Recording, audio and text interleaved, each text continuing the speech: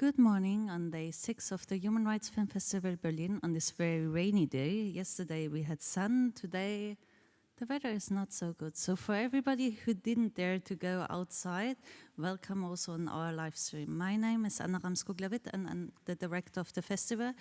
And this day today is very special. We are going to talk about new narratives and how to change storytelling.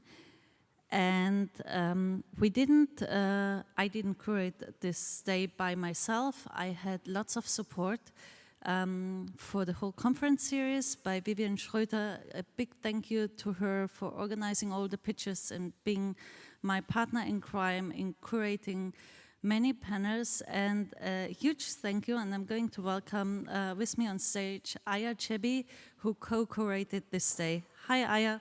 Hi. Good morning. Good morning. Are we sitting or standing? Standing. So before we give the stage and the mic to wonderful Zanele, I shortly wanted to ask you 3 questions. So I didn't know that. That will work out, like always. So you have been at the festival last year already, and we talked there, and then the idea came up that we do a conference day on new narratives. So when I ask you to co-curate, what was your inspiration to join, and what was your inspiration to select these amazing speakers you brought to us today? Well, Anna, thank you for the opportunity actually to co-create this day with you. Well, I was a speaker last year and I loved the forum. It was on storytelling. And I connected with Anna immediately after. I don't know how she does it so effortlessly, with big smile on her face all the time. No stress at all, organizing 10 days of film festival. And I remember after that day, I told you, we need to bring more African activists and African filmmakers to speak to a German audience, because that's like that kind of space doesn't happen every day. And then after a few months, you reach out and you're like, let's do it. And decolonization, I think for me, it is so important that festivals like this have the conversation we're about to have today, because decolonization is less about going back to pre-colonial society, but more about recognizing that we live in a colonial system. And I was having a conversation with Emma, who will be also speaking today, in a bar around colonization, and we were sitting after this event and having very passionate conversation. And there was this, it was in Bonn, and there was this young German man who joined the table, just listening in, and then he was mind-blowing because he had no clue about German history, colonial history. And the genocide in Namibia, it's not something taught in school, it's not a conversation on dinner table, it's not even a conversation in intellectual spaces. And when you reach out about that, I'm like, this is the moment, because we want to contribute to so many spaces who are trying to push for these conversations to happen. And I hope that would be it. The amazing speakers we're having, I think you're doing a miracle of fundraising and bringing all these people here, because you know, it's not to take for granted when Africans cross the Mediterranean and border policing to be here. And the visa, and yet we had one person who couldn't make it because of lengthy visa process. But the ones who made it, I'm really, really happy, because they're hardcore feminists. They are the ones facing patriarchy and colonization on a daily basis, and I think it's important to have their wisdom in this space. Absolutely, I couldn't agree more. And on the visa process, we face this struggle every year, bringing here speakers who are not from Europe, not the US and not Canada. Most of the time, we are very lucky to achieve it, but I think it's so sad that we had this case yesterday that a colleague from Sudan couldn't join us because of the visa process.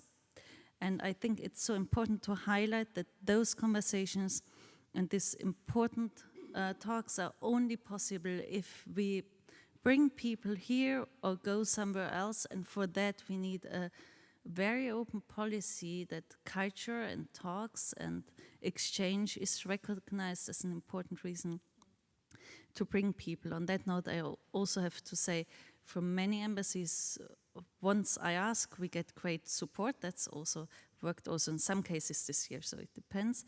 And now I would say we leave the stage to Zanele and start into this powerful day. Yeah, and really thank you first for the opportunity, and thank you all for showing up despite the rain. I hope we all are present 100% for, intellectually and emotionally for the conversation that's going to happen. I think it's always great to sit with our discomfort, to have these conversations, and I'm really looking forward to an amazing day and debate and connections that you can make, so thank you. Thank you. So our keynote speaker, she is a producer.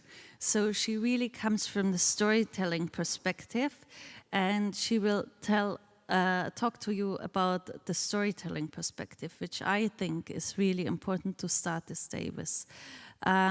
She flew in from South Africa, so she took a long journey to join us here today. Thank you so much, and please join me, Zanele.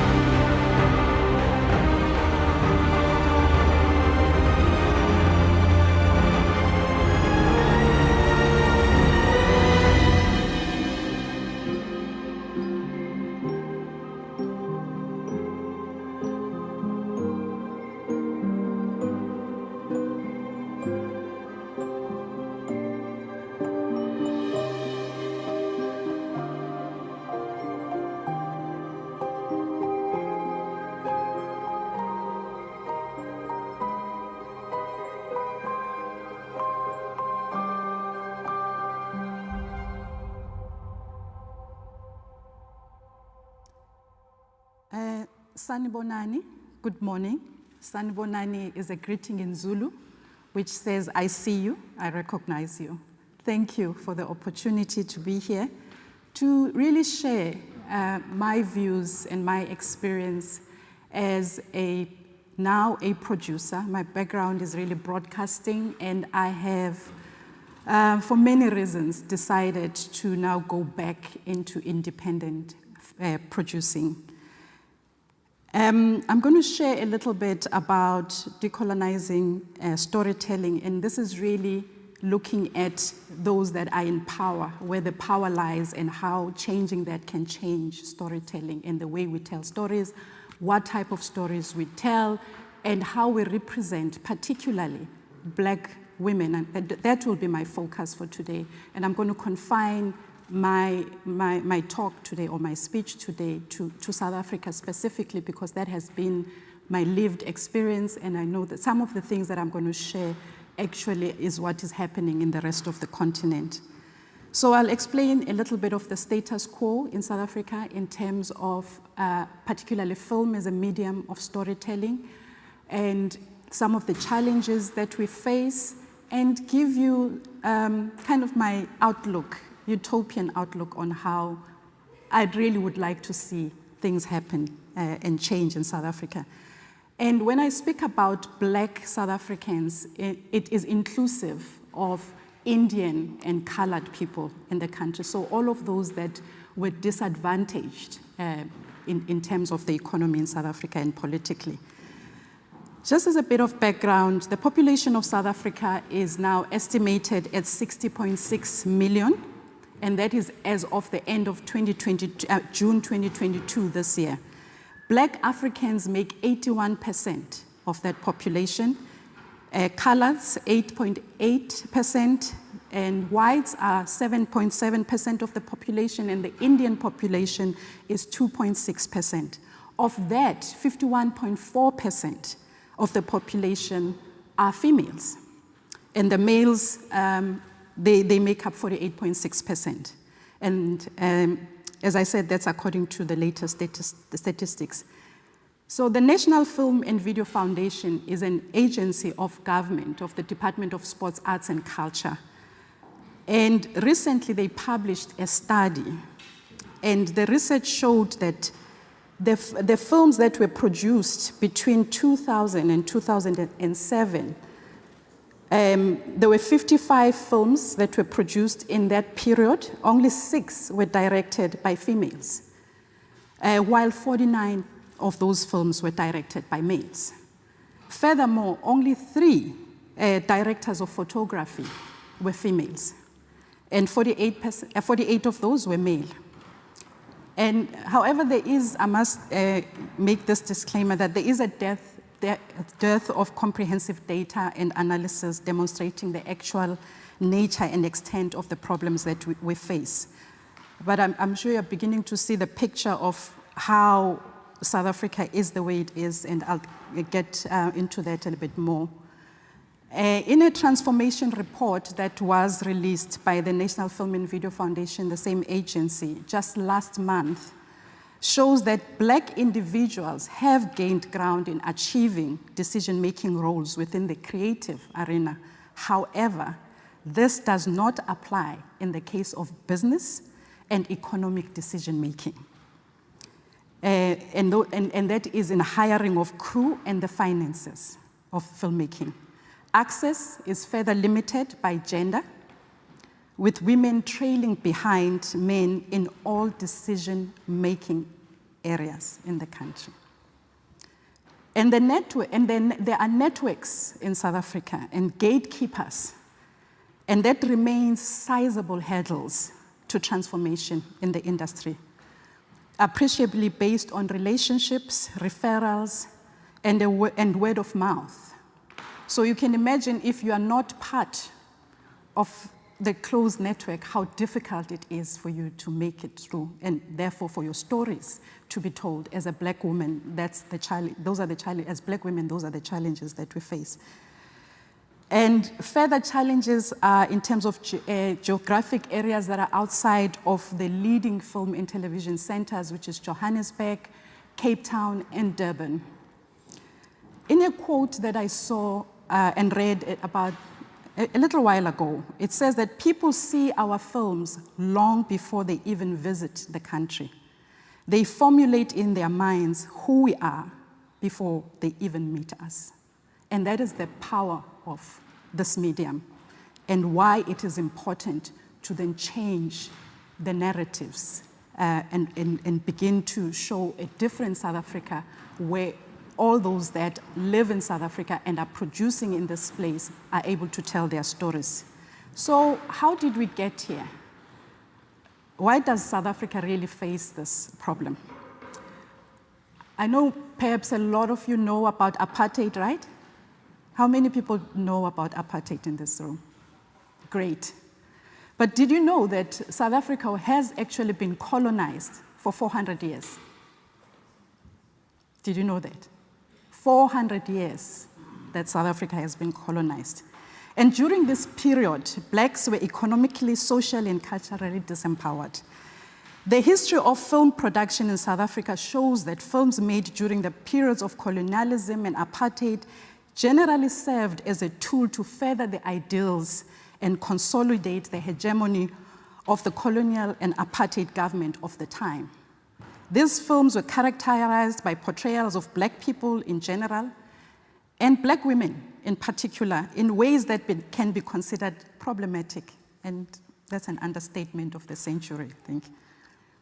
Kayan Tomaselli notes that most films produced in South Africa during the apartheid era showed very little emphasis, if any at all, on grassroots problems experienced by South Africans. In many ways, Black South Africans have been excluded and were excluded from the economy. They had no money to make the films, let alone money to fend for themselves. They had no access to equipment, and this was very, very deliberate. Opportunities were almost non-existent for Black writers or directors to create their own images on screen. When I started in the industry in 1993, I'm mature, I'm not old. That's how I see myself. And this was right at the end of apartheid, just a year before we moved into democracy. I was employed by chance as a filmmaker in the industry. I joined a white-owned company.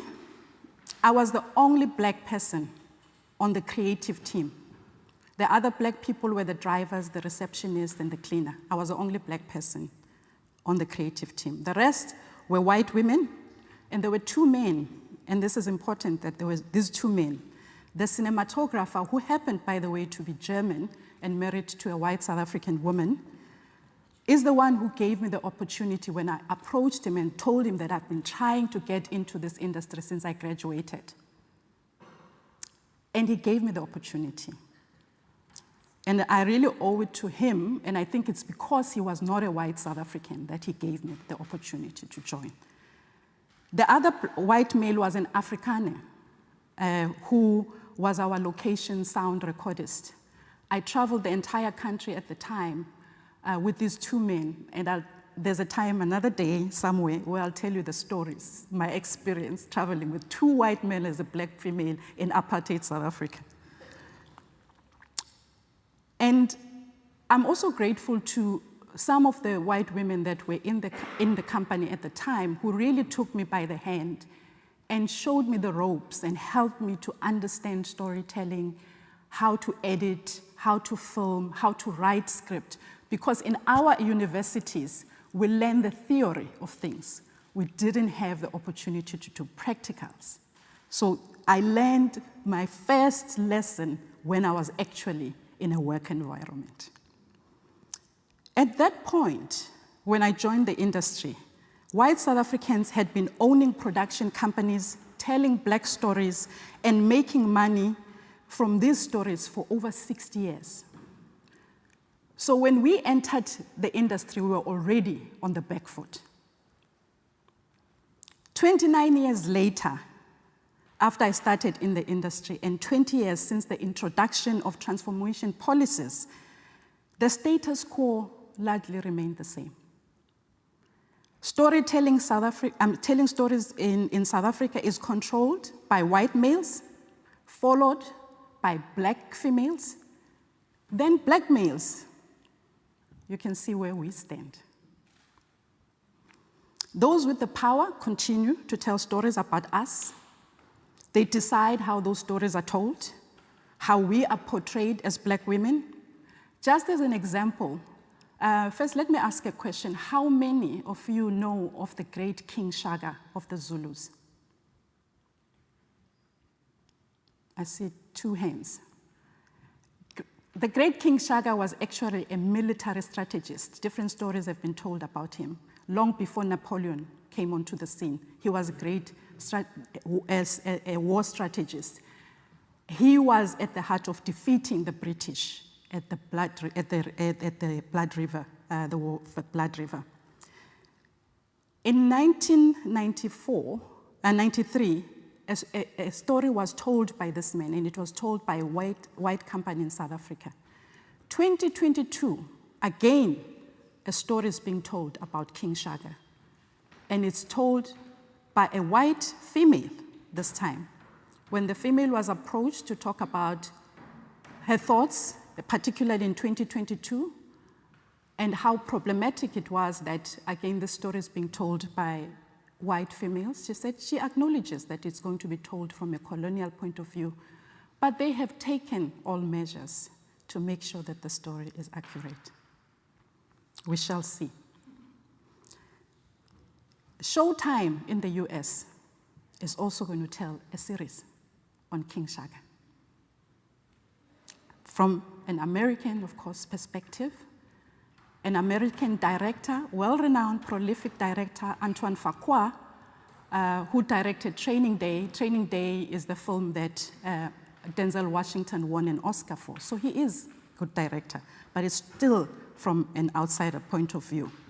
And it's not that there is no talent in South Africa, particularly black talent, that can do this, but that's how things go. I know I've painted a grim picture, but that's the reality that we live in. However, we're beginning to see change. It is happening, one story at a time, very slow. And what has helped are some of the government policies that were introduced when the new government came into place. And it's also happening when funders and broadcasters are intentional about transformation and empowering the previously disadvantaged. That is when we can begin to see change happen. What is even a sweet victory for me, and I think poetic justice, is when black-owned, particularly women, companies, when they are given the opportunity, they excel. And an example of this is, the example of this are two films. And the first one, Happiness is a 4-letter word. This film is about a group of women, black women, urban story, successful friends, they meet in restaurants. We do eat in restaurants. And we do have nice houses. Yes, South Africa is predominantly very poor and very divided. However, we do have these stories. This film was able to make a return on investment within 2 years of being distributed, because it told a completely different narrative that was refreshing, that was authentic. So when you empower women, particularly black women, because after all, we are creatives that happen to be women, we do turn these opportunities into something. There were 3 South African films. Tsotsi won an Academy Award in 2005. There's another film called Yesterday. It was nominated for an Oscar. And another one, later the title was changed to Gangster Paradise. All these films are internationally acclaimed, and all of them were directed by white males. Some of them have never made the money back, but look at what happens when you give people an opportunity, particularly black women, an opportunity to tell their own stories on their own terms. With these 2 films, we saw a picture of black excellence, first and foremost, black beauty, and yes, black power. These were black stories reimagined. So I'm going to tell you a little bit about my utopia.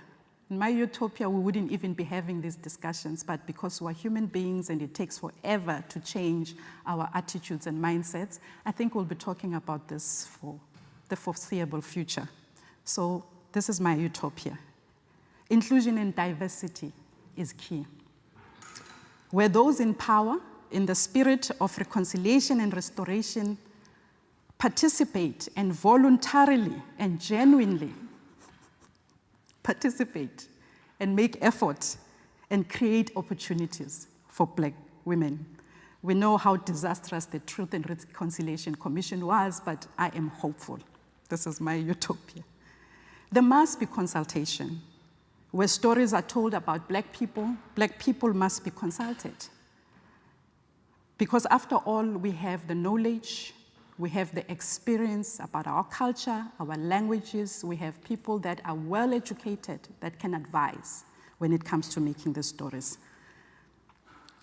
Gender and cultural sensitivity training must be compulsory for all storytellers who are telling stories about other races, other cultures, other languages, and other genders.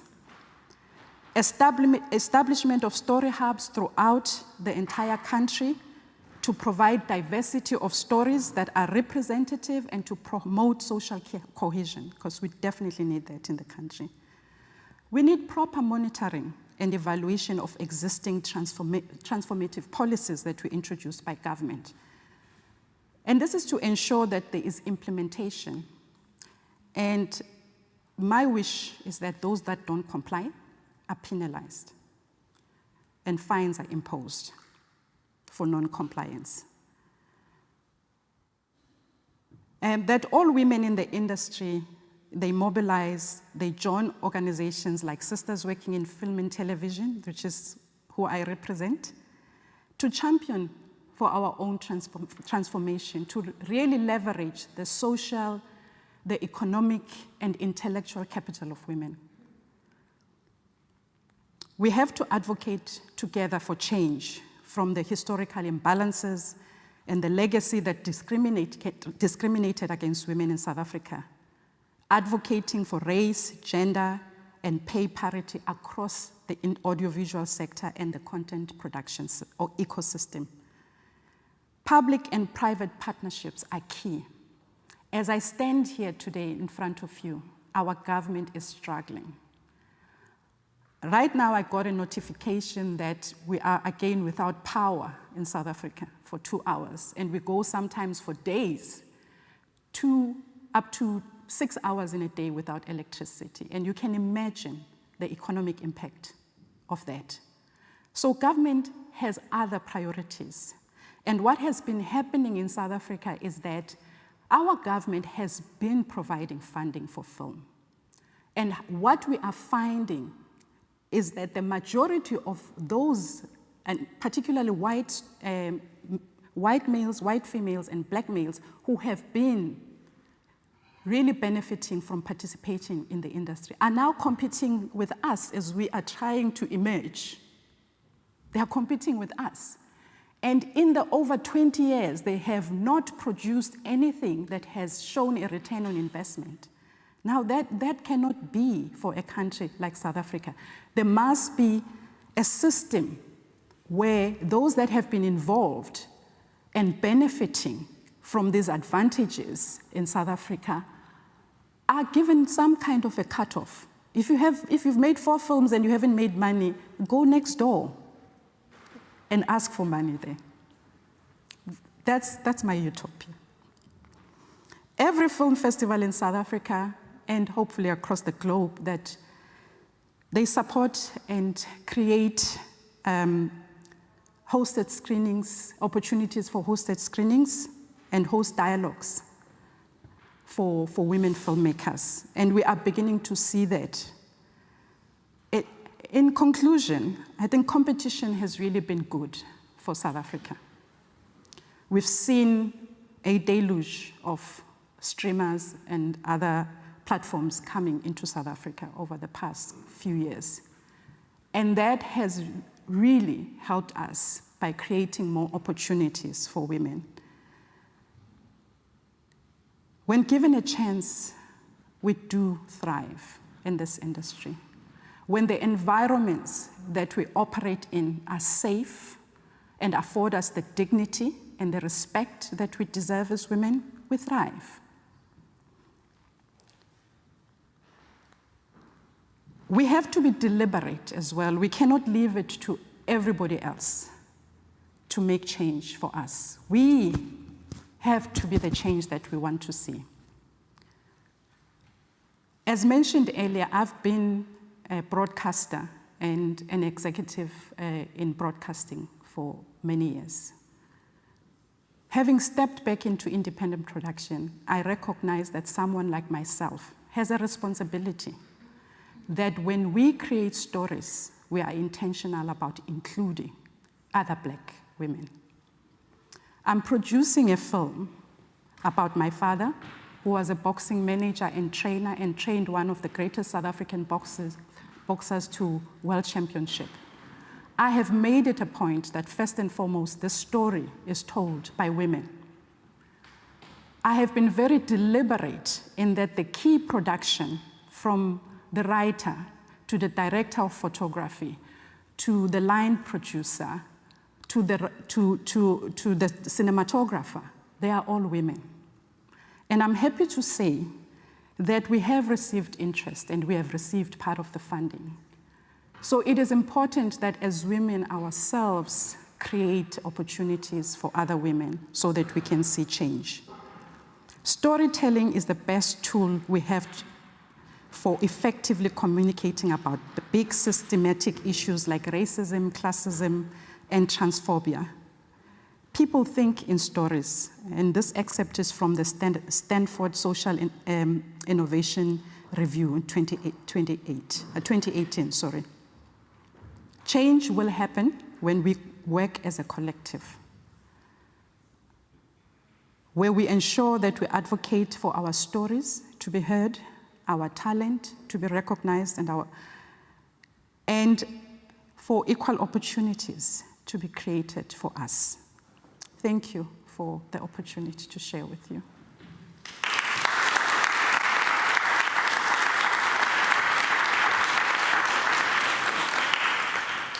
Thank you so much for this incredible overlook, for this important thoughts, and for your beautiful utopia.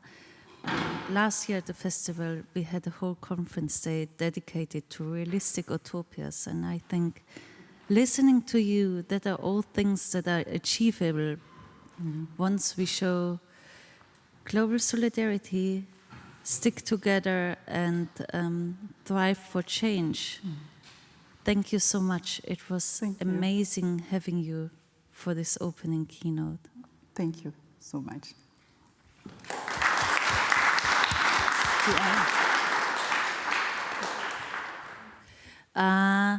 We continue this day with a very strong panel, and I think after this amazing opening keynote speech, it's really set the grounds and we know in which direction this day is going. I'm so incredibly thankful to have all of you here listening and participating, as I think this day is of immense importance. The host for the next panel joined us on very short notice, and I'm very thankful that she decided to come and support the festival and support an amazing film, which is called A Story of Bones. You will see a pitch later. I personally saw the first pitch before Corona in New York, and I fall in love with the project, and I was so amazed by the main protagonist, Annina, by the director, Dominic, and by the consultant, Peggy. And Peggy is here from the US to talk with you and is going to be the host of the next panel. So please give a warm welcome to Peggy. Thank you so much for being here. Thank you for having me. So I will leave the stage to you. Okay. Just to introduce myself a bit, I did work on the film A Story of Bones. I've met many of you. But my other regular job is that I'm a consultant and I work on projects around the world having to do with preserving African burial grounds. So I work with a variety of communities or marginalized communities, sometimes Native American. I've worked on other sites. So I confront a number of issues having to do with preservation, who gets to tell the story, who gets to interpret stories, because some of these sites, of course, involve archaeologists and historians who are not necessarily from the community or the descended community that the site we're sort of working on. So at any rate, what's amazing about this conference is that all of the people that I've met, no matter what you do, you are memory workers. That's what you do. You either tell stories as journalists, you do other things in your work, but you help or you leave a legacy having to do with a story around you. And so it's with that in mind that I introduce our guests who are going to be discussing, hopefully also even debating about their ideas about the future of storytelling.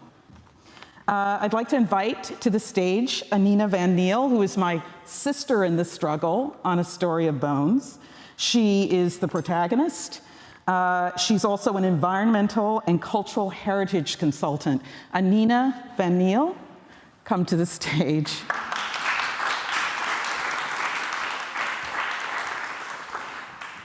Next, I'd like to invite Emma Theofelus. Emma is the Deputy Minister of Information, Communication and Technology in the Republic of Namibia.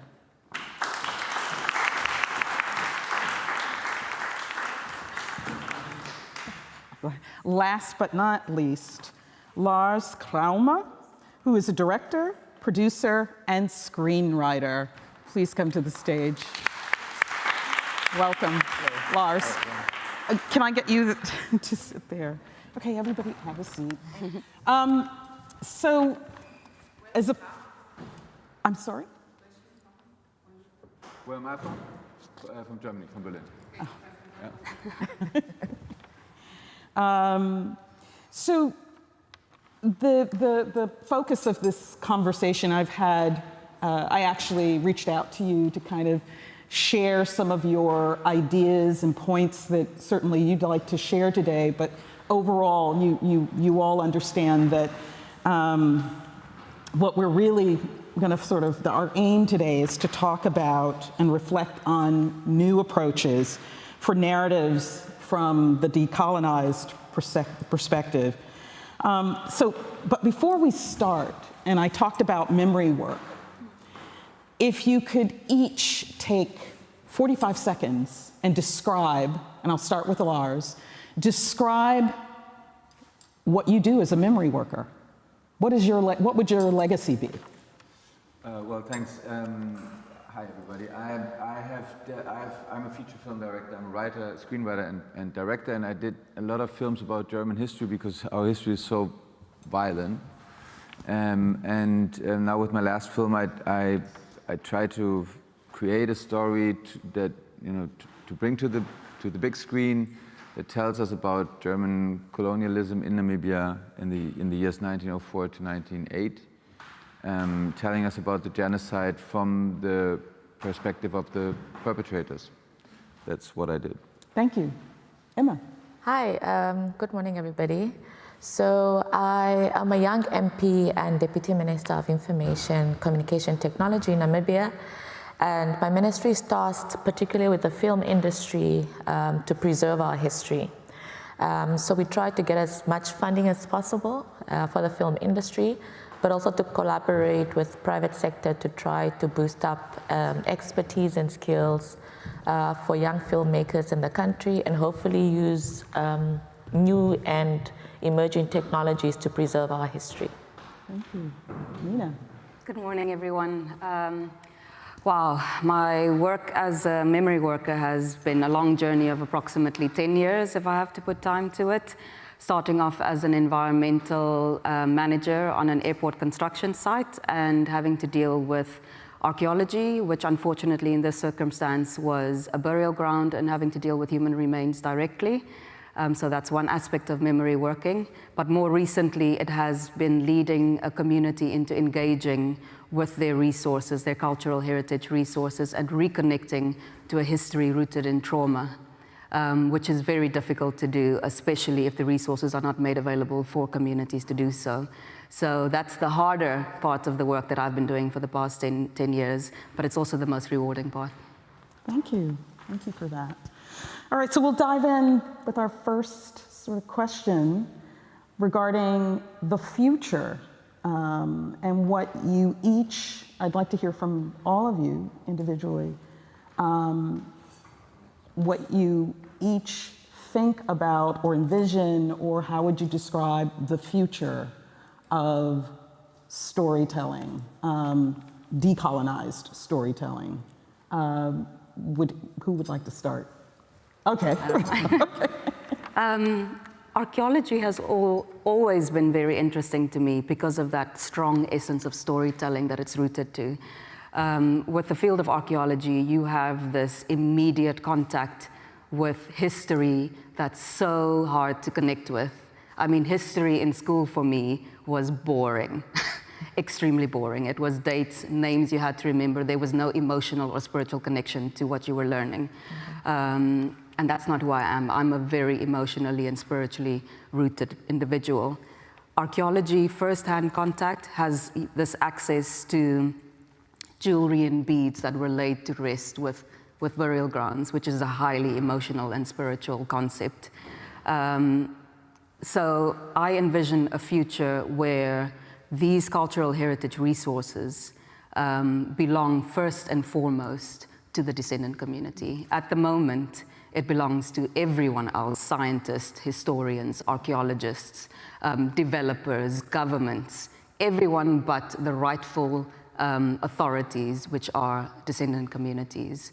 And my fight has been made so much harder in fighting for the preservation of such sacred spaces, because I'm not deemed to be the rightful authority of that site. I have to fight and climb over many hurdles in order to prove that my relationship with that heritage and that resource is first and foremost legitimate. And that is the continuation of the struggle, and that is the continuation of colonialism and slavery. If I could go next, I think from my perspective, being a young Namibian, I've seen in the society I grew up that one, through colonialism and apartheid, has a very checkered way of accepting what has happened.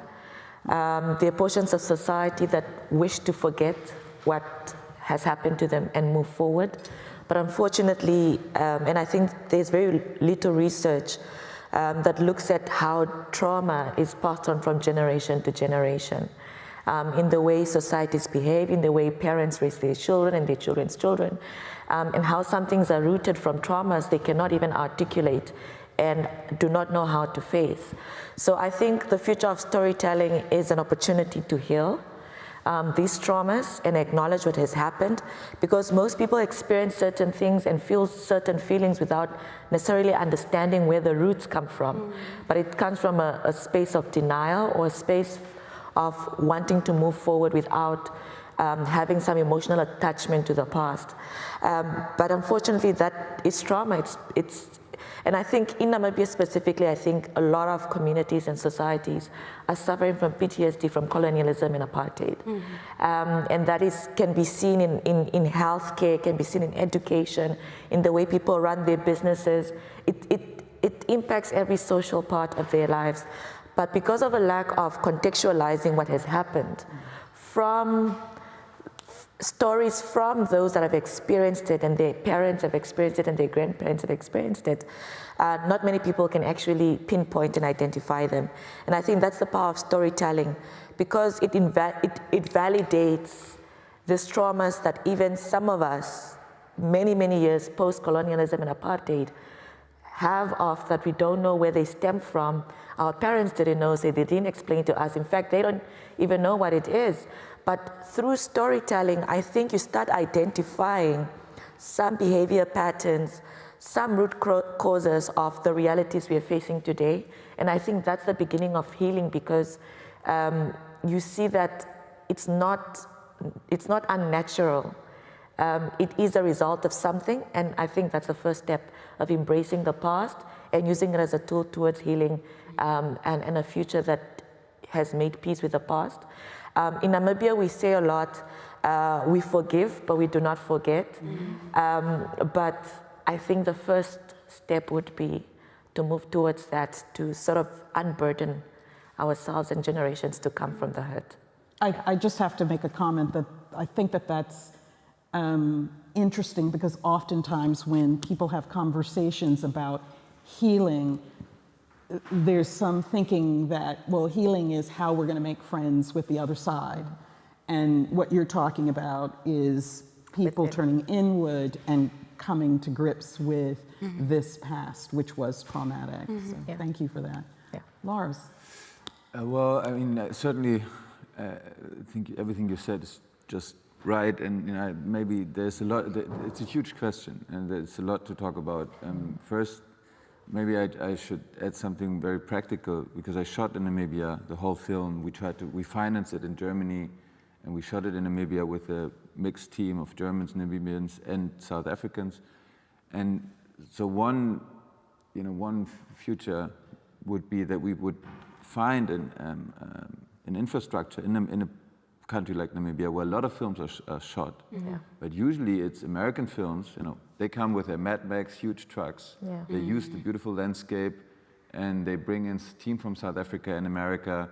Yeah. They even bring in the cameras, everything, and then they just leave their waste.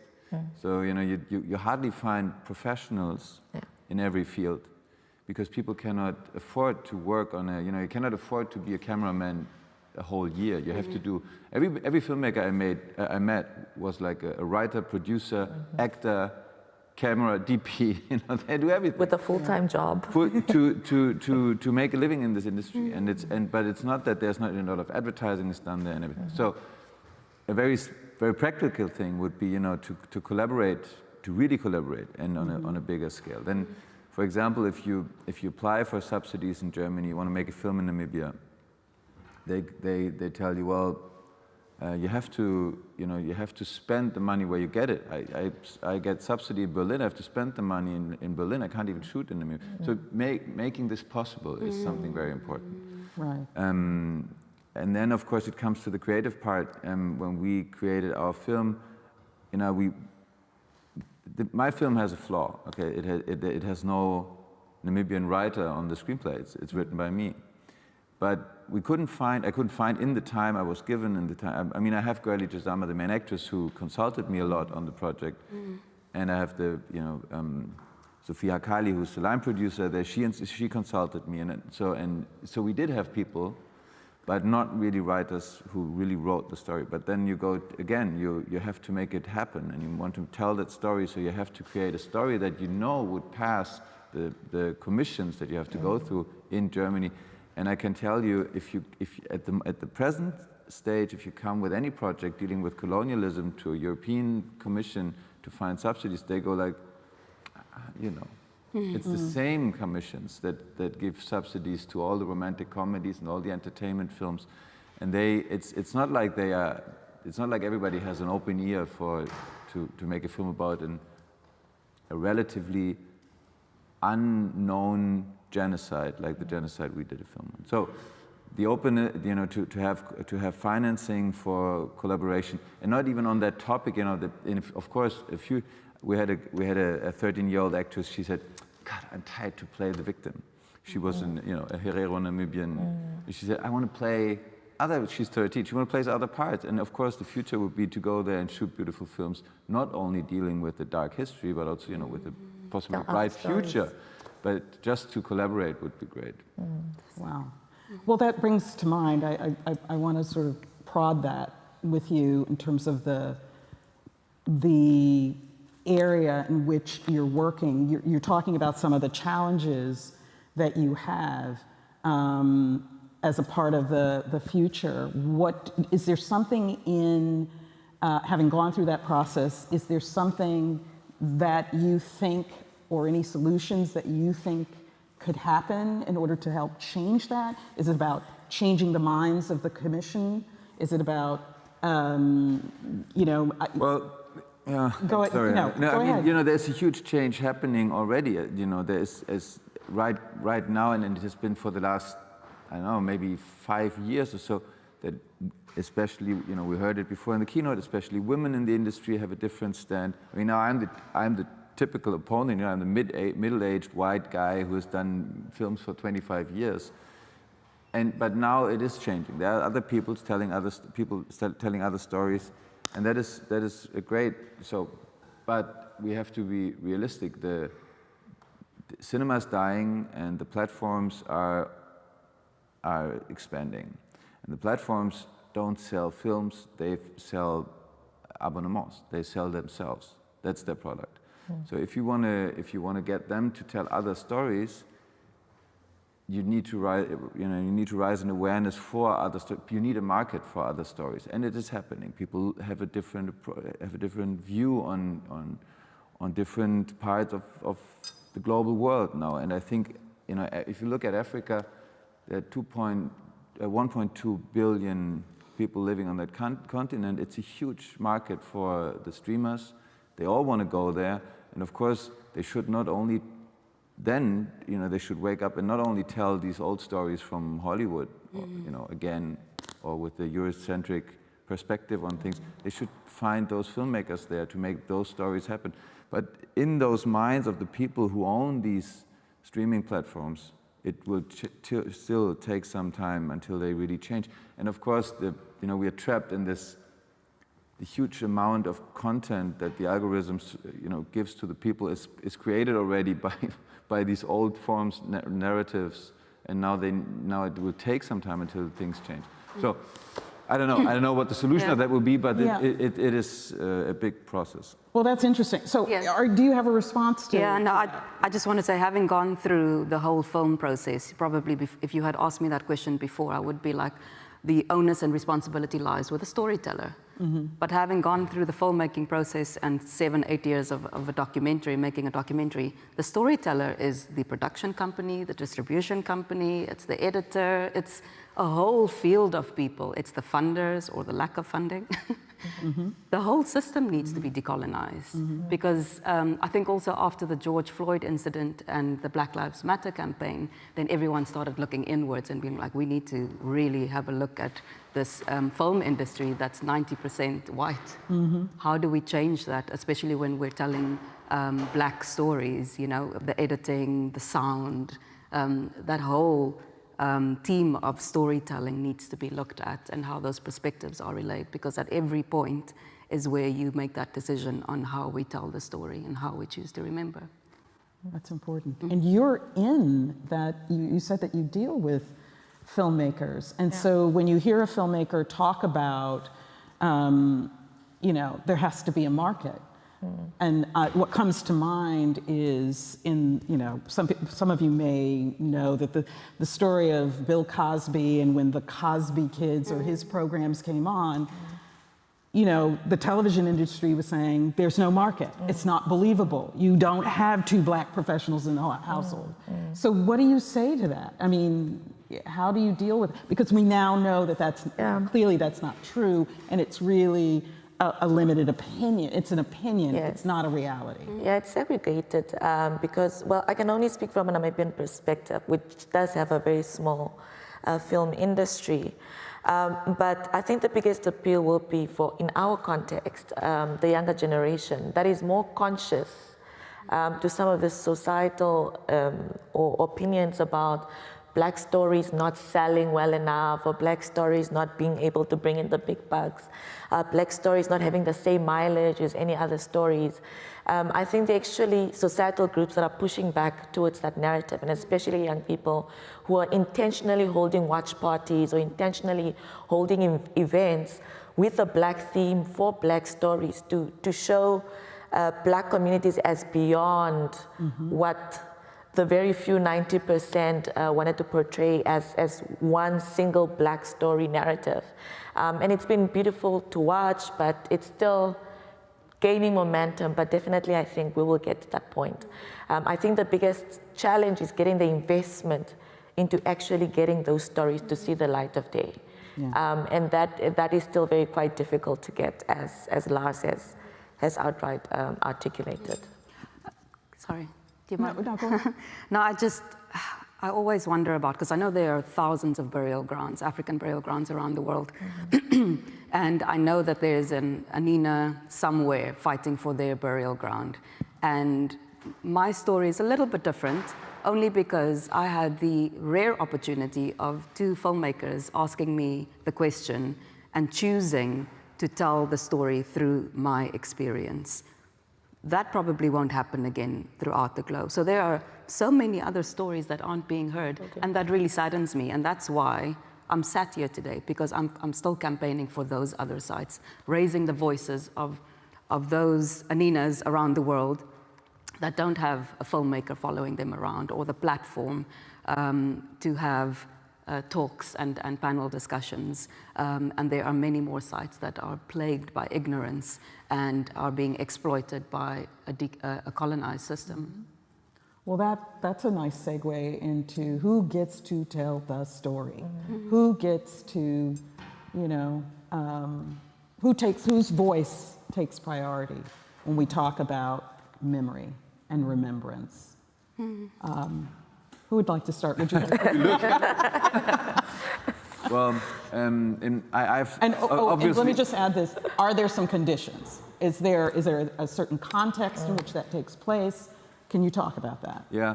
Well, when I started, I wanted to make a film about the ignored part of German history, the colonial times. Germans, if you go out now and you talk to people, most people don't have any idea that we have ever been a colonial power.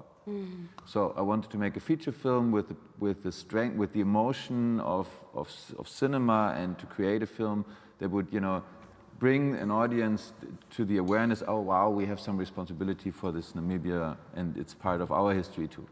And we did a very terrible thing that most people don't even know about, a genocide against Herero Nama, Damara and San. So then I started to look at the literature, and I found one piece of fiction by Uwe Timm that was written in the late 60s. He comes from a classical left kind of political approach. He wrote this book, but it's a soldier's novel. I couldn't take it. I didn't want to make a soldier's film.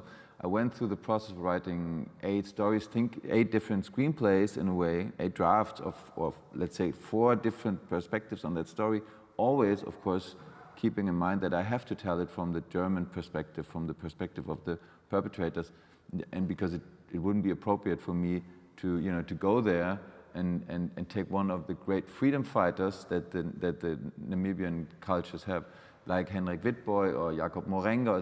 They have these great characters that would make a perfect action hero story, but it's not my story. I can't, you know, we shouldn't go there and just take, oh great, you know, can I make a film about your heroes? That's what we heard before. We don't want to do that. So you have to make it from the perspective of a German character. Then when you look at German characters, then there comes the next trap. Of course, you don't want to tell a story about a white savior. That's the usual approach then, because cinema needs the identification, the audience usually in my field. You know, when we raise millions for a film, and people say, well, they want their money back. So they want a character that people can relate to. So who relates to it's not even an anti-hero, my character, it's a dark, immoral character. That is a challenge. Because people say, well, he's an asshole. And I say, yeah, of course, he's a colonist. And the people who gave me the money, it was hard to convince them that it's interesting and it's important to tell that story from that perspective, and you shouldn't go there and create a false hero that never existed, and a white savior who goes there and, you know, saves, who's not only then a hero and a false savior, he's also a false victim of colonialism himself. That's the biggest trap, that you know, because you need the identification with the audience. So what I did is I wrote another way drama dealt with that since Shakespearean times. It was like, it's the degeneration of a character. He starts out as a young, naive character full of hopes and morals, and then he goes comes to Namibia, he witnesses the genocide, and he gets asked to cross over certain lines. He starts to steal for the Ethnological Museum, he starts to lie, eventually he starts to kill and to shed graves. He does terrible things, and what leaves him to, in the end, is a degenerate, which all colonialists have been. They've all been degenerate and mad. I mean, it's a story of madness, colonialism. So, but this is only what we can do at the moment to create these kind of stories. And I think there should be many other ways. You know, as I said, we should find ways of stronger collaboration. You know, you could divide a screenplay into 2 perspectives and to have one from Namibia and one from Germany. And so, but of course, you need a structure to do that. You need financing for that. You need the partners to do that. But it's Well, just to expand on that for a second, I did see the film, and my question to you is, who did you envision your audience to be? Because when you describe this character as someone, I didn't grow up in Namibia, but I am a person of color. I grew up in the American apartheid, and I'd say if I watched a film of an evil white guy, that is something you know, no news to me. You know, where's the other story? So, you know, my question to you would be, who did you want your audience? Who is your audience? Who did you want to change and impact? Well, first of all, I think the film is a mirror to a European audience, and I guess to an American audience as well. It tells the archaic story of a degeneration of morals and corruption. Cinema doesn't do that so often. It does it sometimes, we know it, and there are some examples of degeneration plots. But in this case, in the context of colonialism, I think following the whole Black Lives Matter movement and raising questions about European colonial times, and I think it is time to tell these stories again. Shouldn't forget that not long ago the British made a film. It's called The Four Feathers. It's a classic adventure movie, and it's only a few years ago, and they were criticized for being anti-imperialistic in that movie. You know, so they say, you know, don't talk bad about our empire. So yes, you're right. It is no big news. Colonialism was terrible, but obviously, the majority of people still thinks colonialism was also there to civilize the world. This is the classic thing that people tell you. When you go to a dinner party and I tell my story of my film, I have all these, you know, white Europeans sitting there and telling me, yeah, you know, but we brought civilization, didn't we? And you think, God, I'm sitting here with a bunch of assholes. And so that's the truth. And so this film foremost is for a European audience, for a German audience. It brings the bad news that they should remember. Then we showed it in Namibia. First of all, we brought it to Namibia and showed it to representatives of the Herero and Nama groups. And I think what helps them is, what we did is a lot of work was put into this reenactment of life at that time, not everyday life, but the circumstances of the genocide. You can see a Herero village in the traditional clothes, in the traditional dress, and how the Germans attack it and destroy it and they steal it. And when we showed it there, people said, this is what the ethnologists did with the heads of our ancestors. Some people don't even know that it was for pseudoscientific reasons that we brought thousands of skulls to Germany and still have them here in the collections. So these things are maybe not new for you, and I know that you can read them in many books, but most people you tell these stories, they watch, or the people you watch my film now, they'd sit there and they say, I don't know what's going on. I didn't know about the genocide. I didn't know about the stealing of the skulls. I didn't know about the fact that we still have them in our ethnological museums right here in Humboldt Forum. People don't know these things, and so it's for them. And I hope that the Americans find, you know, No, I hope actually everybody watches. Thank you. No, that's thank you. And I would just, I want to hear from you, Nina. And what I was struck by was the young actor or actors that said to you that, you know, I'm tired of being a victim. Yeah. And so I look to you, and what do you, what would you say? I can echo Lars's sentiments, and I'm glad you said what you said. I haven't seen your film yet. There's only so much trauma I can handle at once. I'm still dealing with Saint Helena, and eventually I'll make the space to watch the film because my mom's in the audience here too, and I want to watch it with her, being from Namibian heritage. Earlier this year, I went to Swakopmund and I visited the German museum. It's not a German museum, it's a Swakopmund museum, but it's run by a German guy and German authorities. And I went through the whole museum, and it marks the whole history of Swakopmund, except the 4 years of genocide. It tells the history of all the animals in Namibia, of all the landscapes. There is not one single, it's got 2 floors and various rooms of exhibition. There is not a single mention of the genocide of 70,000 Nama and Hereros by the Germans. Absolutely nothing.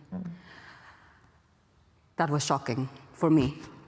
But then I remember, I actually knew, I wasn't surprised. I knew it was going to be like that because learning history in high school, and I went to a German high school, and I can't imagine how hard it must have been for that German history teacher to have had to skip that chapter on the genocide, just brush over it. No one wants to reflect on that traumatic history, especially if you are the descendant of the perpetrator. So going to that museum, I wrote in the book and I said, you know, lovely exhibition, very detailed, but you missed a crucial part of the German-Namibian history. And I decided, you know what, I'm not just going to write in this book, I'm actually going to go talk to this guy. And I asked him, and he got so defensive, and that's where people are coming from. They have no idea how to deal with it. No one is showing them how, no one is leading the discussion, no one is saying, this is how we're going to do it, we're going to hold your hand through it. And I think he said exactly what he's probably said for 10 years. The exhibition is coming, we're working on it. We just need to figure out how we're going to tell the story. So in that case, you know, if you had asked me that question, who tells the story? Through this journey of 10 years, I thought it needs to be grassroots, it needs to be us, people of color. And then I realized, but that's going to take us 300 years to do, because we first need to empower our people of color, we need to rise them up, we need to take them out of poverty and lack of finances and resources, and how long is that going to take? It needs to come from bottom up and top down, because the top down is the people that own the museums, the institutions, the archaeologists, the historians, they have all the finances, the resources. So it needs to come bottom up and top down. So like you said, Lars, the industry, the funders, your sponsors also need to have the ethical concerns of these stories and these narratives at heart. If I can just also add there, just to also echo that the storytelling should come from different perspectives. The 1904-1908 genocide, as horrific as it was, and the extermination order against the Ovahero and Nama people, to this day, which many of those communities have not been able to recover. When 60% of your whole tribe is wiped away, it's difficult to recover even after so many, over 100 years. The story cannot just be told from a place of pain, in the perspective of one is a victim, one is a perpetrator. It's much more than that. These are people who had lives, family units, people that had a culture, that had a language, that had traditions on how they welcomed a child when it's born, how when a couple gets married, the type of traditions they did. All this, it's stories beyond the pain and beyond this disturbance in their lives and disturbance in their history. And I think the storytelling obviously should come from different perspectives, and I agree, bottom up, top down, but also the in-between I think is quite important, because how else are we going to honor the core and the soul of the people? Although this thing happened to them, it should not take away from the history that they would have otherwise needed to preserve all this hundreds of years to go, to come now. But just a bit of background and a bit of context. The 1904-1908 genocide is still quite a sore thorn in the flesh of many Namibians and Namibian discourse. And we still have really warped conversations in the country, because there's still German descendants who live in Namibia, who occupy the land, who identify as Namibian, who have only known Namibia since their parents, grandparents, great-grandparents settled in Namibia post, before the genocide and after the genocide. So you still have really warped conversations on what then should the German descendants who are Namibian should relate to this very difficult history that we share between our two countries. But also, sometimes there's very difficult conversations to have. And I can give a few examples. For example, many German Namibians, just a few years ago, we had a street called the Bismarck Street in Windhoek. And we had a statue, the Bismarck statue in Windhoek. And that was taken down, and that created some uproar from the German descendants in Namibia. But it's because the conversation could be quite warped between them feeling like their German heritage is being scraped off in the country they now call home. But for most Namibians, that history comes with a lot of pain and a lot of trauma. So how do you balance some of these conversations and have a constructive conversation amongst all of us now being Namibians who both German descendants and native Namibians or people of Namibian heritage around this conversation of our very painful shared history and coming to terms with some realities without feeling that it's taking the one from the other.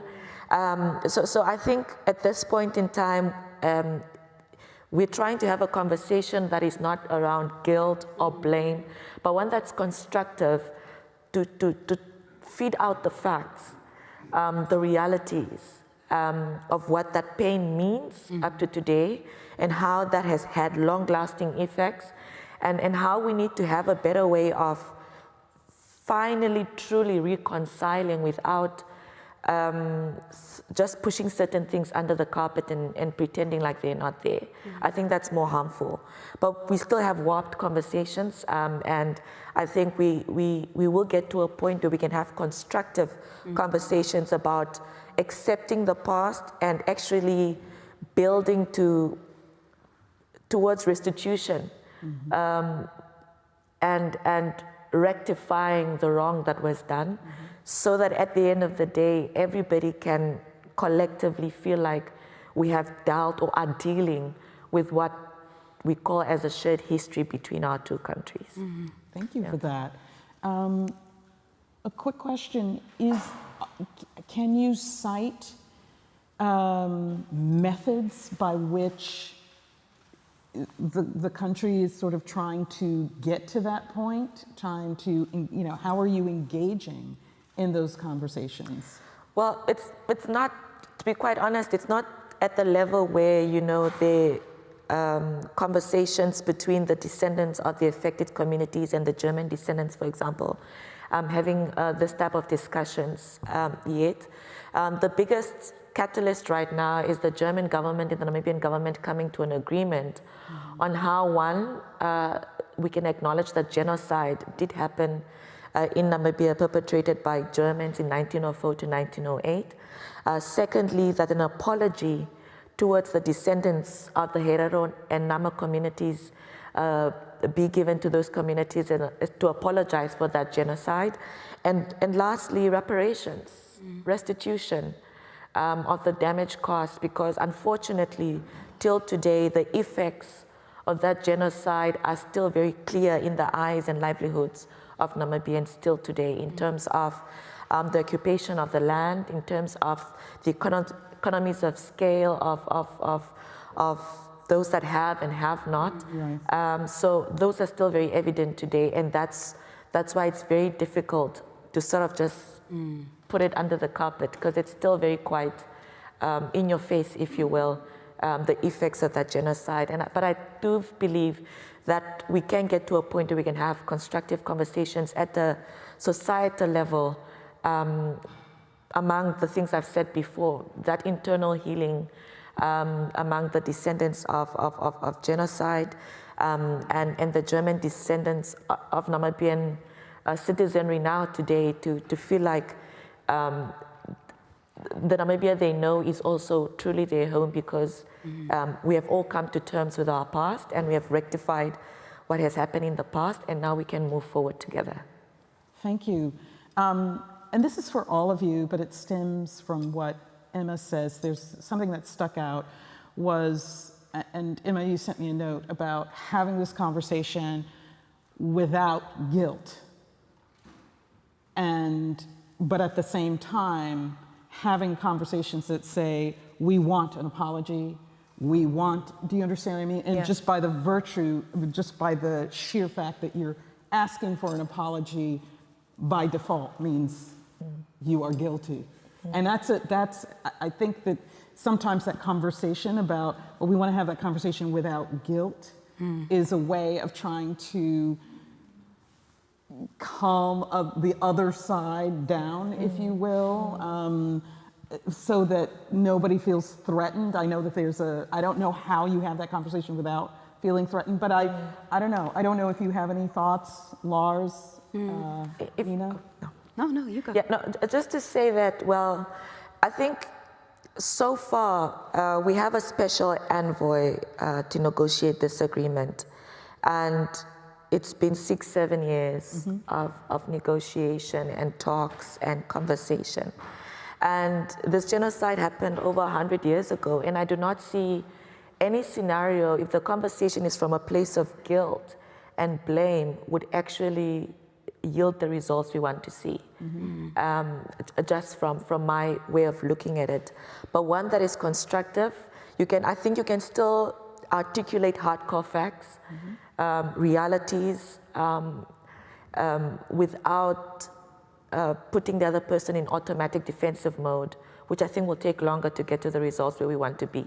So that's from the perspective I said that constructive conversations that are talking about the realities of the ground, the facts of what happened, and then seeing each other as human beings and what not everybody sees it as the logical way of doing things would be, but I think acknowledgement, apology, and sort of trying to bring restitution, I think would be a logical order of the day. But if there is guilt and blame and the other party gets defensive, I don't think that would yield any of those results if it goes that way.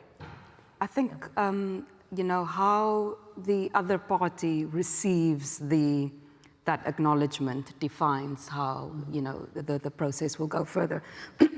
If guilt and blame and shame is accepted as the feelings of the day, it normally ends in business as usual. We will just push forward like we've been doing.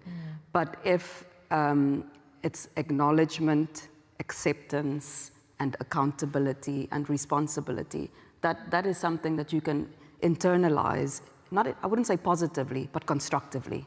It's how you choose to step forward, and you acknowledge your wrongdoings, but you also acknowledge that I'm not defined by my wrongdoings. I can choose to move forward in a constructive manner, and I can choose to engage in discussions and conversations in an open and a transparent and not in a defensive way. So that is also a choice. You can choose to be guilty, you can be ashamed, and these are also natural responses. Who wouldn't? It's not a small deal. It's not a small thing. You killed women, men, and children, and to say it's also heavy. It's such a heavy thing to accept the burdens of your ancestors. And sometimes it doesn't feel unfair. A very human approach is necessary from both parties. I just wanted to say, because you were asking about how long does it take, what we can learn a lot from is from the relationship that German society and Israel had. If you fly to Tel Aviv these days, a few years ago when I made a film there, and then there were people flying with EasyJet back and forth between Tel Aviv and Berlin to party. It's 70 years after the Holocaust. It's crazy. I mean, and you can talk to everybody you do in restaurants, and everybody you meet, and especially in a film team, you talk about these things that were in your families. And you can learn a lot from that process, and of course you can learn a lot from how powerful that was done to make German society look at the terrible things they did during the Third Reich, and then face it all. And you still, I can tell you, if you're a German who works there on a film dealing with that topic, and you go there, you don't go to Yad Vashem without the feeling of guilt and shame. It's terrible. Nevertheless, then you go out into a restaurant and you have dinner with your Israeli friends, and it is possible. So and it's only 70 years. It's not 300 years. And I think, but what it needs really is, and what Germany did very well, and the culture did, is to create all these stories. And we have had many stories up to a point where people would say, where we had this discussion, is this an industry already? That's another topic. What we really did is the culture. What filmmakers, storytellers did, is tell all these stories. And I think it's hard to find anybody out there on the street who hasn't heard about the Holocaust. It's very easy to go out there and find not anybody who has heard about the genocide against the Herero and Nama. Yeah. And all the colonial, you know, if you talk to people and you ask them, you know what the Belgians did in Congo, they don't know. And they don't know.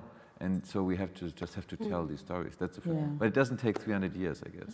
Hopefully. Well, no, not if you approach it the way they did with the Holocaust. And that's not happening with the Namibian genocide. No, right. And that's a question for politics. You know, if you, again, if you know, it should be, if you come with a story of, you know, that deals with colonialism these days, people should say, yes, great, let's do it, let's finance it, let's tell a story from the, you know, from what perspective soever. Yes. And especially, you know, they should be very open, but find technical ways to raise money to subsidize projects in Namibia, for example, because Germany has a big, you know, or wherever in Africa, basically, but now these former colonies, of course, are a different thing. I think German politics have a different, culture politics have a different responsibility for that. It should be very easy to find money to make a film in Namibia by a Namibian director. I also think, you know, it's necessary to get uncomfortable. We're so used to sweeping these stories under the rug because no one wants to be uncomfortable. I don't want to say something to upset anyone. We need to get comfortable with being uncomfortable with these narratives because they will bring discomfort. And I think shame, guilt is necessary feelings that need to be dealt with. I think it was the shame of the Holocaust that forced people to change their way. Yeah. If you push away the shame, it's business as usual. Oh, there's nothing wrong if there's no shame, if there's no guilt. Let's embrace the feelings, the opposite feelings, so we can work towards a future that is. And we shouldn't forget, even today, you know, one of the greatest films about the Holocaust is Son of Saul, who won an Oscar. It was not financed, and the director tried to raise money in Germany. It didn't get financed. He showed it to the Berlinale. They didn't screen the film. He brought it to Cannes and then won an Oscar for it. So it's still like today that, you know, that even if you have a story like that's an exceptional story, people go like, can we get around it? Can we not show it? I mean, this is still happening. Yeah, I mean, it's really interesting because even by comparison, when you talk about the Holocaust and how it was handled, you had great global powers that stepped in, took away the toys of the Germans and said, you will sit and you will do this differently. And that's not what's happening in this case. And so I just throw that out there to continue. It's really part of the reality, our reality. Race is a reality, and that's why, you know, when you say it'll take another 300 years, you know, hey, you know, it might. But I think that taking a look at the Holocaust and how that was handled, when you talk about people in Israel, you're talking about political powers that help draw a line and say, this is yours. And so the people are in a position where they feel that they can afford to move through this world. So, but it would be interesting to compare notes, take a look at really what happened there, and what perhaps could be helpful in this conversation. So I'd like to, I don't know how much more time we have or whether we run out of time, but I wanted to open it up to the floor if there were a couple of questions before I'm going to ask for your final thoughts. Oh, you do? Okay.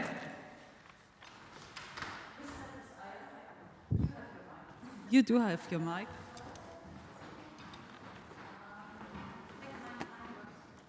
Hello. Yes, it works. Amazing panel, by the way. Fantastic. In the encouragement of us being uncomfortable and sharing our discomfort, I also want to share mine. Because when I hear a comparison of Holocaust with the genocide in Namibia, it makes me extremely uncomfortable. Yeah. I don't think these two are comparable. Well, one side of the story is I come from Tunisia and I lived with the Palestinian cause. So talking of another occupier who have a whole colonization history is another whole story. Of occupying the largest open prison in the world. But also, perhaps why all of that happened in Germany in terms of recognizing the Holocaust and, you know, the spaces when you go around Berlin and you see the history and the recognition of it, it's because it happened on the soil of Germany. And so if maybe it's about the healing of Germans from that history as well, but it's when the healing of other populations, because the genocide happened in Namibia, a country goes to another country and occupy that space, and it doesn't live, even though you're saying the German descendant, who are living in that discomfort as well and trying to heal from it, as Namibians try to heal from it as the younger generation. A whole different story. Mm-hmm. And then, you know, I was having a conversation with Rosebell, the race comes in when it's about occupying black people and black bodies and black lives. It's different than the Israeli story. So I don't feel comfortable hearing that comparison, because that's the uncomparable. But also, when we do that, we need to recognize what is Israel also doing today, and the occupation of Palestinians' lands and bodies as it's happening, as we are speaking. It's just ongoing. And that is another, we're talking of decolonization, that is another colonial system that we don't talk about much as colonialism. We talk about it more in a very politics way and UN-ish way, but we don't recognize its colonization. So it's not a question, it's just sharing our discomfort and encouraging everyone to share their discomfort, because that's how these conversations can be unpacked. And that's how, as Emma said, we can move forward when we do that. Thank you. Let me just answer quickly, because I brought it up. It did not compare the Holocaust to the genocide that happened in Namibia.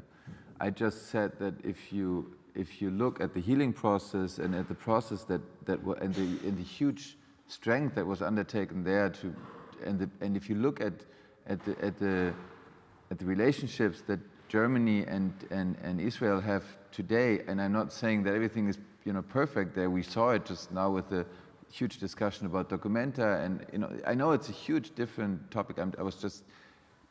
It's just giving us hope that that possibly a conversation about terrible things that happened in the past is possible without, and that we can not deny the fact that we did terrible things at all of Europe in Africa, and still find a process. And one thing that should be comparable, I think, is that the German and Namibian government have been negotiating about reparations only on a government level, only the governments. And the German government keeps saying, we do not talk to groups to the victim groups, okay? They don't do that. But they did that in other cases. And I don't understand why they don't do it. Because if you don't start the conversation with all the people who were involved and the representatives of that, and you only talk on the government level, then you have a problem in a multi-ethnical country like Namibia today, which is not, this is so complicated, but Namibia is a country that has been forced to live as one group by the German occupants, and so by colonists. And now they have their government. No one doubts that but you should talk to Herero and Nama people when you talk about the genocide that was committed there. So I'm just saying, I didn't want to compare anything. It was just giving us hope that. Two more questions. Two more questions. I'm sorry. Thank you, Lars. Two more questions. Thank you so much. My question is really regarding the kind of balancing dance that was going on between guilt and, moving forward. I personally don't think that a person who has benefited from the subjugation of another should set pace for how we are going to move forward. I don't care about your guilt. You are responsible. So you go through the guilt. You need it. It's an emotion. It's important emotion, but you need to move beyond your guilt. Yes. We are waiting for hundreds of years to move beyond your guilt and do what is necessary. So a perpetrator's guilt, even if you were not present, if your descendants did something, it wasn't only the genocide, it was the usurping of every system. that gave to you, took away from somebody, gave to you. So it's not something to say that you're, as an individual, as a collective, you benefited and you still benefit from it today. So I think that it's very, very important as storytellers to not to dance to the power of power, to really listen to those who have been harmed, and to not engage in the, it's been many years people waiting, and when you hear the government of Germany only wanting to deal with government, it is this consistent refusal to face the harm, to face the pain that you caused. So it's easy to sit in rooms and invisibilize who you harmed, because it's just a government, it's a president, all protocol observed, right? Imagine your pain being reduced to those kinds of corners instead of listening to you. So I think it's very important, and we have the power to move that debate, and not to dance to the tunes of who is feeling guilty. Thank you. Thank you. So we're one more, or two more, as long as we have time. Question or comment? It was a bit of a mix, but I think this was so interesting perspective. I'm not sure that I kept my thoughts straight now. I think I passed through this. All fine, an open space. Hi, hello, Reinhold Schulze-Terminer, I'm a teacher. My niece once said, I'm not responsible for the atrocities of German history. And my sons did say that either. But you should know, my niece is Afro-German with a US passport. My sons are German Bengali. So how would you deal with the fact that the German society is a migration society as well, with Turkish, with Arab background, with Jewish background? Would you say they would be partially responsible for restitutions or not? How would you deal with the fact that the society of perpetrators is very diverse? Could you bring in some light? That's interesting, because my children are Afro-German and live in the United States. And I would say that they would understand the conversation around guilt, around racism, all of that. And maybe that's a function of they have a mother who grew up in an apartheid, an American apartheid, and that's the culture that they grew up in. So, my children would not say what your children would say. And I think a lot of that has to do with the culture of our home. My husband grew up and is an expat German in the United States, and he grew up outside of Düsseldorf. And he had an aunt that had a home in Namibia, and we know what her mindset was. Yes. I think we are at our end. We are. It's hard to break up, but we are going to have lunch. I'm going to invite everybody in the room downstairs for lunch and to continue the conversation. And we will be back after lunch with two amazing pictures. So we will see Annina back on stage.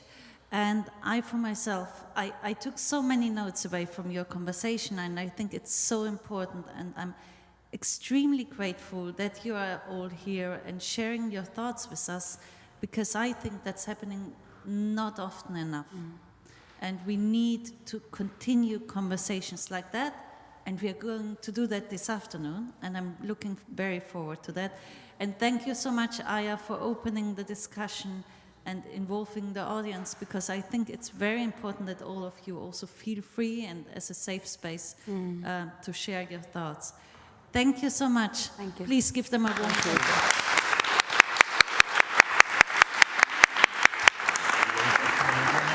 No, I'm good.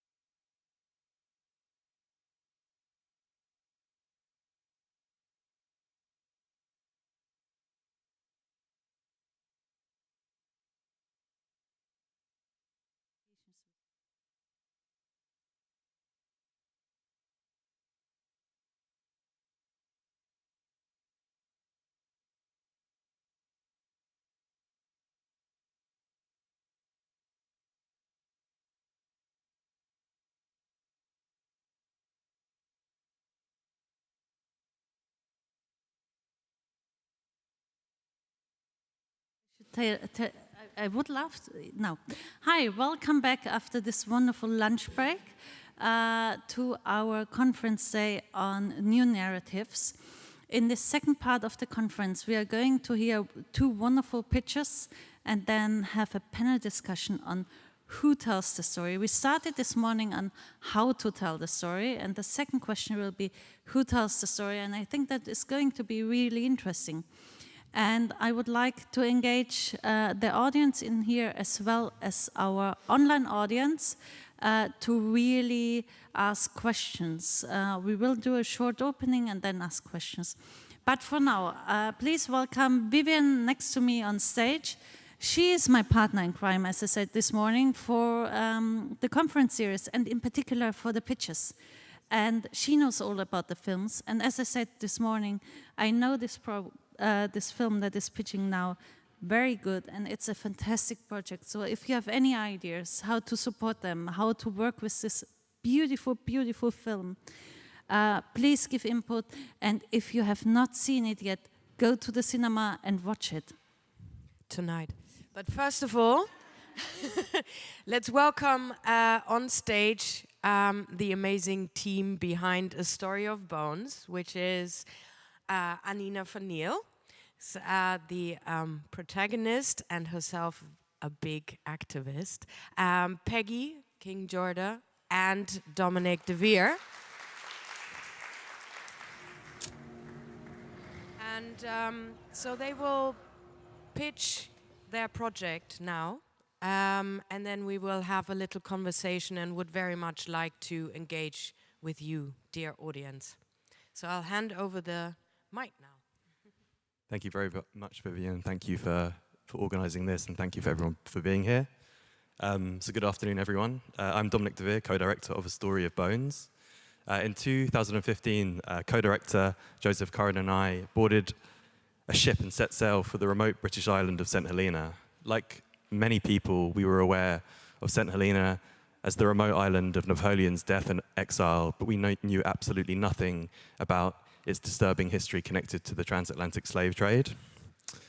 We had set out to document the opening of the island's €300 million airport, aware that a monumental shift in the island was about to happen as transport went from 6 days by sea to 6 hours by air. But all that changed when we met Annina van Neel and Peggy King-Jorde. Our collaboration with these 2 incredible women helped reframe the story around St. Helena, recognizing it as a crucial link to the Middle Passage and the generations of descendants of enslaved Africans. And through Annina, the airport's environmental officer, we discovered the story of Rupert's Valley. In Rupert's Valley, there lay nearly 10,000 unmarked burials belonging to Africans who had been enslaved and retrieved from slavers' ships en route to the Americas. It is a site considered to be the most significant global trace of the transatlantic slave trade. With the desecration of 325 burials to make way for an airport service road, I could no longer ignore the thousands that remained buried unprotected on site, the lack of awareness and meaningful community engagement, nor could I accept the island's prison complex as a proper place for those who had already paid the ultimate price for freedom. My role took on a new direction and my work had new meaning. Since then, I've left my post and have become an advocate working to realize memorialization. But through this journey, I found a seasoned ally in Peggy King-Jorde, someone who was familiar with the struggle I was facing. When I answered Annina's call, I realized that she was facing an experience very much like my own journey, with 2 young children, 30 years earlier though, fighting to preserve New York City's African burial ground and leading the design competition that would ultimately realize the United States' first national memorial honoring the lives of enslaved African people. Mounting a preservation campaign that goes against the grain of the government, well, hey, their agenda, that reaps uncertain consequences. And if Annina's efforts were to thrive, she would need a groundswell of support from those on and off the island who profoundly understood what was at stake, and what Annina was trying to achieve. I joined forces with Annina, lending my insights and mentoring a sister in the struggle a world away. Confronting the realities of Britain's colonial past is vital. We hope that through documenting Annina and Peggy's inspirational work, new voices may be empowered to question and challenge the oppressive colonial power structures that marginalize histories. Here is an excerpt from the film.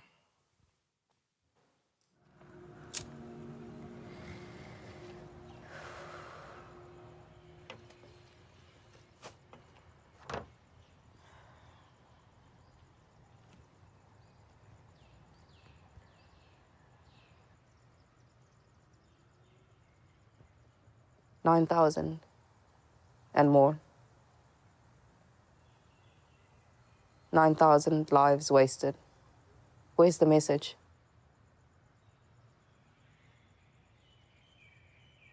Where's the lesson learned?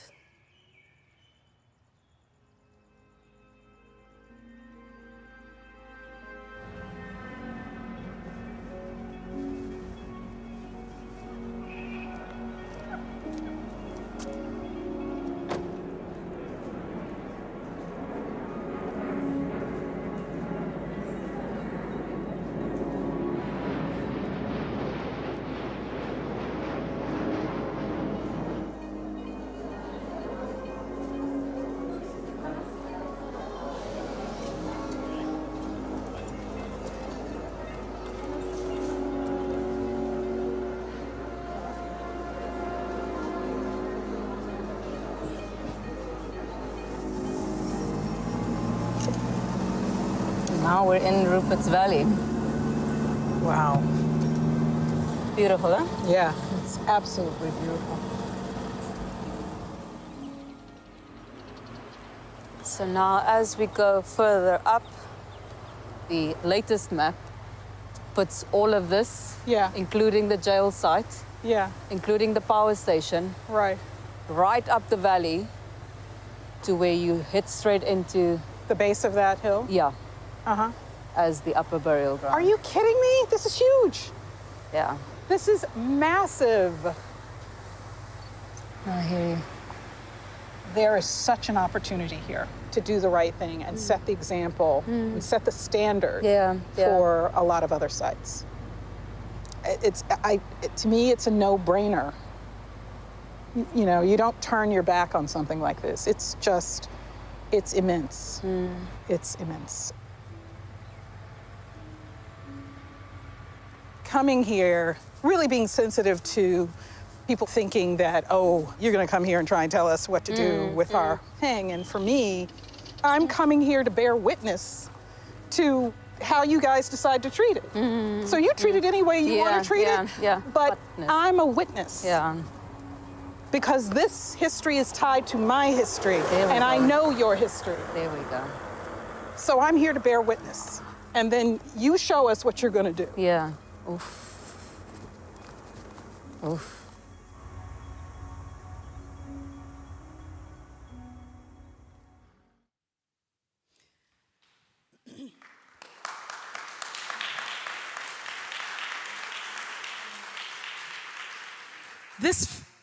This film is our call to action for bringing about awareness, connecting global communities, halting development, and acts of cultural indifference that threaten cultural heritage. We need to gain the attention of strategic global partners with the potential for yielding a high return in financial, political, social, and resource development, like Google, a company which has recently landed its cable in Rupert's Valley, which you just saw, near the burial site. We want to change the course of how this Middle Passage site and the history of the transatlantic slave trade will be remembered now and for future generations. We want this film to ignite a fire in Parliament, for our politicians in the UK to understand the devastating consequences of colonialism and respond to the ongoing legacy of the British Empire. We hope to generate discourse amongst constituencies and their political representatives, to adopt sound policies for protecting the site and the ethical treatment of human remains and material culture as defined by the descendant communities. We need to advance the original master plan for a world-class memorial and interpretive center with the full support of leadership and funding. We've completed production of the film, which premiered at the Tribeca Film Festival in June. And we've also screened the film for the community on the island. The film will be shown on the BBC later this month, which we're really excited about. But we have some specific asks for the room today. We're currently looking for distribution and community screening opportunities in Germany and Europe. And as it relates to cultural heritage protection, in-kind services from the archaeological field and the cultural heritage legal field. In order to spread the word and to get as many people to see the film as possible, we need impact funding opportunities and also corporate support. It matters how we choose to remember.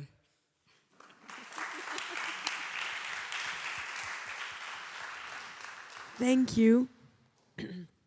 Thank you for this beautiful pitch and this important topic, because as we had the first screening yesterday evening, and also already in the film talk we were talking about that this of course is connected to so many countries.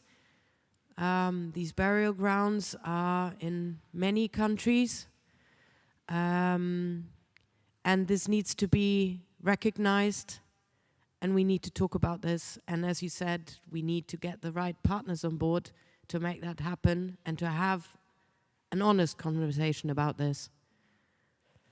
So the question, of course, now we are here in Germany, and with the earlier talk today already, Germany, of course, has to face its own colonial past as well. I wonder if there's already maybe some kind of feedback from the room, how we can help this project. Mette, did you want to say something? Shall I give you the mic?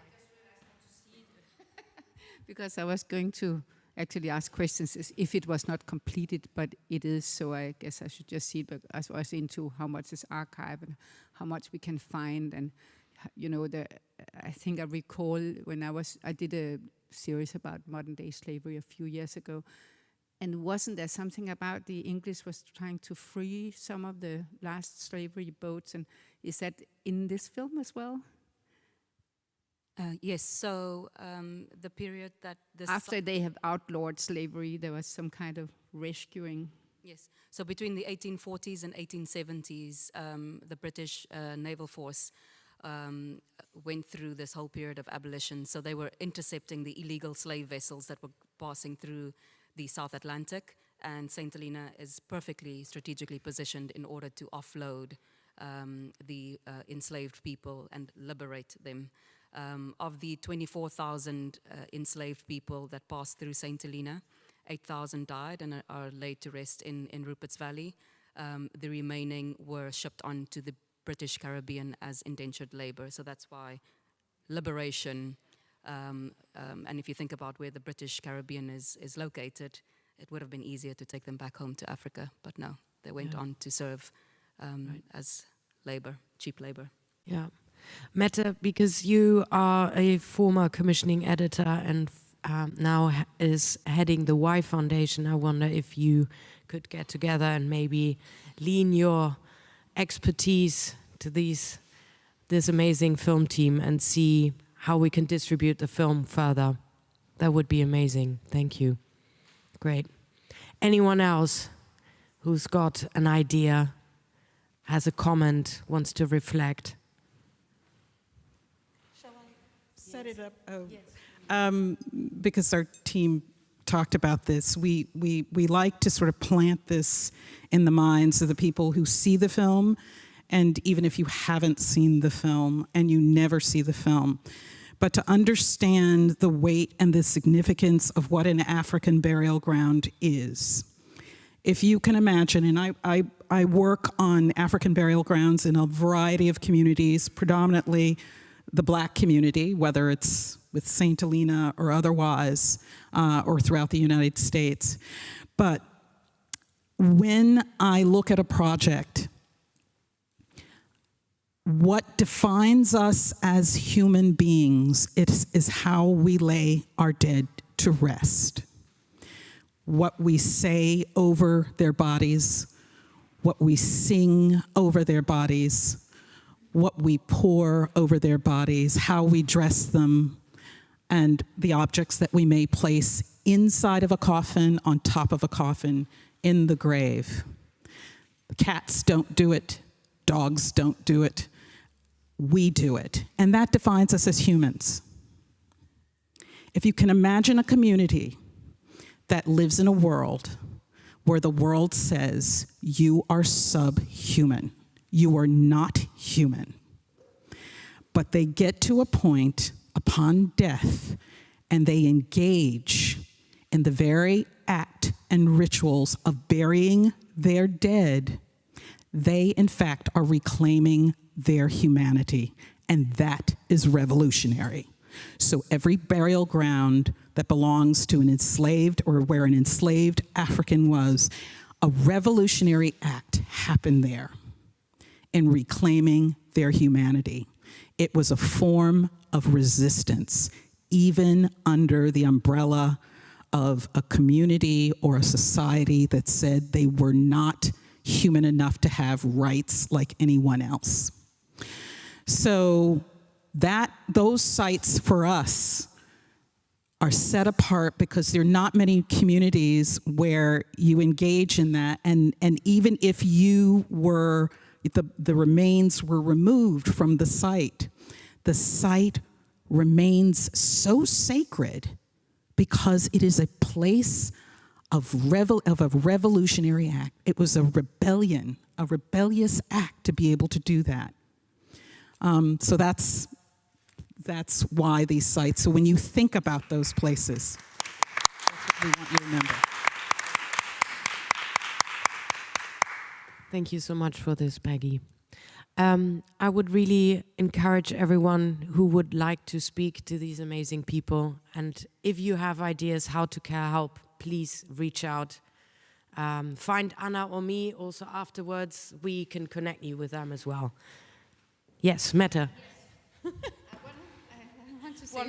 I want to say something about the media because I saw the clips, and obviously an English-speaking presenter, it's not always easy to get into other language, because you have to dub it, it's expensive and all these things. So would you work with two versions, or is the presenter very integrated in the story? Or,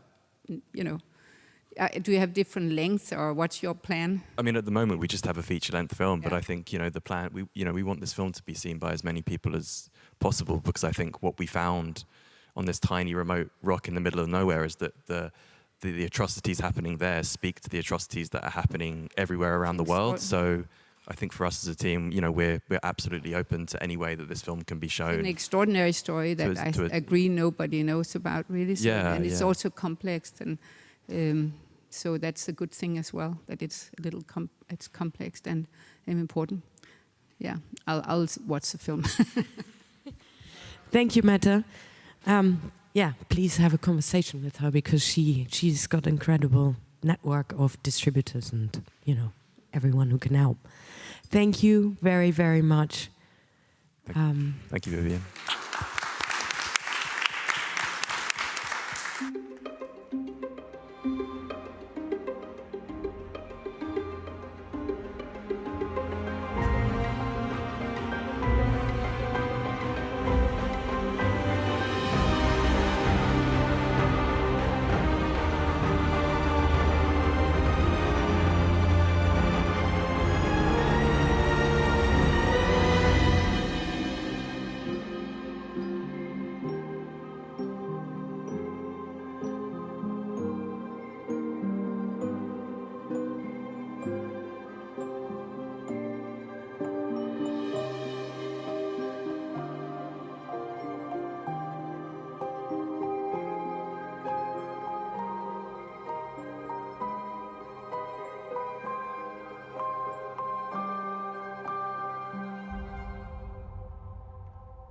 Thank you very much for the very first pitch of today to Dominic, Annina, and Peggy.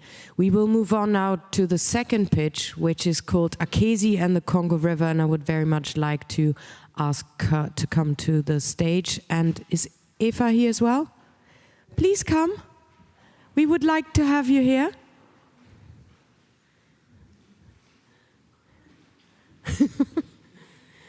All right. And with this, exactly, warm welcome. Excited to have you here. Test. Oh, yeah, okay. Yes, it works now. I'll already hand over to the three of you. And you do your pitch like Story of Bones did before, and then I'll come in and we have a talk. Yes. Thank you, first of all, for having us here on this beautiful rainy day and in this beautiful building. Let me introduce myself. My name is Kurt Fortin. I'm a creative director for the nonprofit organization Tales of Us. And as our name might give it away, we are all about tales. Tales, stories, mythologies, anthologies, folklore. What once began as a group of people gathering together around a cozy fire, telling stories, sharing knowledge, learning from each other. Tales of Us is a multimedia collective. That basically means that we will use every medium at our disposal to tell these stories. Stories that should be told. Stories that are often ignored, misrepresented, or even suppressed, yet hold the ancestral wisdom that should be conserved. We consider tales to be the seeds of our future. Why seeds? Because seeds, in essence, are the origin of life, right? You and me, we are standing here in the prime of our adulthood. We were once embryos. Or these beautiful trees covering the surfaces of Berlin, these were seeds as well. But seeds tell us more. They tell us the story of our planet, the story, the history of human migration and of our culture, who we are, who we were, and where we came from. So in the essence, seeds reflect time, past, present, and future. But seeds tell us the story of our ancestors' journey. And by retelling these stories over and over again, we are reminded of the deep connection we have and also had with our planet. Seeds are also being transported by foot, by horse, by boat, or even as gifts to distant lands to there settle and give birth to their stories in other languages, like stories. Tales of Us focuses on these stories, these truths directly from the source.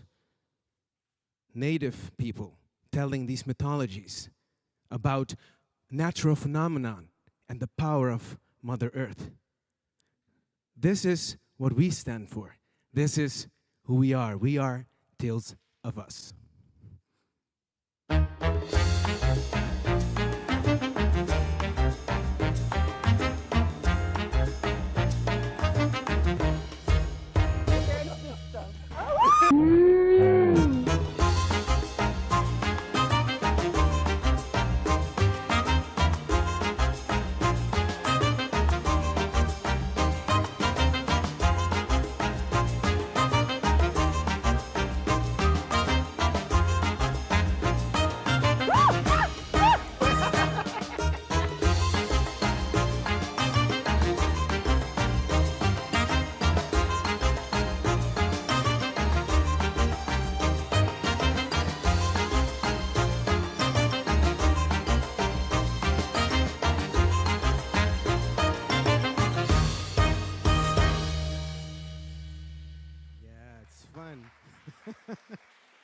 And stories should be fun, right?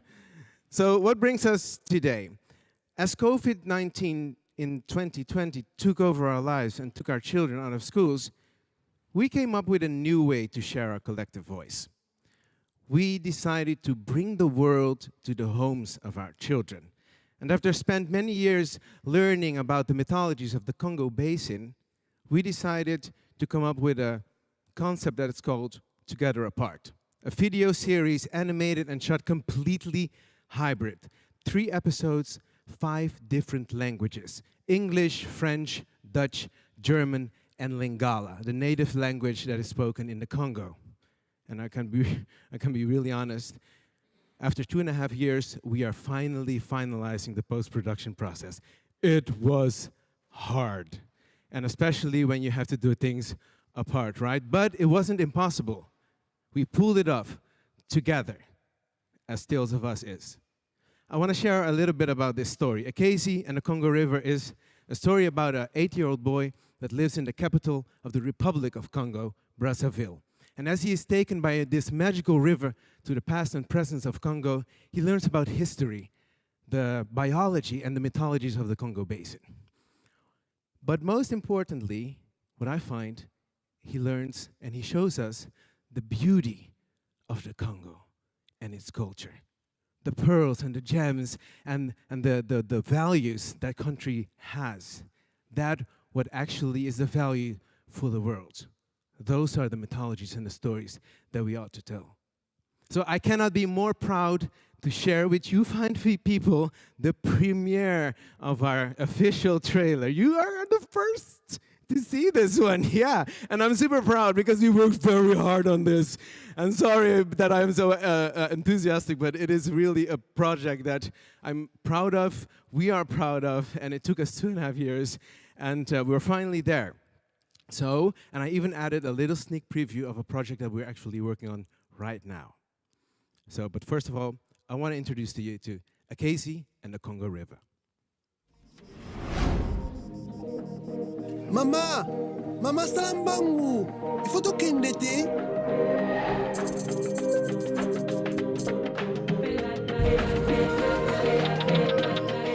Amo selekete.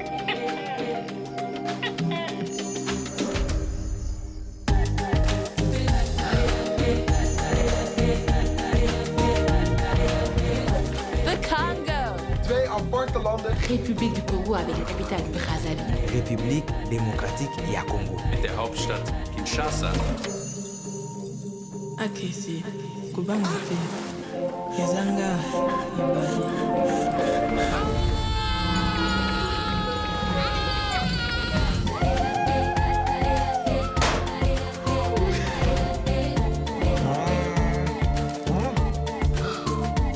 Akesi ist wütend.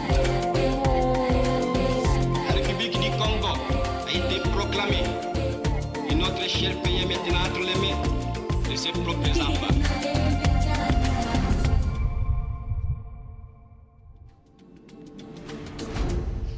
Akesi lives with his mother, father, brothers, and sisters in Brazzaville.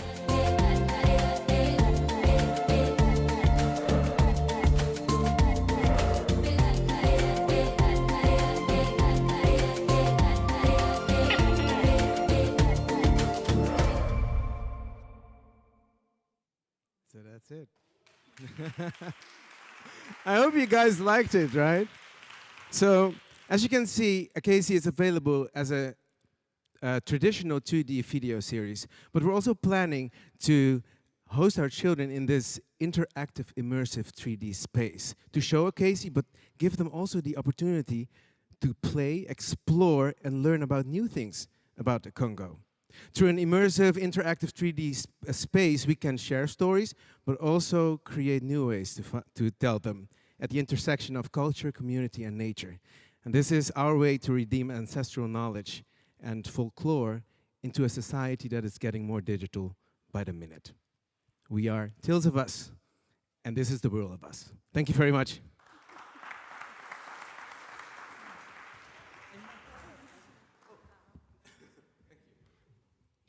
Wow, thank you so much. I'll just get this one here. It is a world of us because suddenly you were 4. I didn't expect that. That's great. I love it. It's good. Wow, very different than the first pitch. And I think it was you, Emma, who said it this morning. Yes, we need to confront our past, and we also need to tell new stories, and we need to tell the stories of culture, of how we can get together, come together. And so, yeah, wow, this was just an explosion of color and enthusiasm, which I love. So if we talk about children, in the digital space, of course, the question comes, how safe are our children, and do we want them to be in the digital space? But I think this one is a special journey. So please give me your insights on this. Yeah, so I'm just gonna also take the opportunity because we're based in Berlin, and since our team is also in Berlin, and since telling stories is very important to do in a kind of plural form, and tales is, there's so many tales, and we are so many people telling these stories, so I took the opportunity to bring 2 other members of our team. So I'll just introduce them shortly. Kenneth is our lead researcher and game expert extraordinaire, and I'm actually going to ask him to soon answer your first question. And Anna has been very dedicated to the post-production of the Akesi series, which indeed took us a little bit longer, like 2 years longer than we thought it would. But it was a really amazing experience to learn how to tell stories hybrid, so together apart, as Kurt mentioned. But safety in digital spaces is something that we are now spending a lot of time on, making sure that we can promise parents that kids can be safe. Mm-hmm. So we're learning a lot of new verbs and terms such as multi-factor, 4I theory, verification, things like that, before a child can actually sign in. But we're also thinking a lot about the safety of what a child learns. And we've been conducting very interesting research about collecting items and about what this popular item of collecting things in digital space does. So maybe, Kenneth, I can ask you to tell a little bit more. The question of being charged of how safe are children in digital spaces is an extension of how safe are children in physical spaces in areas of like learning. So if you think of the digital space as an extension of an area of learning, we ask the same questions for both. Lots of people are allowed into these spaces, and it's difficult to kind of like charge who's there or not.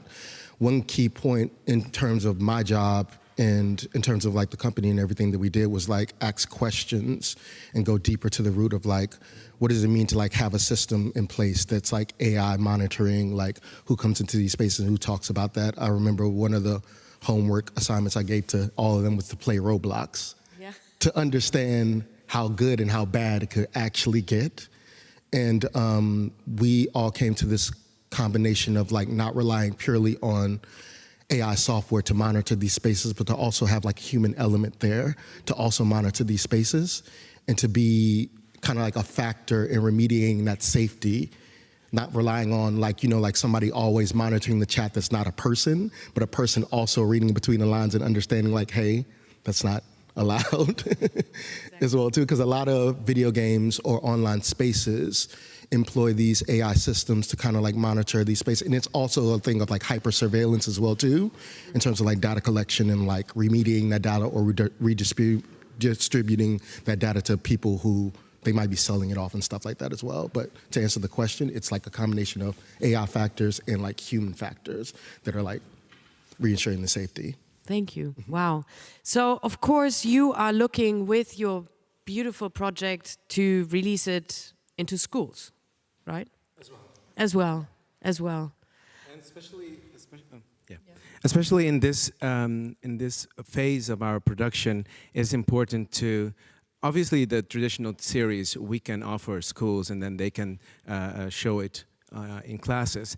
But for our digital platform, it is so important to test this space in a safe environment, right? So in a closed environment with classes and schools. So that's also in this phase very important for us to open the gates, limited and circumstantial, and then test drive the platform as how kids will move and what will they find interesting and how would they react. Is it comfortable or not? These things are very important and very valuable for us in this phase as we move forward. And to add on what Kenneth said, why the digital space? Well, I'm not that old. But even I do not understand a couple of things that is happening in the gaming section, but it is taking over the world. It is moving into this new era. And we can actually turn a blind eye and go like, well, no, digital is bad and it's so impersonal and stuff, but it's a new era. So we better get used to it, and we better get our businesses straight and our homework done, and then go, how can we make this a safe environment? So that is what we're planning on. Great. Thank you. Yes, Mette. Sorry, we want to engage everyone in the room, and if we actually... Yeah, if you could expand a little bit about who do you actually make it for?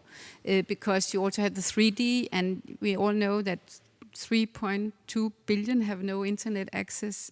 So I don't know if it's made for kids in Congo or other more fragile areas, or it's made for us having a very good entertaining piece.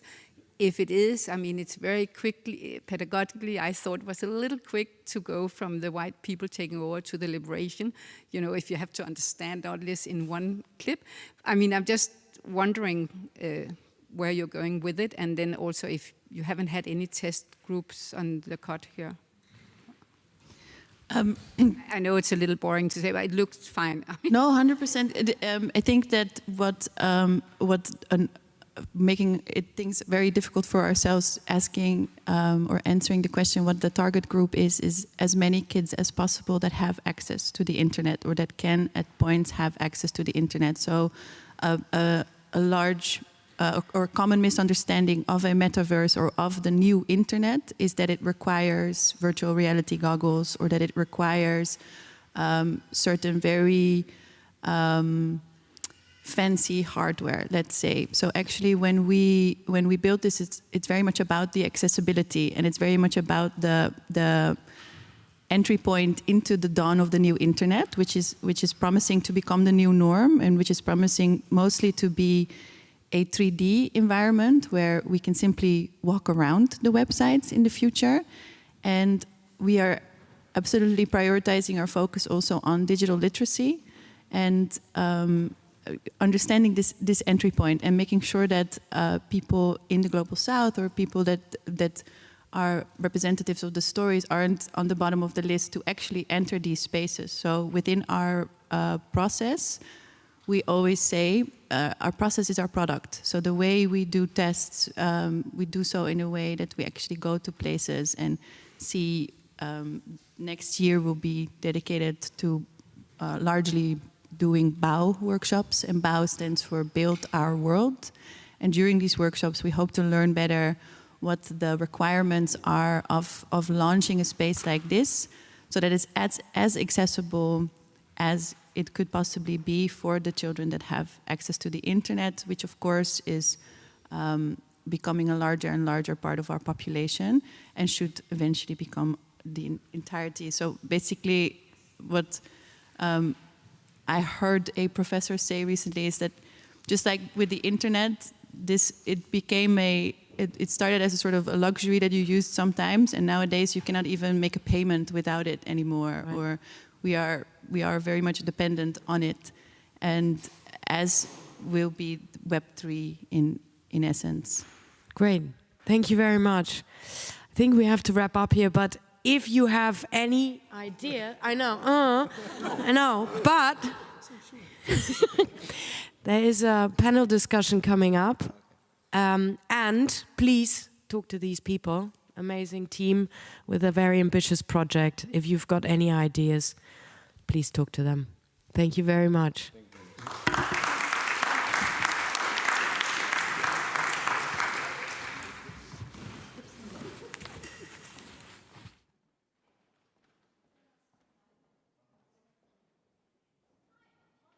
Me again on stage. So as I said earlier this morning, we are going to talk now about who tells the story. And I'm very happy to have such an amazing panel. I start with introducing Bernadette Vivuya. She is the director, or one of the two directors of Stop Filming Us But Listen, and I think a very important voice in this discussion. The second person is also a director of one of the films we are showing. He's Clive Patterson. He's joining us online. Welcome, Clive. Thank you so much. I hope you can hear us. Hi, I see him. You see him too. Thank you so much. The third person Vivian met a few months ago And she came back and told me, like, Anna, we have to bring him. That's so important. So Raki, he is the spokesperson of the people of West Papua New Guinea. Thank you so much. And my last guest, some of you may have already met at the workshop that she did on the weekend, or at the film talk of which she did together with wonderful Bernadette. Slemrod, I hope I said it somehow correctly. It's fine. She is an editor of the New Humanitarian, a non-profit magazine that writes about humanitarian aid. And for all of you who just joined us, I'm Ramskogler-Witt, the director of the Human Rights Film Festival Berlin. For any of you who haven't heard me moderating before, I like to do very open discussions. So I'm going to start with one question to each of them. And then I really would love to involve you as an audience to ask questions and join the conversation.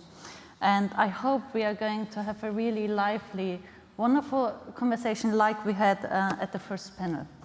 So Bernadette is going to answer in French, and we do have a translator who's going to translate to English for us, because unfortunately for example, I'm really sorry, I don't speak a word of French.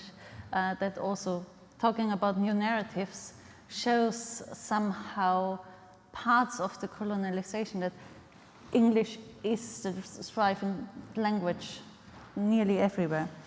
So Bernadette, your film Stop Filming Us, but listen, we had the film Stop Filming Us that was done 2 years ago at our festival, and we had you as a speaker at our festival in a different capacity. And now your film is an answer to the first film. Do you want to give us a bit of insight how that came about and why you had the feeling that there is an answer needed to this first film? You have your mic here. Sorry? You have your microphone. OK. Thank you. Et en fait, le projet Stop Filming Us But Listen, il est né de la réflexion même que le film Stop Filming Us a posé, notamment si un réalisateur occidental pouvait mieux représenter les réalités sur place, donc au Congo. Et c'est comme ça que il a été question de donner les mêmes images filmées par Joris Postema, qui est le réalisateur de Stop Filming Us.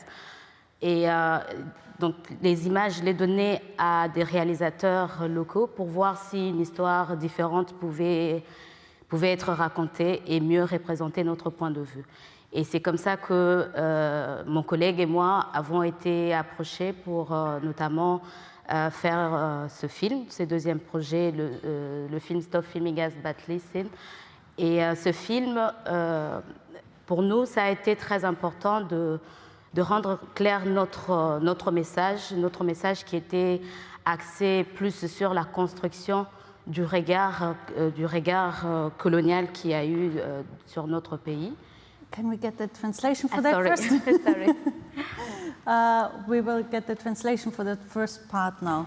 Yes, the project was born on the reflection that the first movie asked whether an Occidental filmmaker could show the local reality of Congo.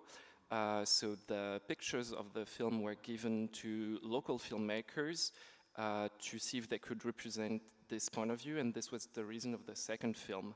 And for the second film, it was very important to make this message very clear.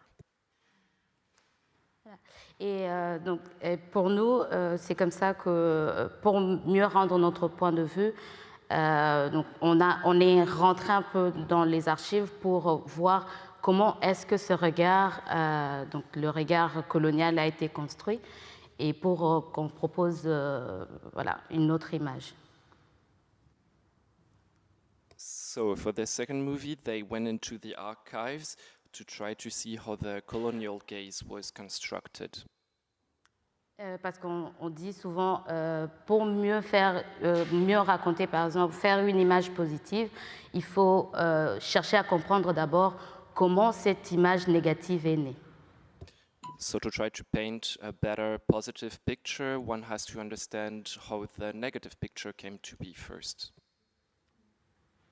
I think that is a very important point that we touched this morning a little bit, but also we had on Monday, not on Monday, on our first festival day, we already had also a discussion on restitution of art.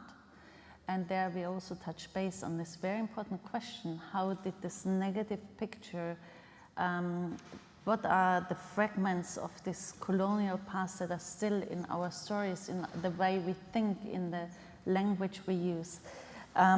I would like to use this opportunity to ask Raki two questions, actually. I start with two questions there. The first is, you're the spokesperson of the West Papua New Guinean people. You are in the Netherlands. How is your perception? Where do you see these fragments or even huge parts and these narratives that are still there and influencing our everyday perception? Thank you, Anna. First of all, for the organization to organize this amazing and important event and inviting me here.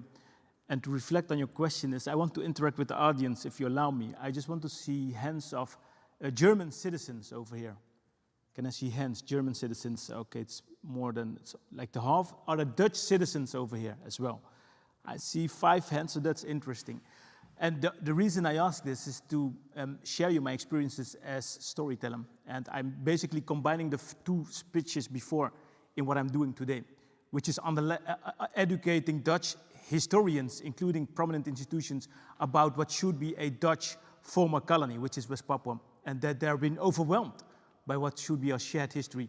And if you reflect on the Dutch colonial past, most of them don't know that the eastern part of the island of New Guinea, right above Australia, was a former German colony as well. So reflecting on education and what future generations learn and don't learn is very important, so citizens today and future generations will understand the structures then and now, which are not disrupted, which are still very much alive. If you look to the situation in West Papua, a former Dutch colony. And if you combine the entire island, which is the world's largest tropical island, with one of the most, if not the most, land and marine biodiversity hotspot in the world, it is a frontline area for those who want to stop a climate and biodiversity crisis. So, twining and hooking up the stories that have been wiped out because the civilized nations and people think that the uncivilized people, the indigenous peoples in West Papua, describe them as cannibals and whatever frame, while they're the ones who are preserving Earth's ecosystems today. If you look at the people in Amazon, the Congo back and on West Papua, the just 5% of world's populations, indigenous peoples, have preserved more than 80% of world's remaining biodiversity. So who's civilized and who are the barbaric? This is what we learn from school, from grade 1. So if we don't understand the connection between colonialism, which is very much alive, if you look what is happening in West Papua, and the totally dead silence of environmental organizations, of prominent institutions, regarding what is happening in such frontline areas. If you compare it today, luckily, to what is happening in Ukraine. Because if we give that same attention, just a fraction, to what is happening on indigenous lands, for indigenous peoples, we weren't in this climate and biodiversity crisis. It's that simple. It's a matter of understanding the power structures, and it's a matter of what stories, what knowledge do we share to future generations. And I think that's why we're here. Narratives matters. Story matters. And we can change that system because the input will be different with the storytelling from grade 1 up to university. You will have different politicians, you will have different kind of campaigns in environmental organizations and stories. And with that, we will change the society. I think that's an important point, and the perfect continuance. The perfect question is for Clive now, who actually did a film on Charlie Hefner, who tries to change the narrative on how the history of Freetown is told, because they try to claim back the way they're telling the story. And Clive, what did you learn from working with Charlie, first of all? And you made a film about 2 amazing black men trying to reclaim history. At the same time, you yourself are a white man, and we had that in earlier discussions today. How was it for you to film that in their approach when we are talking about who tells the story? Sure. I mean, I think in my case, the story is the story of Sorius Samora, who is a Sierra Leonean Brit, born and raised in Sierra Leone, but has spent 25 years living in London, and his best friend in Sierra Leone, Charlie. I had spent over a decade working with Sorius. He was a very close colleague and a friend, and we'd spent, over a decade working together, often in Africa, telling stories from Africa. He was a sort of African television journalist and reporter, and was generally covering stories from the continent.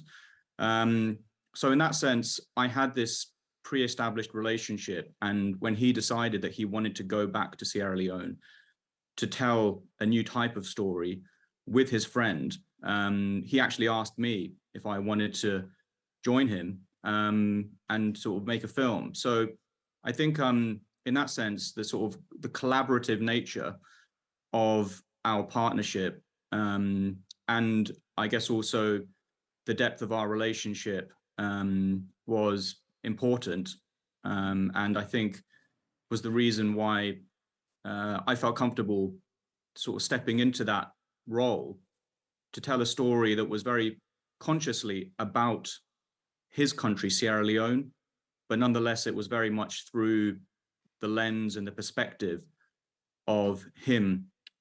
I knew him well, and so I felt in some ways well placed to interpret, I guess, his experience, and to convey that for the audience. But the film is very much about changing narratives, reclaiming narratives. You know, Sorius as a journalist is someone who has also gotten somewhat trapped, I think, in a kind of paradigm or a narrative paradigm when it comes to storytelling about Africa, often from the more international sort of gaze. And the reason that he wanted to go to Sierra Leone in the first place was to kind of break free from that negative paradigm, and to do something on his own terms in Sierra Leone, which is a country that had also become deeply entrenched in a very sort of negative narrative. And so really the whole film is really about storytelling. So I'm glad to participate in this panel for that reason. And what I thought was very interesting, that the origin of Sierra Leone, like the founding of it, is a very positive narrative, and then it changed into this negative narrative. So I don't want to tell too much about your film, but because I want people to watch it. It's an amazing film. I can only recommend it. But from your perspective, like without spoiling too much, but how did it work trying to find a new narrative in terms of history? I think, I mean, that was really Sorius and Charlie's, that was their journey. That was their exploration, was to try to, I guess, carve out a new narrative for the country, which drew upon a really astonishing history.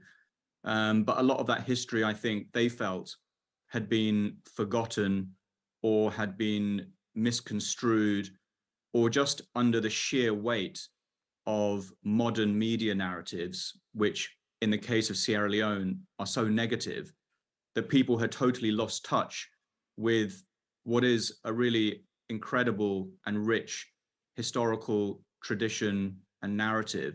And so, you know, they felt like what they were doing was to try to revive and to rediscover for their own people a version of their history which could empower them with a greater sense of pride. So in that sense, I didn't feel like I was out there trying to do that. I was really with them, just documenting their effort as they went on this journey. And in some ways, I was almost a kind of recipient of their work because, you know, I was an outsider to Sierra Leone. I am, of course, an outsider to Sierra Leone. And in some ways, I was sort of learning about the country with them in the way that they also wanted to teach about their country. So I was almost like their first audience, really.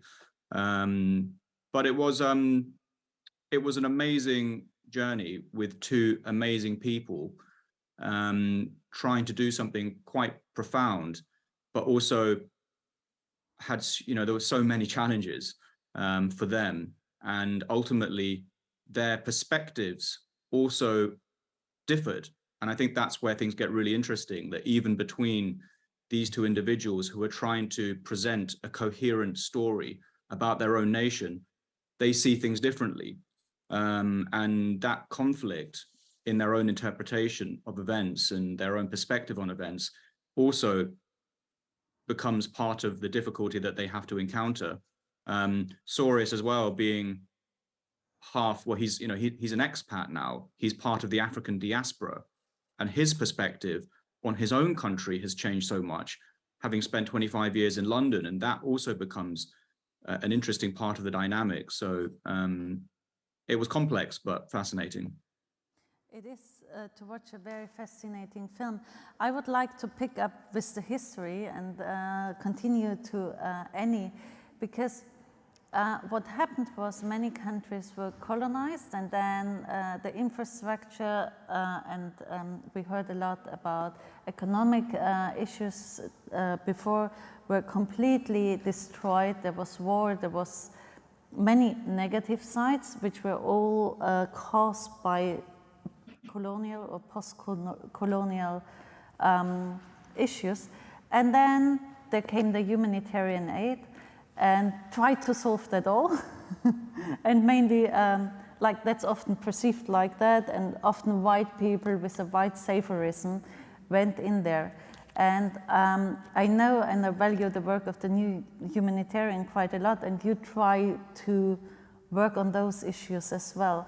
If you look on the way of storytelling in the humanitarian context, in the context of this history, of this negative image, which is repeated and repeated, how do you try to find, as a news outlet, ways to change that, despite reporting about humanitarian crisis? That must be a contradiction sometimes.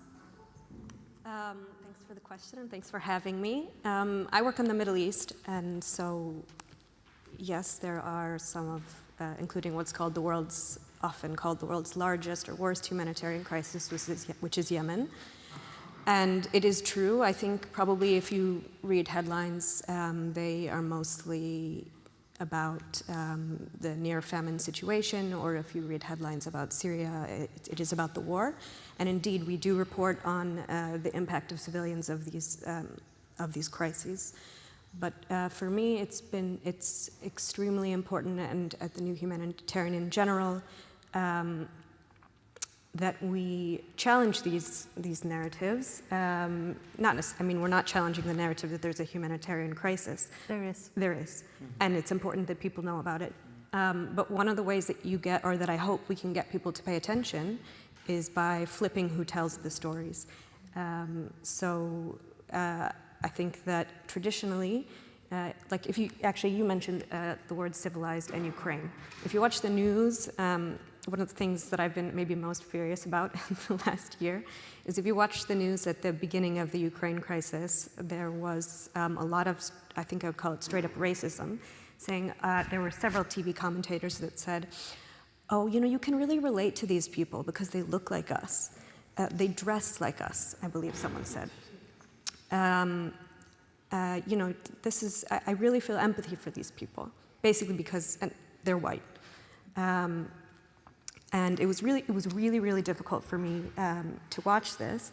And you know, at the New Humanitarian, we wrote about this, and we wrote about how there are also other ongoing humanitarian crises. But it's actually interesting because I had several Syrian colleagues who said to who, this sort of blew up on Twitter, if you're paying attention, people saying how racist this narrative is. But actually I had a lot of Syrian colleagues who I think were also saying, no, this is also horrific though, we need to pay attention to, because they've been through a similar experience. So I think the point that I'm trying to make here is that we all bring our personal backgrounds and biases to reporting, to whether it's the news, documentary filmmaking, aid communications, etc. But traditionally, it's been people from the global north coming in and telling stories about people from the global south. And that just often reproduces the same old narratives. In fact, people from these countries have their own stories, can tell their own stories. As journalists and editors, as a journalist and editor, I'm lucky to have the ability to sort of sometimes be a conduit and help people tell their stories. And actually, I think it would be nice if we could start seeing people from the global south reporting on the global north and telling their perspective on those headline stories too.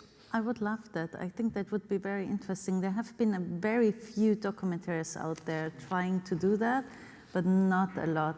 But I would like to take this point and ask Raki, because you're a spokesperson and you're trying to bring attention.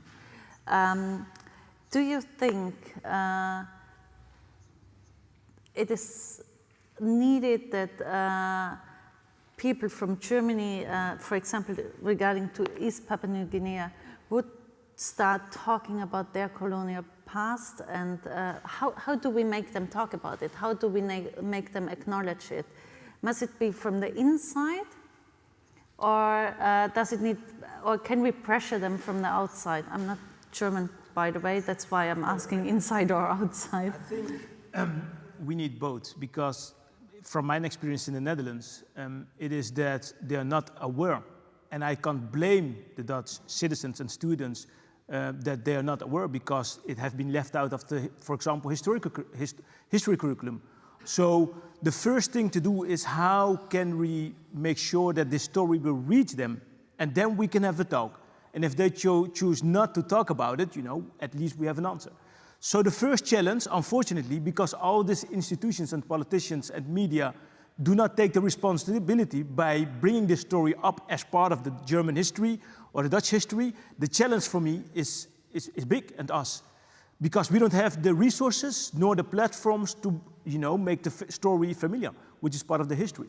So the challenge is to how can we bring all these different stakeholders, which are universities, environmental organizations, every stakeholder who should have a say, looking back at their colonial history and the situation today, connecting it to the bigger pictures, the refugee crisis, the climate crisis. These stories are relevant, but it should not be my responsibility, a small player, with them having an immense resources and platforms to inform them. So the challenge is to how to find the stakeholders, bring them together, and making them play their role. I have a question there for all of you. I studied art history and I studied in Vienna and in Berlin. I'm Austrian. And in art history, as well as in history, I had predominantly very well educated, middle class, rich girls, basically, mainly of them women, studying history and art history. In particular, with art history, it was even worse.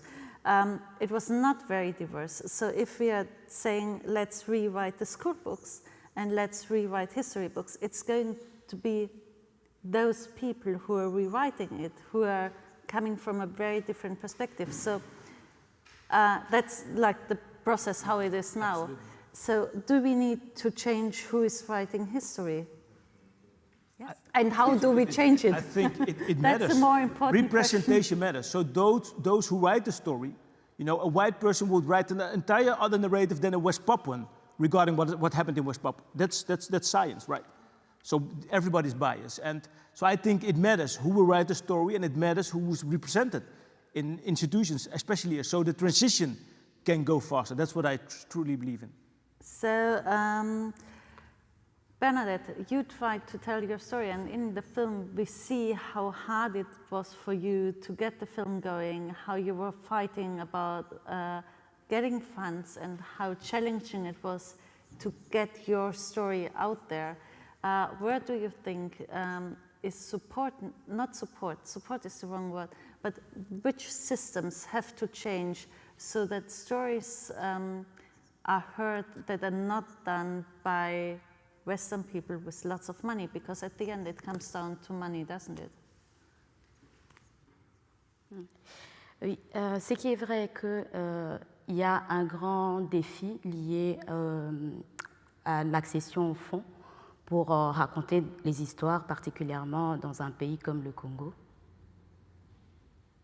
So there is a big challenge in terms of access to fundings, especially in a country like Congo, to be able to tell stories. Et pour moi, ce qui doit changer, c'est plus le système, les systèmes de répartition de fonds. Parce que si on a besoin de changer le narratif, il faut qu'on arrive à sortir de ces points de vue uniques qui est le point de vue notamment dominé par l'Occident. So what needs to change is the way the fundings are spread out, especially if we want to change the narrative that is dominated by the West. Et cela va nous faire arriver à avoir une multiplicité de points de vue, ce qui donnera un équilibre sur, par exemple, si on doit parler de l'Afrique, oui, c'est vrai qu'il y a des défis comme la guerre, la pauvreté, et la violence.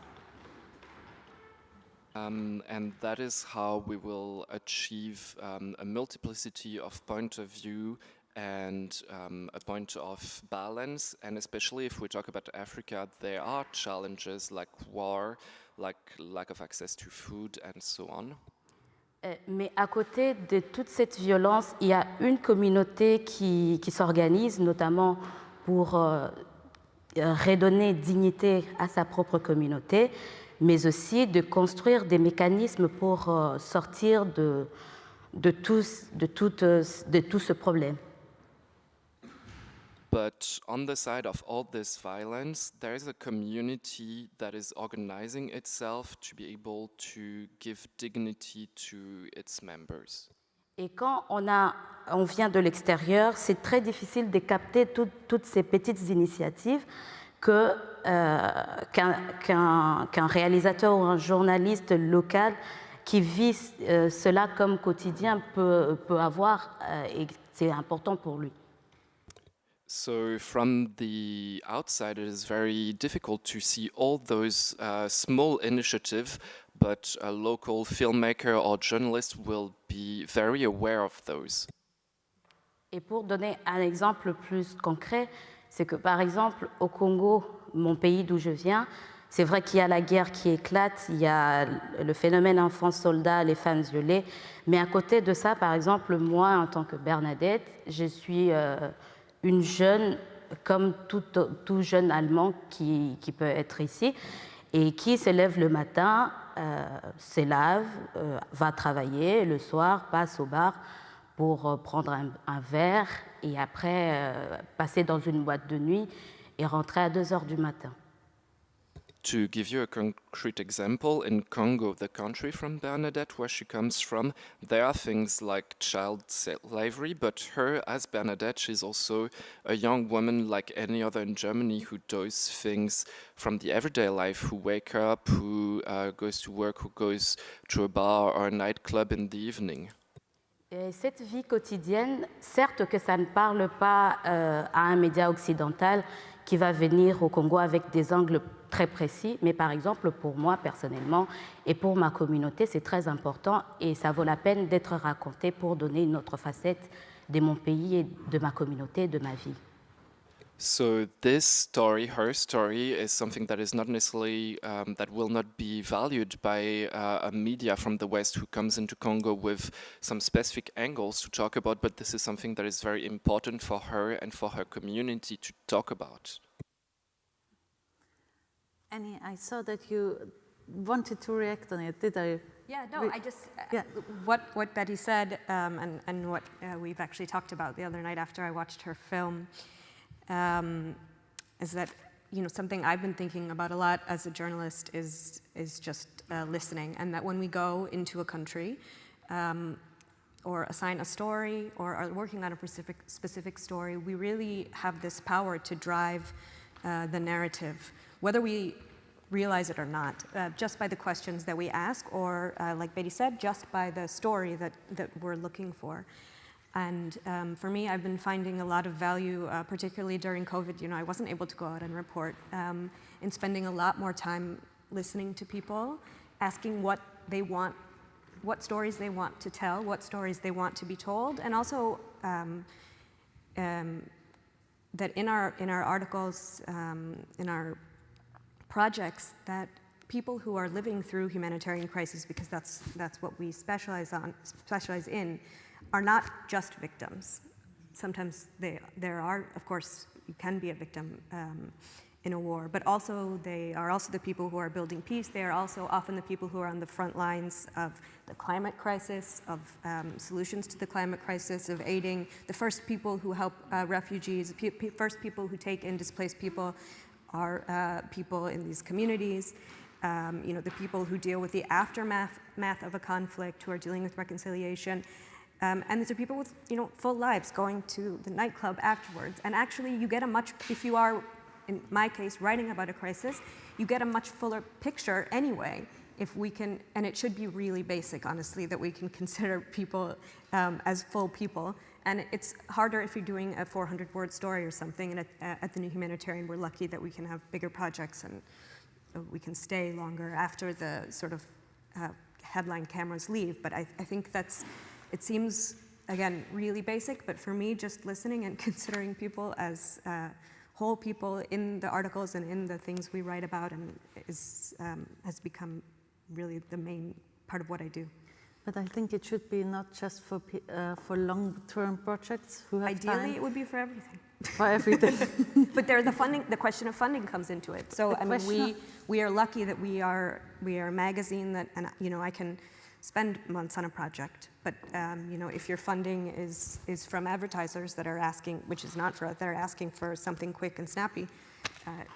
It's the click bites also. Sure. We're going to talk tomorrow evening about that, on how data is misread because the headlines have to be very on the point, and then there comes the information somewhere down and people just click on it because the headline is very shiny and get the wrong information. So can recommend that. There's a question. Yes, please. Wait for the microphone. This one? Yeah, this one you give me. I will bring you the microphone. Is it on? Just talk in it. No, up. This one is on. Hello. No, that one is Hello. Hello. Okay. Good day. My name is Kenneth Koevele, and I'm from the Netherlands, living in the Netherlands and in the overseas Dutch territories. So I travel back and forth. What I would like to add to the dialogue here today is indeed the narrative. When we talk about the European, let me put it this way in a more broader context, transatlantic slave trade and colonialism, and you look at the institution, the structures, the symbols, which are still persisting in our communities. I mean, in the Netherlands, you have all of these. You have Pieter Jan Koen, one of the biggest murderers, who almost, you know, how must I say, you know, murder all the people of the Banda Island at the time. These are the symbols being in the Netherlands still today, representing that legacy, which still continue to impact people of African descent and colored people throughout the world today. So the narrative, if I take the gentleman there, I think Clive is his name. It's very important who is leading and, you know, bringing a transformation to a distorted narrative, because our history as Africans was stolen, distorted, and being written, and continue, by the way, up until this day we speak here, to be written by, you know, Eurocentric orientated researchers or academics. We are seeing now a trend throughout the Netherlands, but also throughout Europe, there's a lot of talk about the transatlantic slave trade and colonialism. And there is a lot of arrogancy coming from white researchers today in the Netherlands who are just ignoring the fact that they need to get on the wagon together, just like the gentleman there explained, and follow. We, the Africans, who are having and must actually bring our own narrative. We have to make that transformation. It is our story. It cannot be your story. You can work, you can cooperate with us, but we need to rewrite our narrative. And what I'm seeing in the Netherlands right now, in this juncture and time, there's a lot of discussion about the issues, but there's a lot of control by the same academics who are just refusing, you know, and they have the resources within the academia. They have a huge amount of department with money and personal staff, you know, to continue, and they continue deciding how our narrative would be should be written.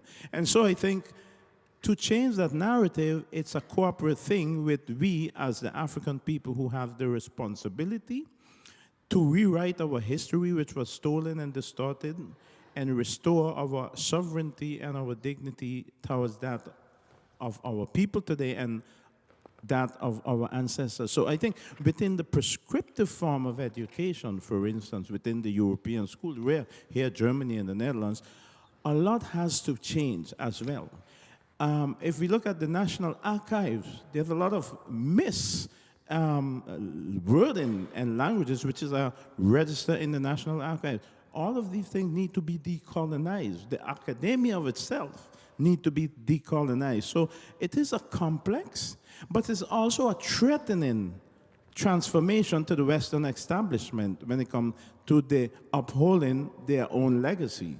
So this is something we need to understand as well. It is not only about transformation and rewriting the narrative, it's about who taking control at the same time. And that constitutes a psychological potential threat to the establishment as it is today. So we have to take these things also into consideration. Thank you very much. Would you like to add something? Sure. Yes, a small something to add to your story, to have the stories within education, that in the Netherlands, an African freedom fighter from Curaçao, Tula, there was a proposal in government to put it into the. My English is not very well, but it's perfect. I hope you understand. But it was rejected by the MPs, the members of parliament, so they didn't choose to take up the story of Tula within the school curriculum. So that's another fight we have to another battle we have to fight. Absolutely. There, Aya. I love your comments. I'm looking forward to that one. I think you raised a very important point on when you said about bringing stakeholders to take that responsibility, because I always have this question of whose job to educate. And we have this conversation in the feminist movement. Is my job to educate boys and men about, should my energy focus on female liberation, right? And I feel when you say educate Europeans about our history, it's taken my time and my energy from elevating consciousness of my people as well, because even though we say education is screwed up here about colonial history, it is also in our countries. You know, in Tunisia, our history starts from French colonization, as if we didn't exist before. So always this question of like, whose job to educate? But I'm also inspired by like the 50s and 60s, the scholars, you know, the likes of Frantz Fanon and Senghor, and you know, these writers who, there was between the 60s and 80s, there was this movement of intellectual influence where we wrote books and scholarship. I'm not sure what's happening now, why, and now that you raised the controlling, right? What is happening now and how can we disrupt that controlling? Because to be honest, even though if we do the work, right, we are changing narratives, we are blogging, we are writing books, we are producing content, right? And the internet disrupted that as well. But at the end of the day, there is that control because 70% of Africa is offline. So when the news is a headline in the US, we wake up, right? It's already a headline in the US, and in Africa we wake up and we find the trend, and we just ride on the trend. And only the 30% of us who are online can change that narrative. You know, imagine if Africa had 90% access to internet. We can disrupt the narrative really.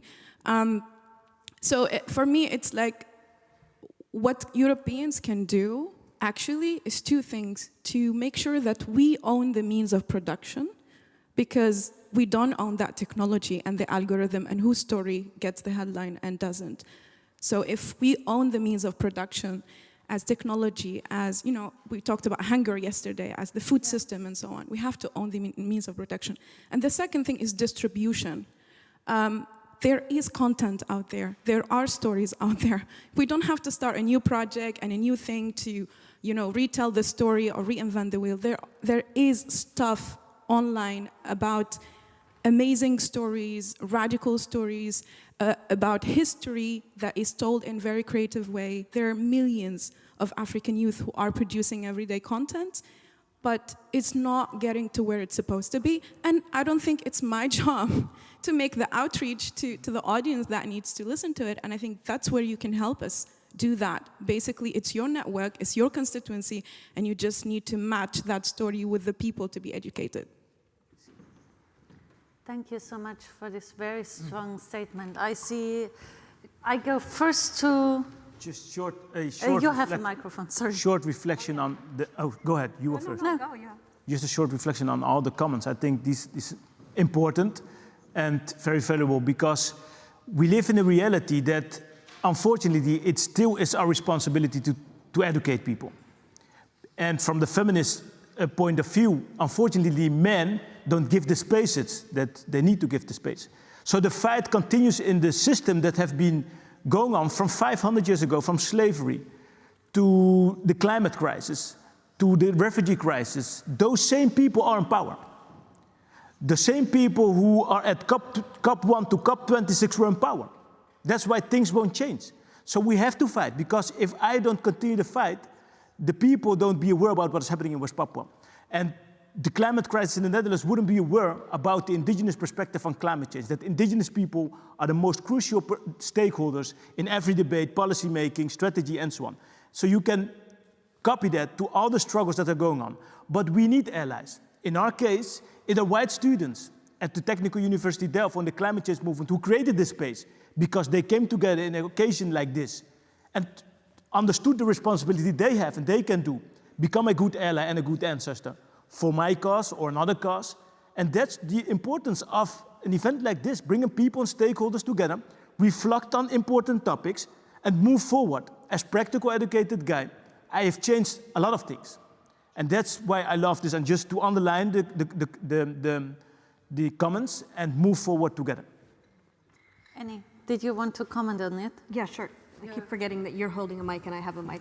What you were saying about people, you know, of course you're right. These stories exist and people are telling their stories. And as a member of the media, although a smaller member of a nonprofit media, I think, I mean, that just, it's something that I think about all the time, that these people, we recently published, for example, a project that told the story of Lebanon's economic collapse through the WhatsApp messages of 5 people.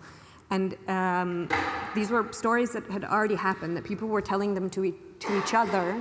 The WhatsApp messages already existed. We were just able to be a conduit for other people to read them and put them, in this case, because you can't read a million WhatsApp messages of everyone, put them in a format that was digestible for our audience. But I mean, the talent is there, the stories are there, and it's our job to find a way to get them out there. Yeah, Meta, sure, a question.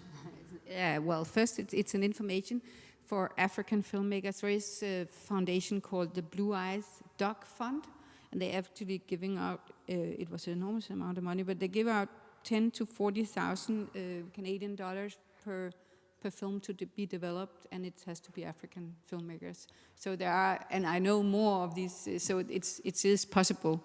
And I think it's also African sitting on the jury, partly at least. So I think it should be possible.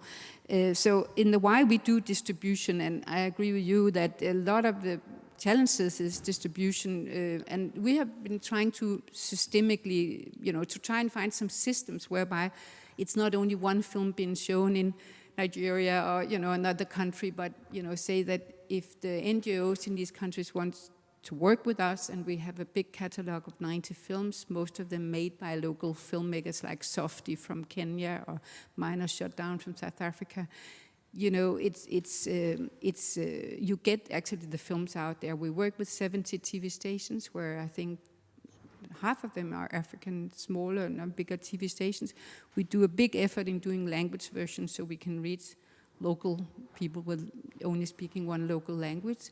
We have made a YouTube channel in Swahili and French and can't remember a few other languages, and we are depending on funding, of course, for that as well, Arabic and whatever. But we work with an enormous amount of numbers of NGOs showing films in villages and squares and everywhere in the world. So it is possible, but I do believe we're the only one that sort of systemically work on getting out in the most remote areas in local languages. And half of the world's population only speak their one local language, so it is important. But I'm going to talk about that tomorrow, so you can come tomorrow at 11 o'clock. Well, I mean, I think you make a good point that we need to meet people where they're at. And if people don't have internet, or if they don't have, in some of the places where I work, if they don't have good internet, then we need to find ways to get stories out in a way that's not super complex and that requires great Wi-Fi. Yeah, sometimes it's just distributing it on WhatsApp. There's a great example in the United States of a nonprofit media called the Marshall Project that works on prison reform, and they decided to print some of their stories and bring them to prisons because prisoners don't have access to the internet. And frankly, we need to find ways to meet people where they are and to tell new ways of distribution are exactly that. But I do have a question there. Mette, I know a bit about your foundations, but you just told that you're going elsewhere to tell the story, but you're also doing that work in Denmark, aren't you? Isn't it? And that's the question for the audience. I mean, for me as a Human Rights Film Festival director, I always search ways to reach outside our bubble because I mainly, I look for ways how to reach people that are not in the bubble, that are not yet aware of human rights, that are not yet feminists, that are not yet, and that's my responsibility to bring the stories that I find to these people and touch them outside to change their mindset. But my question there is, if we tell about who tells the story, then it should be stories by locals who tell their own stories. But in order to reach these people outside of the bubble, do we need also someone who speaks their language, who speaks their tone? So then don't we need a translator in between? And where comes the role of the translator in? Because the ways stories are told are everywhere different. I mean, I'm from Austria, I live in Germany, and we speak the same language. But already there, we have a different mindset, we have a different humor, we have a different approach. So if we tell about who tells the story, do we also need those translators in between? And I would start with Bernadette, and then Raki, and then Annie, maybe. Yeah. Sorry. Should I repeat the question? Yes. And if we talk about the question of who tells the story, do we sometimes maybe need cultural translators in between who bring the different perspective to a different mindset? I'm not sure if I got the question completely right. Ok. Bon, en fait, pour moi, personnellement, le problème, c'est pas que quelqu'un... c'est vrai, quelqu'un... qui peut venir faire des histoires dans un lieu où donc ce n'est pas sa communauté. Il y a une certaine liberté d'expression, donc oui, la personne peut raconter l'histoire, mais je reviens à ce que j'avais dit depuis le début, donc il faut qu'on amène aussi à des gens qui vivent cette histoire de la raconter. Parce que ça va amener une autre touche que forcément la personne qui vient de l'extérieur, bien qu'il ait un interprète pour comprendre la langue, mais peut-être il y a certains aspects qu'il ne peut pas comprendre ou des aspects qui ne peuvent pas lui parler, alors que c'est très important pour faire ressortir certaines réalités que cette communauté traverse. Ouais. So the thing is, even if someone tells a story from a community that they are not part of course they have a freedom of speech, it's possible to tell those stories, but it's also even more important to allow people that live those stories, that live those things, to talk about what they live, because they are able to touch people in another way, because someone who comes from the outside, even if they have an interpreter, even if they have someone to bring them the culture, they will not be able to understand everything and to bring all of that into the story the way people, local people, would be able to. Raki, would you agree with that? Do you take the same point? I think a slight different from my point of view as Dutch citizen as well. So I speak the language in the Netherlands fluently. And because I master the story myself, the challenge is how can I, as fast as possible, share the story, spread the story. And I think that's where the stakeholders come in. Whether there are history teachers or institutions like universities or schools, or environmental organizations in the Netherlands. I think every stakeholder can take their part and share the story from a different angle, because a employee at an environmental organization needs another story to understand this. But I think there's an immense gap of people in the Netherlands in general that they're aware of what that West Papua was a former colony. So it depends on how are we underlined, what is it? No, not underlined, but how are we going to make the right story for the right audience? I think that's where this important stakeholders can come together to mix the right story, which will make an impact. That's what I strongly believe in, that it is working right now, but the challenge is that I'm doing this voluntarily, while ENGOs in the Netherlands has an immense budget in a year, while this indigenous perspective of climate change is just hanging somewhere there. So this is where stakeholders should bring forward this perspective and create space and funds for that. At the end, it always comes back to money, doesn't it? Unfortunately, it is. Are there any questions from the audience or comments? Yes, please. Thank you. Again, I need to add to the dialogue because, like the gentleman just explained, I use consciously the terminology a transformation.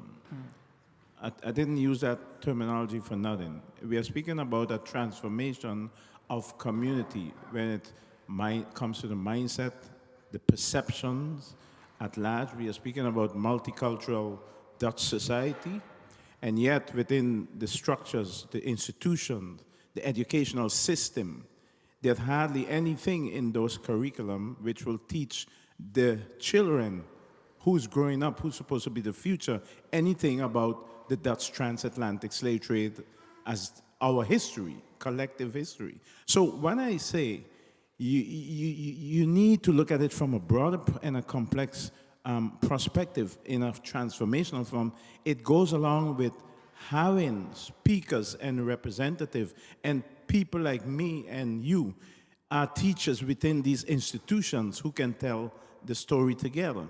And then you're speaking about how you talk about reaching out nationally transcending in relation to community engagement. All of these things are being hampered by the institutional structures and the way they go about business. We speak about stakeholders. Yes, stakeholders are the ones with the money. If they are not prepared to cooperate because they feel themselves threatened in relation to their legacy, which we have the truth to the legacy which we are bringing to change that, it becomes a difficult thing. So I think it's about bringing general awareness as well to a community at large and engaging with the community in a multicultural context with all of the different players. And that goes from the top down, bottoms up at the same time. Yes. Thank you. Thank you so much. Coming up again. When I listen to you all, I have the feeling that, and that was very obvious before, that there are these kind of barriers in between, these gatekeepers, and that it's a lot also about representation. As I said before, if we would have a more diverse students of history, more diverse academics, then we could change it, but for that we would need to start somewhere else.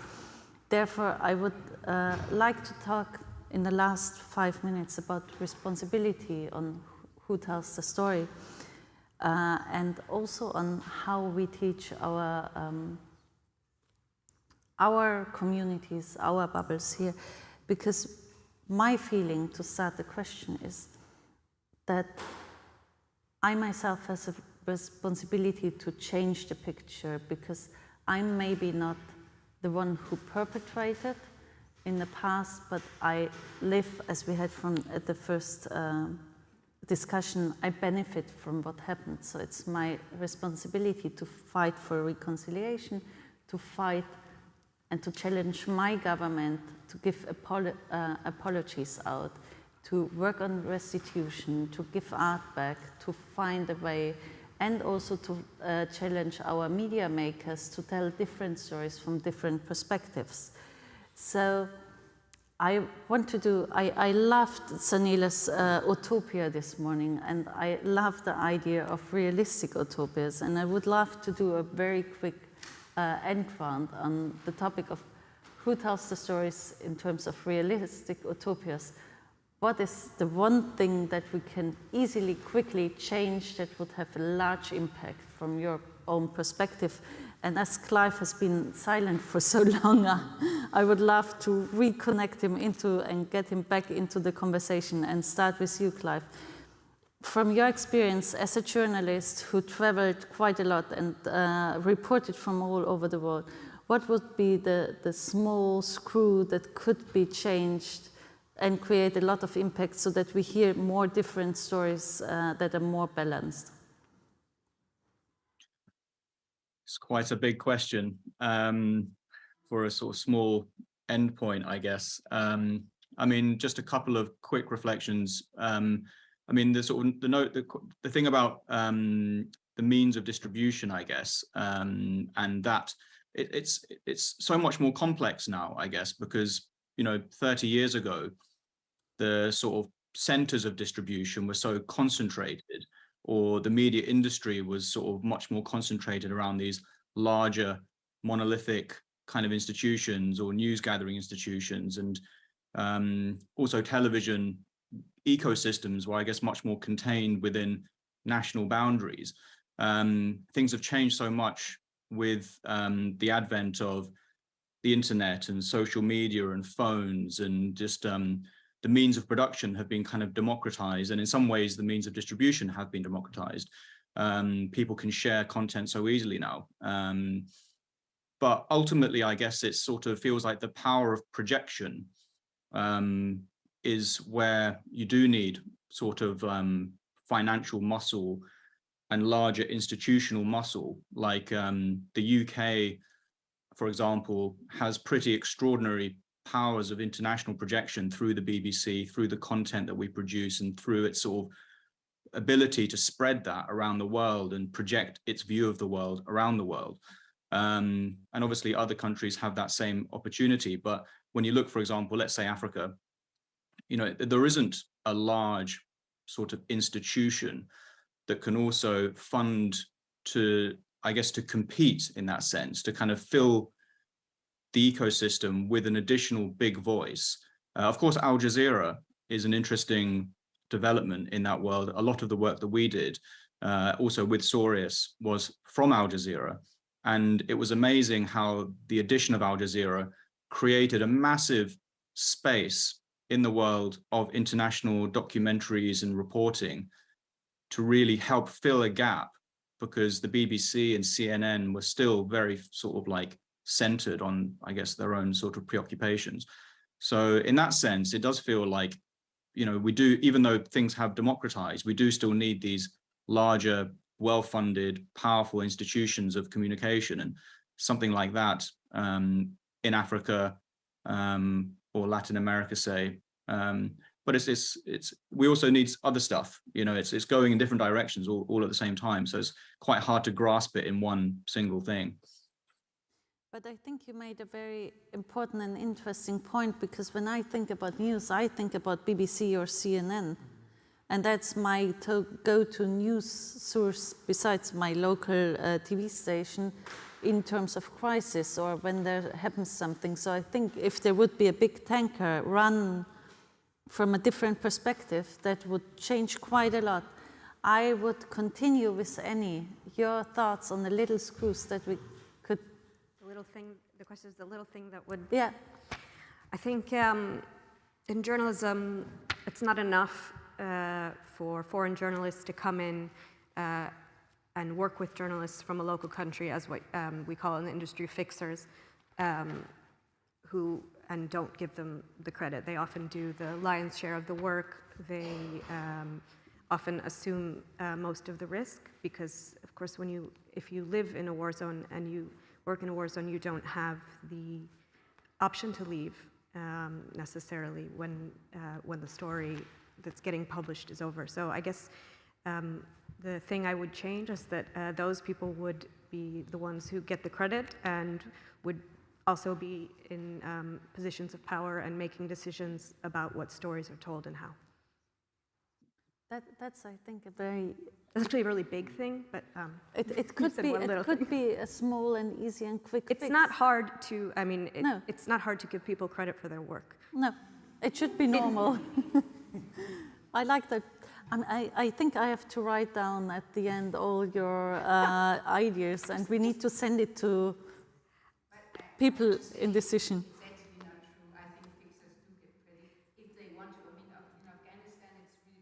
Yes, you're right. Yes, of course. We ask people whether they want their names published.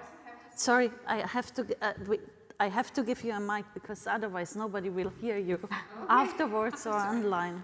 Yeah. Okay, so we do 10 to 20 films per year, and most of them shot in other countries by local filmmakers, and we do get credit to fixers. Of course, not if it's dangerous for them, but otherwise. And I actually sell 20 films to BBC World News every year. And I think there is some kind of, the last 5 years, the producer's declaration, Clive, you also know about that.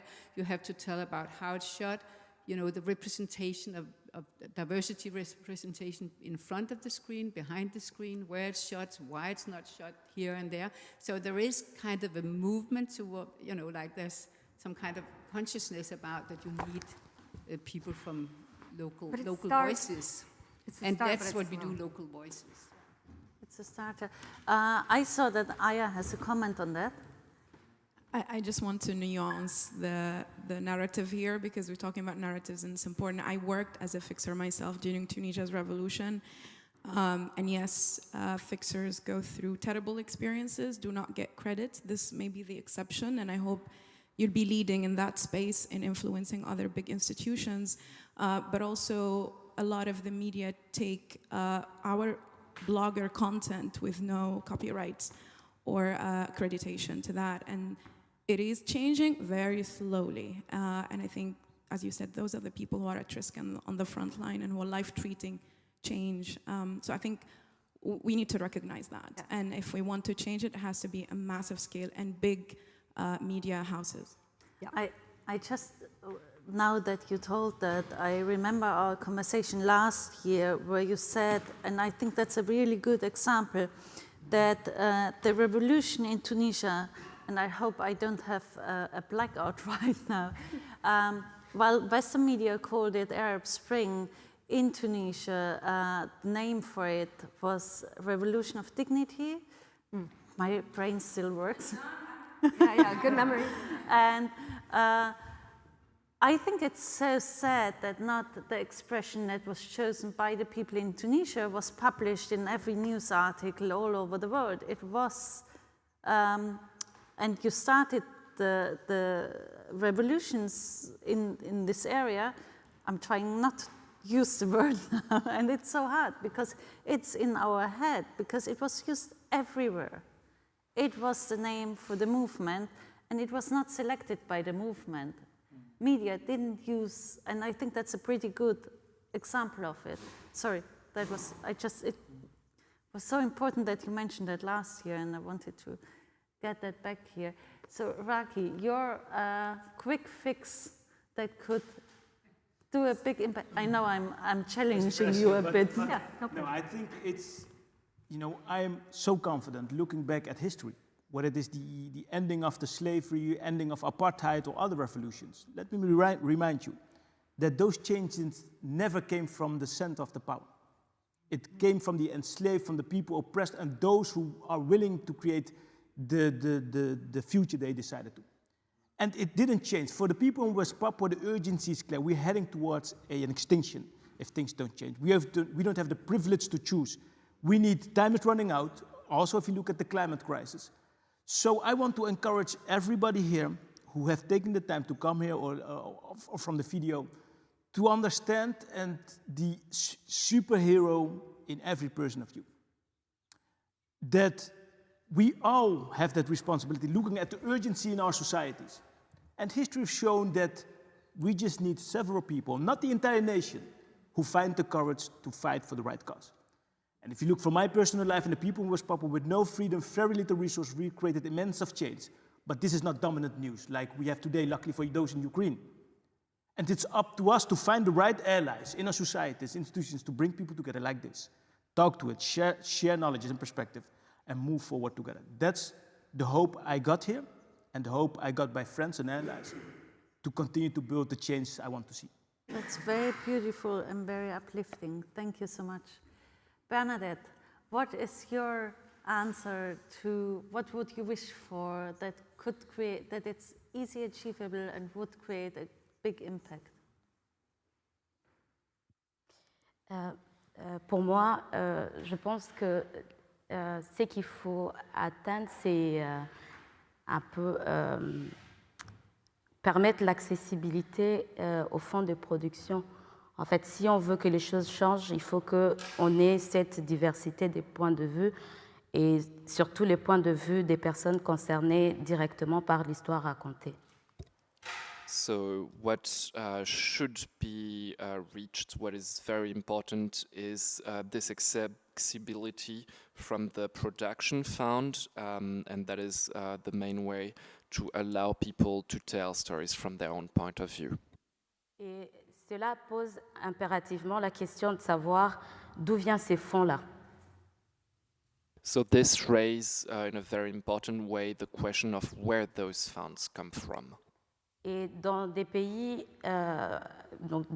comme par exemple le Congo, je parle plus du Congo parce que je connais plus les réalités du Congo. Donc dans un pays comme le Congo, ces fonds, comme en Europe, les fonds peuvent être levés par le gouvernement.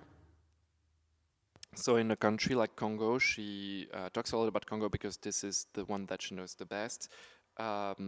Those funds can, like in Europe, be given out by the government.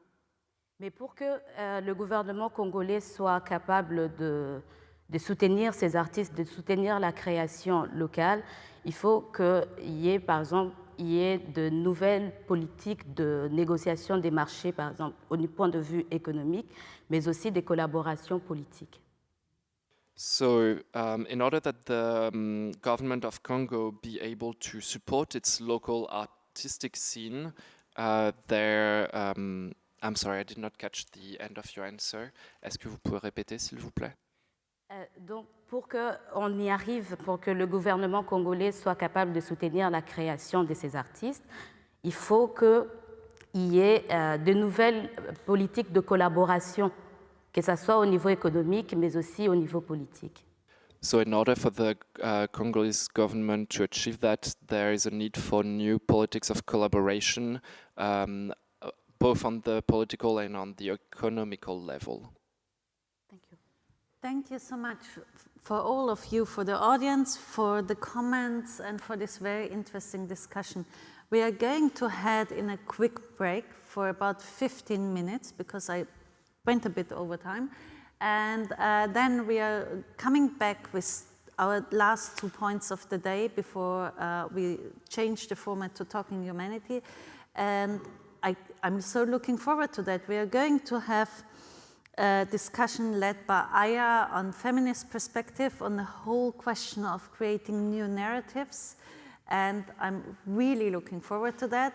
And then we have a fantastic end keynote performance by Mawawi, and I'm so thankful that she's here. And the communication up front, I learned there something because it was so considerate and so friendly, and it gave me such good spirit. Every time I read her emails, I was like, it's so uplifting that I really can't avoid her closing of this conference. Thank you so much to all of you.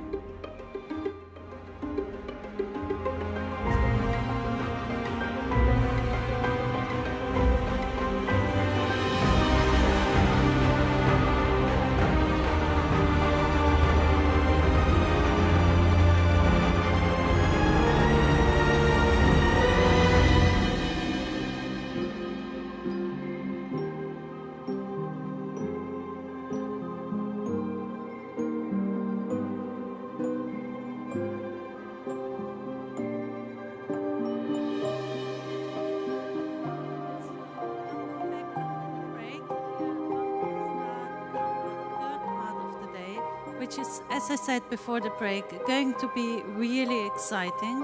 I already see 3 of the 4 panelists in the room.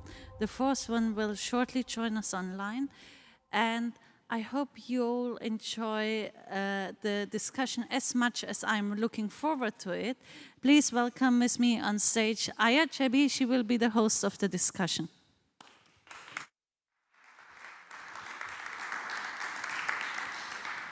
Thank you so much. You can hear me, right? Perfect. And maybe those who are on the back can come in, so feel warmer. It's getting cold. So you can make your way to the front row. Also from that side, if you're comfortable to make your way on the front row. My name is Aya Chebbi. I am a full-time Pan-African feminist. And between diplomacy and activism, I lead a rebel group called Neel Feminist Collective. It's a peaceful rebel group. So it's African women, politicians, and activists coming together to take charge of our continent. And I'm glad that 2 of them are here, Emma, who spoke in the morning, and Rosabelle, who will be on this panel. So welcome. Rosabelle Kagumeri, a writer, Pan-African feminist, activist, and communication strategist, and many other amazing things. Please give her a round of applause. My other panelist is Zanele, who needs no introduction. She gave a powerful speech this morning, so please join me on stage. I give her a round of applause. She has... Yeah, please join. She has 25 years of experience in broadcasting, TV, and film production. It's amazing. Someone will join us online, but once he does, I'll also introduce him. Oh, he's here, Martens. Renzo. So Renzo Martens, a Dutch artist and filmmaker, co-founder of the Art Institute Human Activities. Please welcome Renzo. Give him a round of applause. So our panel is really about the conversations today, bringing it to the feminist intersectional lens. I think we had really interesting discussions about new narratives and whose story to tell, and the morning panel was also very moving around the past and the future. And we really want to bring the intersectional feminist perspective, intersectionality, feminism, decolonization. You can't talk of one without the other. They're very interlinked. You can't be feminist if you're not decolonial. You can't be decolonial if you're not intersectional. And this concept came from the civil rights advocate and leading scholar, Kimberley, who really talks about centering the voices and the experiences of marginalized people around the operational system of inequality that we live in. So I want to start throwing the question on first understanding the concept. What does intersectional feminism mean in your work, in your industry, in the daily life that you operate in every day? And I want to bring you, Kenzo, first online. So in case we lose you, we also have your voice here. All right, thank you so much. So my name is Renzo Martens. I'm a white male, and I call you in from Yale University in New Haven, Connecticut. So it's maybe not really appropriate that I take the word first, I believe. If I'm invited to this panel, it's probably because I'm happy to be invited for this panel, mind you, I'm really happy. It's because I have done a lot of work, artistic work, on understanding what the challenges are. I've made a film in the past. It was called Enjoy Poverty. It plays out on plantations in Congo, where men make $20 per month if they work for global companies that every one of you buys products from. So males make $20 a month picking palm oil and working for these companies. But if you're a female, you make $9 per month. These are not secret facts. People know this. Human Rights Watch published a report on it. So these are very well-known facts. However, somehow these types of stories do not reach mainstream media, let alone that the stories, if they would be in mainstream media, could change the reality on the ground. There's a big gap between what can be told, what can enter into discourses in panels like this or in mainstream media, and what happens on the ground. So in my experience, and again, I did some research on this in the past, in my experience, unfortunately, very often the discourses in panels or in news media or even in universities, like the one where I am now, have too little, let's say it that way, have too little practical impact for people who live in the conditions that we decry. So for many years, I worked on these plantations in Congo as an artist, and I decided that it was not good enough that other people like me, and there are filmmakers in Kinshasa, there are journalists flying in and out, there are many artists who take Congo as subject matter, and the atrocities in the past and in the present as subject matter. But very often, this does not translate in anything for the people who are the subject of those artworks. So there's a problem of who is in the room, basically. And luckily, and this panel is the perfect example, women of color, Black women, people representing marginalized communities are more and more in the room. So that is fantastic. However, very often the people who make $9 a month never are in the room because they don't have a phone, they don't have time, they don't have energy, they don't speak English or French or German or what have you. And there are reasons why they don't have a phone. It's not because they're not interested in phone. Maybe some people are not interested in phones, but the reality is, in some places of the world, there's a lot of money, and this is directly connected with other places in the world, zones of extraction, where people simply don't get phones because they make $9 per month. And many of our programs, including this university, and through all kinds of systems and apparatuses, probably even the film festival that you're now attending, are part of that global economic inequality and are part of systematically reproducing who can be part of these conversations and who is not, whose lives can be changed through these conversations and whose lives cannot be changed. So in response, and I'll make my story really short, and you know all of this, right? I'm not telling you anything new. In response, and after I kind of felt very dissatisfied with my own position and my own work, combating inequality, I, with a bunch of other people, including René Ngongo, who founded Greenpeace in Congo, and he's a very interesting, he's my boss, basically. We founded, on a plantation in Congo, we founded an art center. I'll make it again really short. We founded an art center, and it's on a plantation. It's not in Kinshasa, it is not in Lubumbashi or in any of the bigger cities where there is a middle class, where Congolese people, including women, can take center stage. It's not there. This already exists and people do it really well. It is on a plantation. It's on a zone of extraction. It's in the middle of the plantation empire that on the one hand has women working for it for $9 a month, and on the other hand fund in other regions of the world art, including women of color, but where? In London, in New York, and not on the plantations where the profits are taken away to fund, their big pockets themselves, but also some art programs. So we build. Kenzo, how did that change their livelihoods, the people who are working on the plantation? Yeah, so my name is Renzo, it's not a problem, obviously, but it's with an R, Renzo. So how did it change? So people, they formed a cooperative. This is the Cercle d'Art et Travailleurs de Plantation Congolaise. It's half women, half men, people of all kinds of backgrounds, but all of them either now or in the past plantation workers. They make sculptures and performances and whatever they want, really.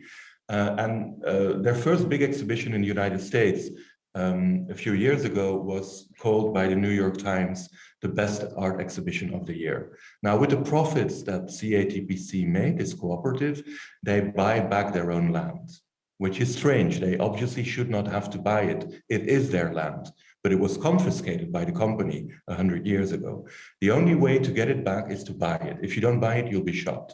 So they buy back their own land with the proceeds of their art, and they rebuild egalitarian ecological gardens, free zones for humans, for non-humans, for animals, for plants, and for artistic practice, for creativity. They're actually rebuilding, in a way, society the way it was, with some changes, but the way it was, some aspects, before the plantation empire that is so much part of colonialism and so much part of art funding. They're rebuilding some variety of that in Central. Renzo, with an R, for your comments. I want to come to you, Rosabelle. Maybe you can also comment on that and take us from the theory of intersection feminism to actually concretely, what does that translate into every day? Thank you, Aya. Is my mic on? Working. Yeah, okay. Yeah, thank you, Aya. I think it's very important to understand that most people professing feminism, not from the center, those who have always been at the margins, have always emphasized that you have to look beyond one social marker. So you're not just a woman, but you're a woman of a certain nationality, you're a woman of a certain religion, from a certain geographical location, and from a certain history, and what those histories and those social markers, social identities, what they mean, and when they come together. You're not just dealing the world as a Muslim woman, for example. You're dealing with that as a person who is a young person. So always approaching a person as a whole, basically, not just only saying like we're only talking about gender. So even if you say gender, you're a woman, women are not homogeneous. Are you a cisgender woman or you're a trans woman? You know, it's very, very important. The idea of intersectionality is really to unpack this idea that we are all the same and we want the same thing, and you know, like all these solutions mean the same thing to us. They don't, because we come with different histories, we come from different locations, and how the world systems, more important, how the world systems have placed us where we are. In some of the issues, the markers, the social markers are not so much what you created, right? Or something you believe in, like a religion, but it's more like, what does that mean to be a Muslim, for example, in the Western world, you know, which is different from if you're Muslim in a majority Muslim country. So it's always about systems, where the systems place you, which ladder, and how they determine your possibilities, both the past and the future. So I think, in short, really, intersectionality is really to when you're considering feminism as a lens, but to think beyond just one social marker. Zanele, I want to bring you in. I know you're doing a lot of work in empowering a lot of women in South Africa to access the industry you're in, the film industry. And there is a lot of conversation on decolonization in South Africa already. How do you see it from a feminist intersectional lens, but also the existing environment that you operate in? Firstly, thanks for the question. I want to say ditto to everything that you said, because that is so true. How I see it is that, you know, even as we begin to tackle decolonizing our storytelling and participating in the industry, it starts with recognizing that even within the organization itself, we are women, but we are different women, and we come with all these different social markers. So when you look at, for instance, a white woman within our organization, already there are certain advantages that come with that the rest of the women in the organization who are women of color, right, don't have those advantages, so they're disadvantages. So it's about really trying to create a balance in such a way that when we are talking about representing women, we are also conscious of the fact that not all of them are operating on the same plane. Yeah. So it is a balancing act all of the time. But we do recognize that we have to speak for the women in the country because they are previously disadvantaged, but they also are a group of women that we need to also prioritize. And that is something that also needs to be recognized within the group itself, not just from outside, but within the group itself, so that even when we create programs, there are certain programs that will really cater for women that are previously disadvantaged in the group that won't necessarily cater for others. So it is quite a balancing act. I want to bring the new narrative layer to this already complex, and I want to come to you directly after that with questions and comments because we only have 40 minutes. So building new narratives, I mean, I knew that narratives has always been powerful, but I've been following recently this case in the Gambia, which is a country in West Africa bordering Senegal, of Zainabu. I don't know if you know about it, Rosbel.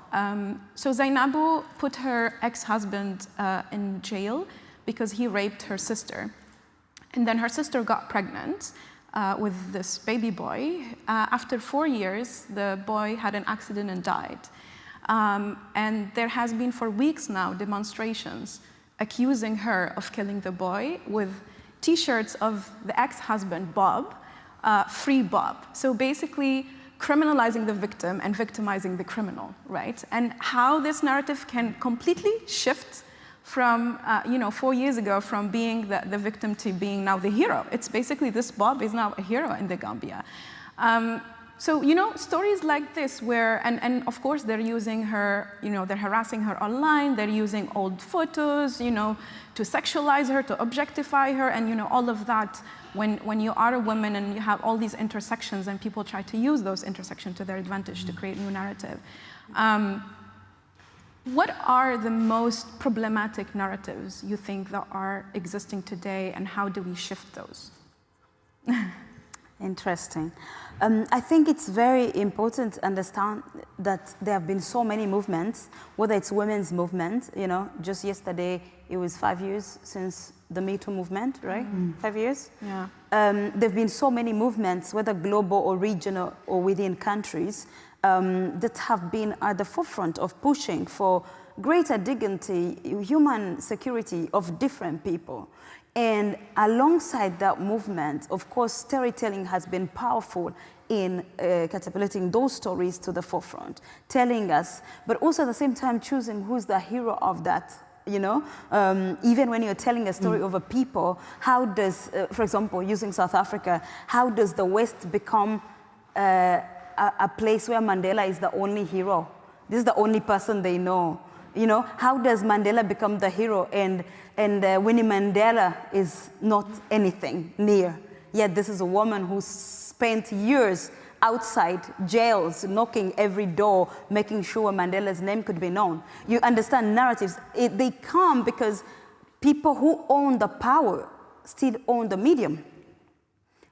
Even when we have tried to use alternative medium, independent films, there's still where the power lies and who is able to speak to the back of the room is still the question, even as we do that. So that's why you find that those two parallels, I always say, when you say Nelson Mandela, and people don't even know Winnie Mandela, and the powerful woman she was, and how she was subjugated even after apartheid, right? In her name, like never to touch. It was like the two are light and day, but they all fought. And yet the narrative is this purification of Mandela to be the saint. And in order to be a saint, you have to have a devil somewhere.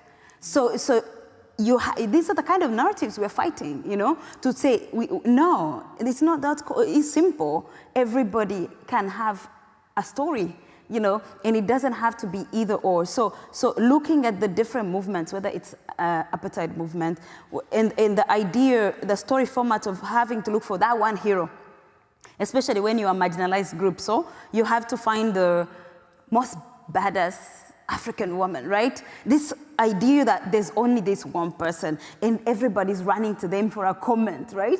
As if this is what they've discovered today. Yet where that person comes from, there's millions of others like that person. So understanding how do you diversify even narratives, how do you diversify stories, people who representation for me is very, very important. And it comes to the question of power, who picks and chooses and who has the power to amplify that which they've chosen. And unfortunately, once they choose you, then you feel the need, even when initially it's not you, you have to now start walking in the path of who has put you in that limelight. And unfortunately, that's what happens when we have stories based on heroism. I think we have to explore other ways of telling community stories, people's stories of struggle, people's stories of triumph, without necessarily this idea there's always a hero, and that hero is always going to be a man in this world right now. And there's always going to be a woman. The chances are that you could be as good as a man 20 times, but they would choose the man to be the hero. So those are the kind of systems that we are looking at and we're battling against, even when you're talking about storytelling. For me also, it's like we are now, it's 2020, as a white person going inland into Congo somewhere, it's very important to understand, you know, we have filmmakers, we have storytellers, we have journalists, excellent journalists from these countries. It's like, your positionality, why are you in that place? Ask yourself. Any moment, ask yourself, why am I here? And how did I arrive here? Who else should be here instead of me? Because you cannot bring new narratives. You have, as a person who is privileged, you must be willing to step back, you know? Connecting to the earlier panel when we were talking about, you know, reparations and everything. You have to stay back, you know? Whether it's men saturating the whole storytelling format and moving, pushing this heroism, for me, I find it very strange because when you're at home, I don't think the storytelling in an African tradition most times is only about one hero, you know? So pushing us in narratives of this main character and everybody's a shadow, I'm always fascinated, like, no, the world does not work like that, actually. You know, especially struggles, you know, struggles, women's rights, African independence movement. So you have the founding fathers and all of us are what?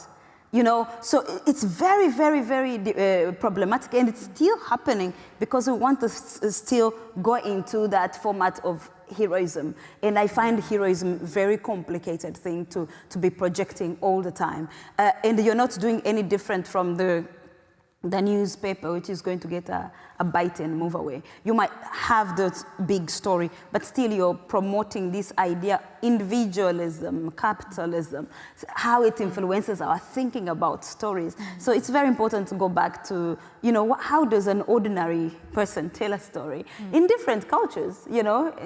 Why do we have to get only this version of the story where there's a hero and everybody else is serving this hero? So that's where you find like women, people of color, African people, then you become just a supporting role. Even where you see Hollywood has tried, you know, to do that. It's always somebody from Hollywood and everybody else from the localities is in the shadow. So I think that understanding, dismantling the different, bringing more different ways to tell stories is very, very important. It's so true. I remember when media was covering the Tunisian revolution, and I mean, even to deal with the media, you have to do so much effort to push back because they wanted to make some of us the face of the revolution. And we're like, no, it's a leaderless revolution. There was no Mandela, there was no Gandhi.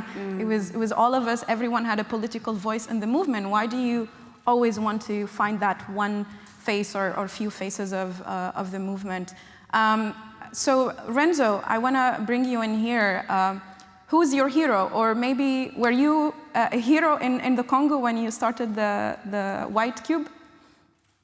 I thank you for, I mean, it's a very interesting discussion, and I think I agree with everything that is being said. Now, and I think I was, there was a clear message in a way that I just heard, like, why would a white man go to Congo at all? I think that I see clear reasons why I feel that it's even necessary to do that. And I understand that maybe I'll be at odds with what you're saying, but I'll try and voice it anyway, if you allow me. I think global capitalism at this point is still organized in a way that big parts of what happens in Congo is not decided in Congo. If it is decided in Congo, it is decided by a certain upper political class. political economic class that are not themselves on plantations or in mines, or they are in Kinshasa or other cities, but most of the power is actually outside of Congo. So as an artist, what I've tried in the past and what I still do, and of course, I develop, I change, what have you, it's not always the same. I'm a fluid person, as we all are. But I've tried to take as much as I could responsibility for the invisible white men that do not go to Congo or are maybe in Congo, but invisibly so. Or if they go to Congo and they allow themselves to be filmed, they will do it while giving some food to a kid or having a beautiful speech about equality or job opportunities. What I've tried in the past, and again, it has changed, is to make as stark as possible a portrait of how these systems of power operate. Not because I'm a very powerful person, I don't have money, I don't have, etc. But of course, I am a white guy and I'm from Northwestern Europe. I'm actually from the same country where the plantation bosses, they're of a different class, but still same country, same skin color, where they came from when they founded these plantations, had the forests cut down, etc., etc. So I think I feel for myself that it's actually necessary for white people, or in my case, a white male from Western Europe, to take responsibility for the damage that they have done and to be part in some little way of recreating new infrastructure. I think the problems are not, they are very much about representation. I agree with that. And even if I wouldn't agree, it's still true. So yes, it is true. It is very much about representation, who gets to tell the story, etc. But as I tried to point out in the beginning, there are even hierarchies in that. Most people on plantations cannot travel to Kinshasa, don't have a cell phone, etc., etc. So there are big parts of the globe, including in Congo, that are completely invisible, even for the elites in those countries. So I think there's a strange kind of thing happening in the work that I do with my colleagues, that I, on the one hand, feel the need, the urge, and even the responsibility to render visible in a way how these power structures have operated in the past, and to create networks, infrastructures, again, together with other people. And they are all very visible, I think, to create networks and infrastructures through which people who are not in the room, who are not in this room, who are not in any room, are now part of the room. And that's why the room has been built on a plantation. You know, you are now not sitting in a white cube, but you're in Berlin. You're in Berlin Mitte. It's one of the artistic hotspots of the world. Most people who work on plantations cannot take a bus because there's no bus to the next village, let alone that they can be partaking in any conference in Berlin or anywhere really. So what I try to do again with my colleagues is to build a center of a piece of that infrastructure that you are also sitting in now to one of those plantations, so that the communities who are enormously affected to the brink of starvation, obviously, can be part of these discourses and these narratives. And they often are. Somehow you invited me, but all of the members of CATPC are very often part, through Zoom or other ways, of conferences like this. So yeah, that's the goal. Yeah, Renzo, I love that you are with us on this panel because, you know, when we talk about intersectional feminism, they always accuse us of like being only a women conversation. And it's important that we have that perspective so we can also challenge it, right?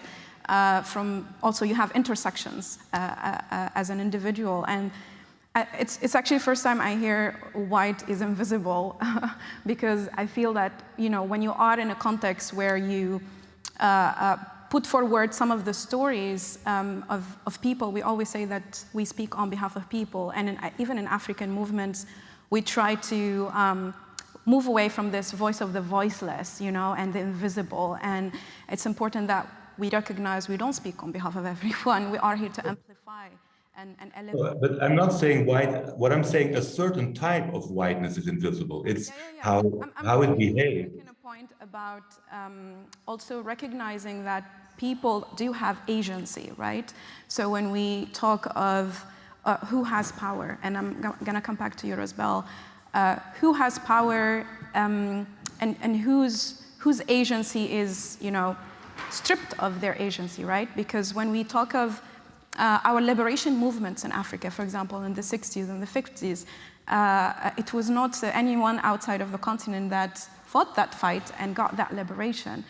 It was the solidarity, of course, of Africans all over the world and our diaspora.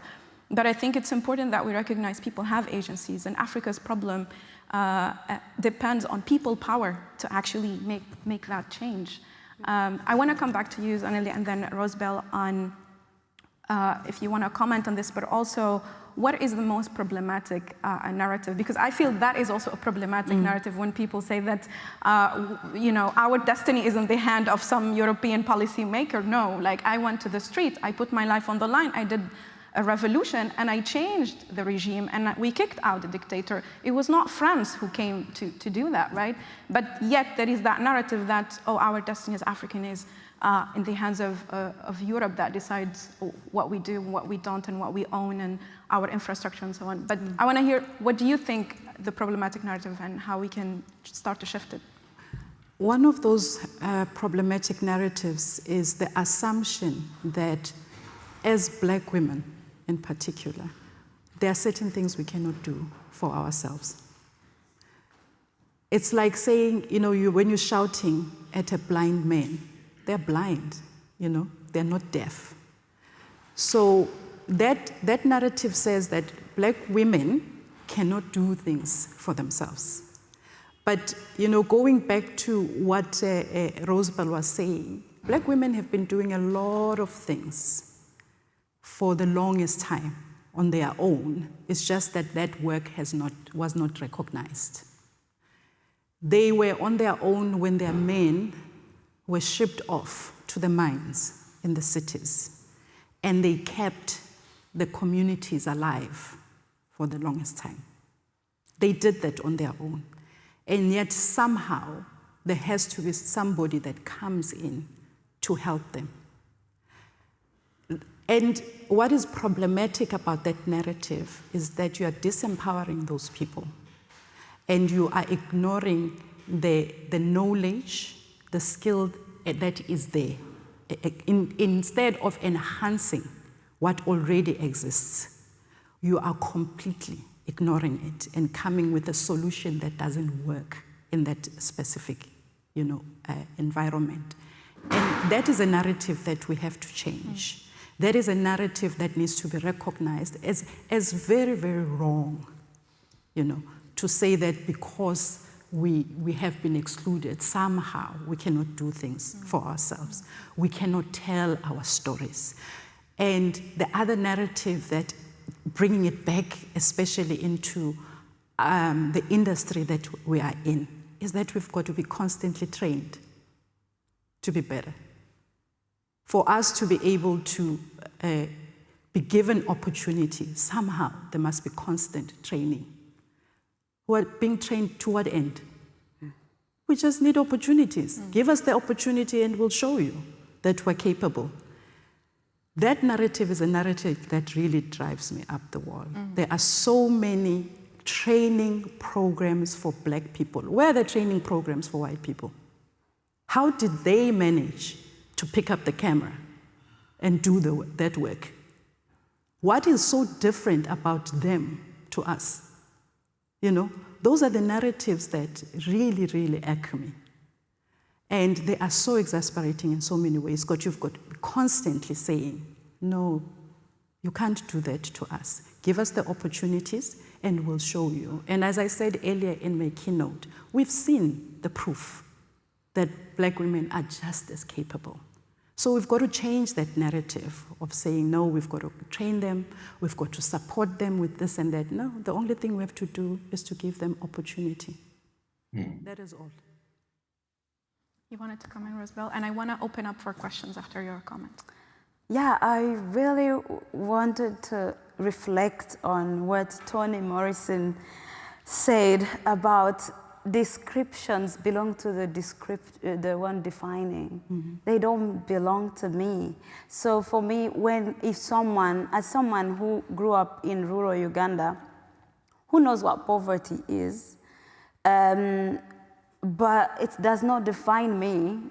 And being lacking in material things, you can define me by the lack of my material condition, right? You shouldn't define people by purely their lack, right? So for me, it's very, very important in what even you decide. You could do incredible work, but when you even decide to put a movie, what is the title? You're describing a people. You know, you could do many things well in your movie, but by describing a people with that which they lack, you're dehumanizing them already. Exactly. And I don't know who want to be described like that. And if you ask them, would they want to be described as purely that? Because we exist, we are spiritual beings, we are many things. We are not just poor by material things. And for me, I think often people, when they interact with the poverty of others, fascinates them. What is this fascination? You know, where does it come from, you know? So it's not just, but the lacking or the suffering of others, right? So we have to be very, very careful in how we interact with the pain of other people.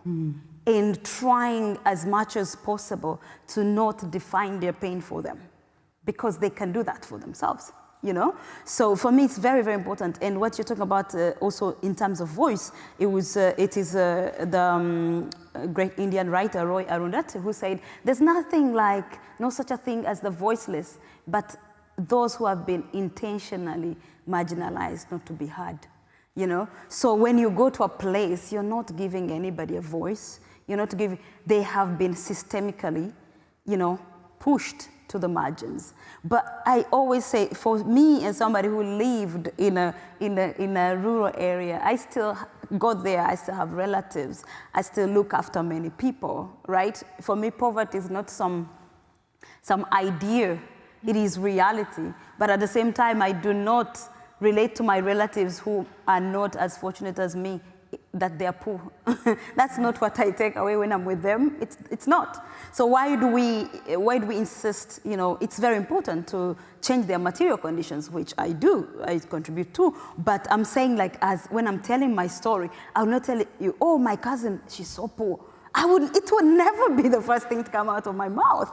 And it's very, very important what we put across as a people, and when we constantly project them as purely, because you're robbing them even that which they have, you know. So for me, it's very, very important. And in I think feminism centering, letting people speak for themselves, define themselves, you know, constantly going and knowing, but also understanding, even if there are power hierarchies within a system, within a society, that most often, even if you're an outsider, even if you empathize, you do not understand. I am an elite person, but you've never lived a poor life. I might be different right now, but my insight, my understanding of what it takes is very different from you as someone who has never seen any of this. So it's very, very important to understand, even if there are power hierarchies within a society, to understand how things are not as separate as you think. I don't know anyone in an African country, very few people, who are purely so distanced from poverty or material lacking, right? We all have extended family. We deal with this every day. We don't have safety nets. We are the safety nets of the entire clan. So I find it perturbing if someone only uses a European lens of saying you're middle class, upper class. This idea that you're disconnected. The way class plays in Africa is very different from in Europe in many ways, because we are not far from, we always joke that I am just, you know, one illness away from being under poverty. Because if my mother is sick, I can spend everything I have because we don't have health insurance, and I'll be poor, and you'll not believe that I'm poor because you see me on a Zoom, right? The idea of what we even think is poverty is very strange because people don't live these lives. They think you're this, you're not poor. But the reality is different, especially with young people in Africa looking at urbanization and movements. So the idea of what poverty looks like is also something that we should really challenge. But more important, to look to people moving narratives, you know? I remember 2012, there was this huge movie that was produced out of Uganda by Americans called Kony 2012. You know, a lot of people first saw my voice from that, but before then I was working on TV in Uganda. And I looked at this, I was one of the few Ugandans, you know, on Twitter by then. I woke up and there were millions of, you know, thousands of people mentioning my name. I'm like, what's happening? People wanted to know what's happening in Uganda because this movie had been amplified by celebrities all over the world. It had hundreds and millions. So it was one of the very viral movies of that time, right? And it was online. It was on YouTube. It had thousands of views from across the world. Everybody was talking about Kony. We woke up, Kony was like really a rebel leader. A rebellion had been on for 20 years. Actually, at that point, the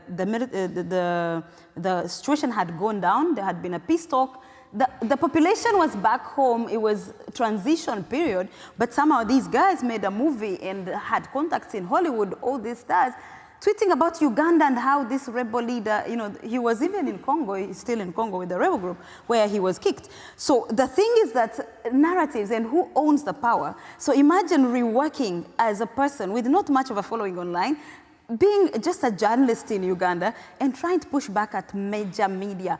People, celebrities with so much account, people thought Uganda is at war, and what that actually takes away. I was trying to explain to them what that does to tourism within that period, how much is cancelled, how you can destabilize an entire economy without thinking of putting a narrative that shows like the country is at war.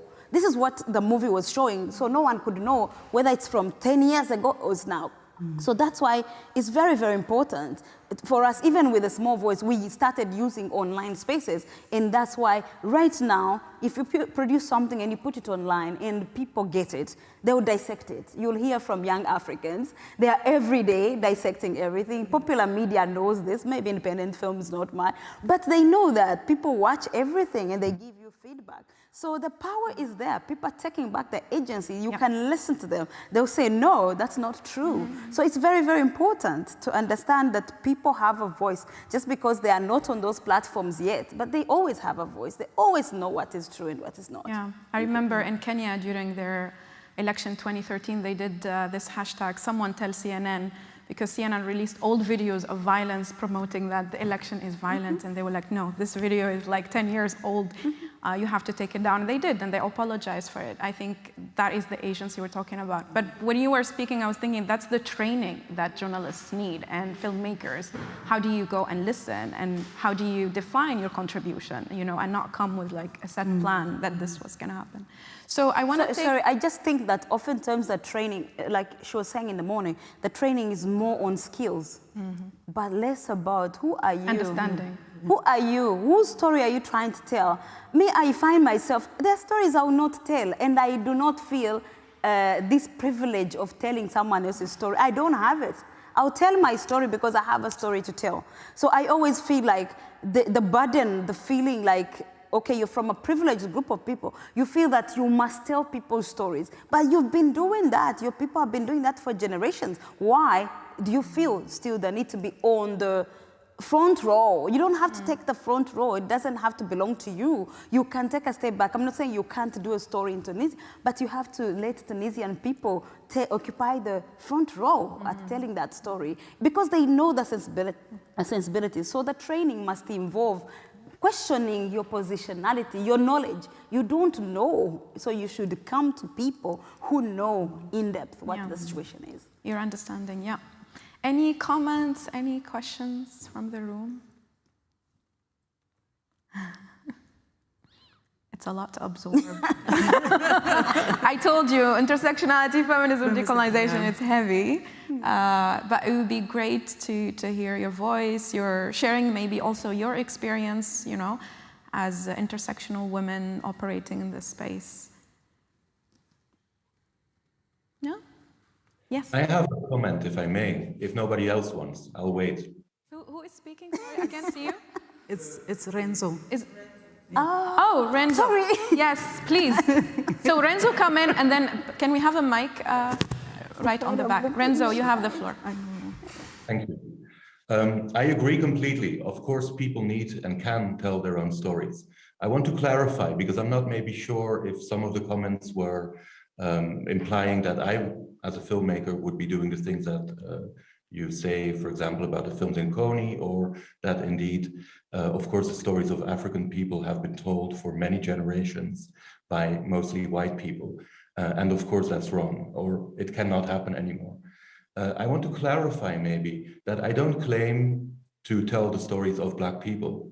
I claim to shed light on the power imbalances and on who owns the means of production and what the nefarious roles, the various nefarious roles are of people who would otherwise remain invisible. And I use it in a strategic way. When I say invisible, you hardly ever see white guys go into Congo and order the things that they order. You see, there is war and disaster on many parts of the globe, of course. Behind it is basically capitalism, racialized capitalism. The people who run the show of racialized capitalism are not going to be on the ground saying, do this, do that. They're going to try and have a spokesperson who's maybe not themselves, and they will speak only in beautiful terms how they want the world to become a better place. So I think what my goal, I'll give a simple example. You would have, for example, a museum in London or in Berlin that will now finally, after many generations, say, well, we will give the floor to women of color or people from marginalized communities. So in a way, what they're doing, I completely applaud that they do that. But in a way, what they're also doing is trying to hide from the responsibility that for many generations, they did not give the floor to people of color, even if those very museums were built with profits extracted from people of color. Tate Modern has been paid for by people in Congo. Many museums in Germany have been paid for by profits extracted from plantations. So all of these things, and that's the artistic agency I try to take and I try to fulfill as good as I can, have been decided by white guys. And I just try to be a stand-in, both for revealing how these systems have been created and what they mean, even for the audience that is watching now. I imagine we are in Berlin, there will be some white people in the room. If they only associate with the struggle, with how good it is now, with the new perspectives, that's great, but it also lets audiences in the West off the hook very easily. The economic structures are still so, but they are invisible, you don't see them, but they are still so that, and we agree on this, that systematically people, marginalized people, are pushed down. And so in my work, and that's the artistic license I take, together with other people, I try to render this visible. And yes, I think white people play a huge role in that, in the violence, and sometimes a little bit in the solution, sometimes a little bit in the solution. So that's how I phrase my own presence in the work I do. Thank you for sharing that. You have the mic. I think we need, so Renzo can hear you as well.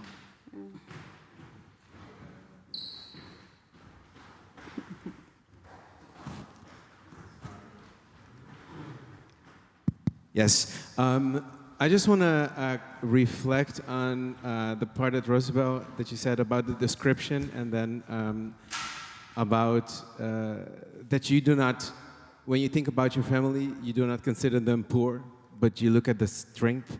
Me, myself, as a storyteller, and also worked for Tales of Us on the story of Congo, I thought, and I'm very happy you said that, I think it's more important to reflect on the power and to normalize the power. Because I think that if you meet someone for the first time, you do not come up with your traumas. and your scars and say, yeah, I have a depression, I had a burnout last night. No, you just like put on your best clothes and then you shine, right? And that is how we meet people. That is how we the first time that we fall in love with them. So I think that is a very important point that you take, as well as in storytellers and filmmakers and media, to start celebrating the power of every community or every minority groups. Because if we keep focusing on the scars, then that is the condition that we see them in. Oh, those poor people, those scarred people. What about those things, what they actually can do? Those power that they have, the communities that these women build and kept. These are powerful things. We should learn from them, because we in the Western society get burned out if we spend half year on a lot of work and then we go, okay, I have to take a half year of a sabbatical because I have burnouts. These people do not burn out. They just work and keep on going. So I really appreciate you mentioning that description that is on the other side, as we describe from the Western society, we describe these people as being scarred and as being poor even. So that's what I wanted to say. Thank you. Thank you for sharing that. Any other hands? Yes. Yes. So I just want to compliment all the 3 women leaders on the stage for giving us valuable insights and perspective as young freedom fighter from West Papua. You've all heard my stories. But my father, who was assassinated by the Indonesian military, has been very known. Of course, he should be as anthropologist. But at the same time, I've seen how my mother's story have been left out, as I heard the mentioning of Winnie Mandela. And it's a familiar thing. And as young freedom fighter, a true leader, black man, male, should raise new women leaders, because these are the birth givers of every human being. And we should underline that. In our vision, that's something that I also wanted to work on within the vision, that we send to the women the place they should have. So I want to encourage them to continue the important work and ask men to listen and give them the space they deserve. Thank you. Thank you for sharing that. This is your moment because we have to wrap up. Any other comments? I want to come back to you, maybe with two rounds to wrap up, but I think we can't close on this panel without addressing the engaging men in the intersectional feminism, because men think of this as like, this is a women thing in every field, and it's always a question of both allies and those who are anti-feminists, of like, so where is our role here, and what do we do? I mean, I consider my father a feminist. He is, I think, he's someone who really paved the way for me to be who I am today, because he would never acknowledge he's a feminist, but he is, and I call him that. But I mean, being the head of the family and standing in the extended family, my family is very conservative, Muslim conservative, like everyone is extremely conservative, and standing to the elders, standing to, be me and just wear what I want and do what I want and study what I want was a struggle, but he was there, he got my back, and that's how he had the power, and he paved the way for me to just be me. And I think that is a male figure in my life that played a huge role in how I see myself in this world.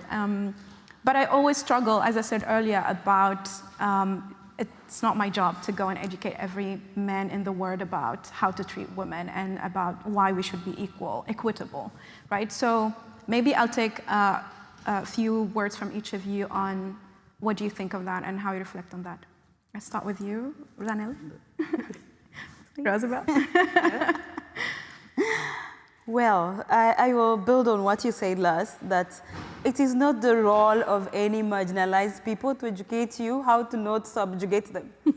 Because when you subjugate someone, when you have a privilege someone else does not have, So it's up to you to wake up, really. The role of the marginalized is to fight for their life, We wake up, it's not easy. People, to find that before you get, if you're a woman, the minute you leave your house, by the time you reach your workplace, the amount of violence you've dealt with, you know, and men living a different life.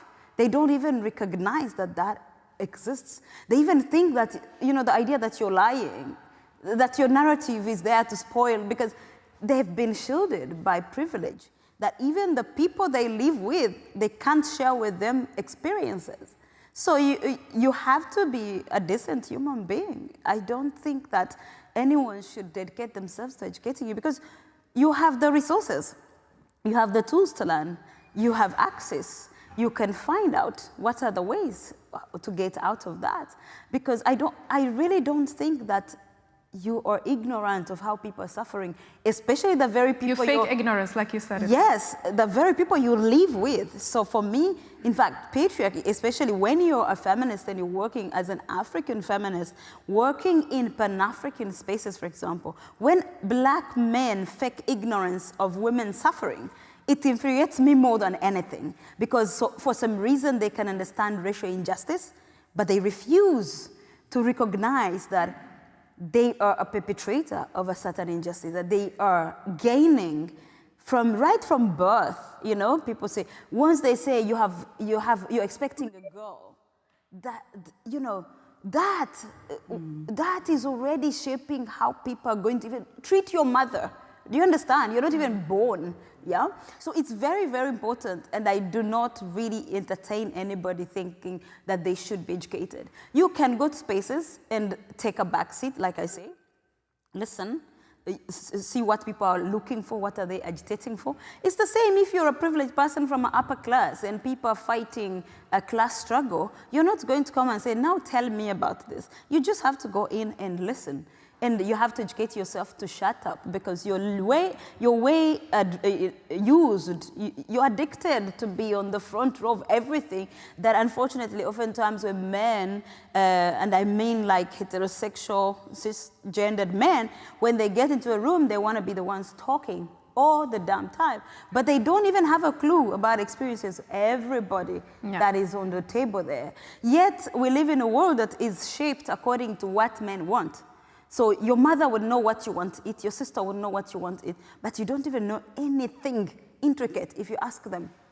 They don't know. They don't know you. It's like you're an outsider. But actually, we are raised to know them, to cater for them, whether they are your parents or your brother or your husband. It's even worse than when you go to that rim. So it's very, very important for me to always go back, like, it does not, the burden is not on the marginalized to educate you. I think you have to be humble enough to know that you have privilege.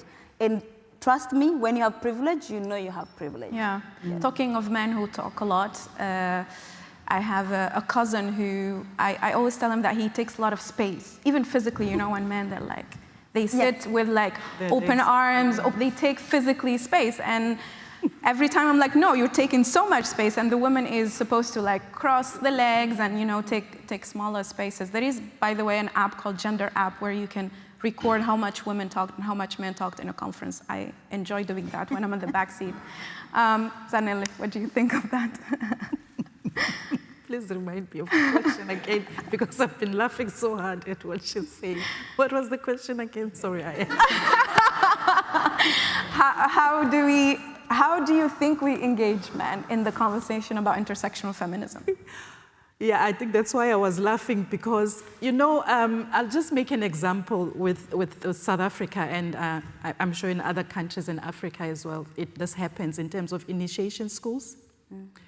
I really think it is the responsibility of the men to educate men about how to treat us. My question always is, especially in this day and age when you go to the mountain, as they say, to be circumcised, what are you talking about there if you're not talking about taking care of the women? What are you talking about? Because that is really important, that the narrative changes, you know, and men are being educated, being educated where they are, about caring about the very women that, you know, carried them for 9 months and brought them up. Because what happens is that when the man goes to the mountain, he comes back he left as a boy, he comes back as a man, and now his mother has to serve him. Surely that's very wrong, you know. So I really think that these institutions, these rituals, these customs, these traditions that have been set up are the structures where men have to talk to men. These are the structures where men have to educate younger men in terms of how they have to treat women. These are the structures where they have to be educated about their misogyny, you know? Because it's not like they're oblivious, completely agree about what is going on. These things are in the public, you know, we know about them. We know that they whistle at women, they harass women, they do all of these things. They need to be educated by other men, not by us. We are fighting battles here. We are fighting the battle of race. Some of us are fighting the battle of age, because somehow when you get to this point, it's like, okay, you need to move towards retirement, make room for. We're fighting the battles regarding our religion and being where we are. We're fighting battles of, I'm not going to be fighting battles that I'm not supposed, you know, to be fighting for anyone. I want to, really focus on my own struggles, because that is the amount of energy that I have, as you said, to fight these battles. And we've been fighting. That is exhausting, just saying those many fightings in that sentence. Yeah. You know, we can't let men educate men. I really believe the responsibility lies with the older men to educate the younger men about how to treat us. I wanted to say something, that it's very difficult to expect someone marginalized to educate when the system is still working to gift the very person. You understand? The question is not men don't know. It's like they are still enjoying the privileges of being the man that they cannot. You cannot put them in a class, because they will not be there as long as they are still comfortable with what is specially given to them that is denied the other person. So accountability and making sure that you're leveling the ground is very, very important. Not just talk, but I think people learn when the privileges are swept away. They start understanding action is always the best teacher. They start understanding, oh, okay, I have to redefine myself as a man. I have to redefine what does white manhood look like in a world where people you grew up didn't have a voice. They are now on the same platform with you and they can speak back. What does black manhood look like when you were all fighting as a people for liberation, and now a black woman says, I also have rights like you. You know, we were not fighting so that as a black man you have equal rights with a white person. No, we were all fighting to be free. But now, how do you redefine what you're going to be as a man with a woman who has equal rights as you? So it's very, very important that accountability is there. Yeah. Renzo, sorry. Do you think men should educate men? Yeah, I agree completely. I think I agree. Men should educate men. I think men should take responsibility and accountability, and not just men, because indeed that's one of the sections. I think it goes for class, for capital, for race, for what have you. People should take responsibility for the position they somehow find themselves in, and use it as much as possible for, or even more than possible, to create a level playing field and equality between all people. I completely agree. Yeah, and I want to take the final words from you as we are wrapping up. Your final thoughts, and also what do you think the new narratives should be in the intersectional feminist decolonial world we want to live in? Renzo? Oh, sorry, I didn't know you were talking to me. I apologize. Maybe somebody else can answer the question, or you want me to speak? I want to get your final thoughts. We're wrapping up and closing the panel. Oh, sorry. Okay. So my final thoughts. I find it very fascinating. Thank you so much. I was happy to listen to you. Thank you so much. I think, I just said already what I thought, really, that people should take responsibility for whatever position they are in, and especially for people who, whether it's capital, class, race, ethnicity, sexuality, have more access to power, to institutional power, to economic power, of course, we need to end up as soon as possible with much more equality in the world. It's unacceptable that there is so much inequality. Yeah, we can speak about this for hours, and I could, but I will end there. Thank you. Thank you so much for joining us, Renzo. So, Zanele, I will come to you to wrap it all up. I know you have also comments on the previous conversation. No, I'm actually going to wrap up with what I was going to say, because it actually, it was an epiphany, I think, because I've been wondering about this resistance to us. Yes. I mean, as women, why this resistance? And this also applies to issues of race. And it really just, a penny really dropped. And it's like, it's fear. You know, we've been put in these cages for such a long time, and somehow we found a key, and we let ourselves out because that's how it's seen, right? And now we are able to compete with people that have been subjugating us, excluding us for the longest time. And we're able to really compete with them at the same level. And meanwhile, they thought they were taking away all of our power. But somehow, these people that we had put away for such a long time are actually much stronger than we imagined. They're actually much smarter. They're actually more organized than we thought, even though we had relegated them to the back room.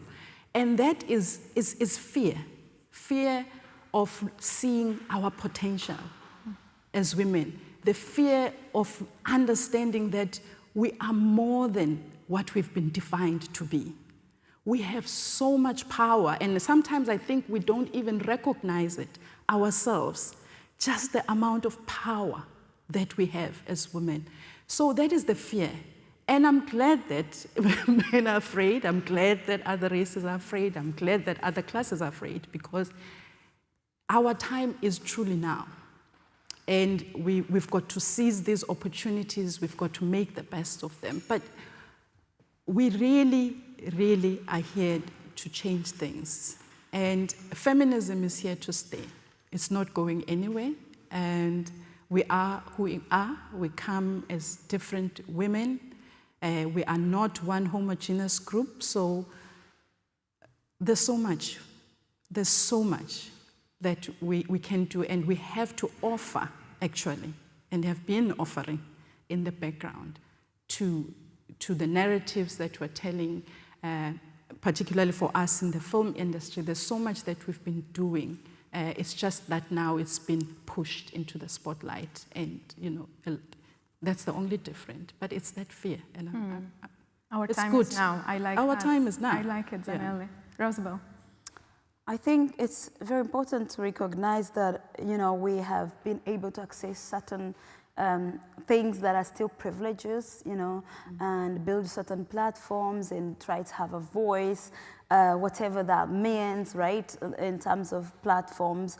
And with the challenges that we have seen with the internet, both accessing even while you're there on the internet, for marginalized people, for formerly colonized people from the global south, it's very, very important that today's storytellers should not be regurgitating and following in the path, even whether you're in the eye of whether you're under the watchful eye of the people that you're writing about or you're not. The responsibility is that the harm has been done for generations. I don't want my children to be sitting on the same platform talking to you about reparations.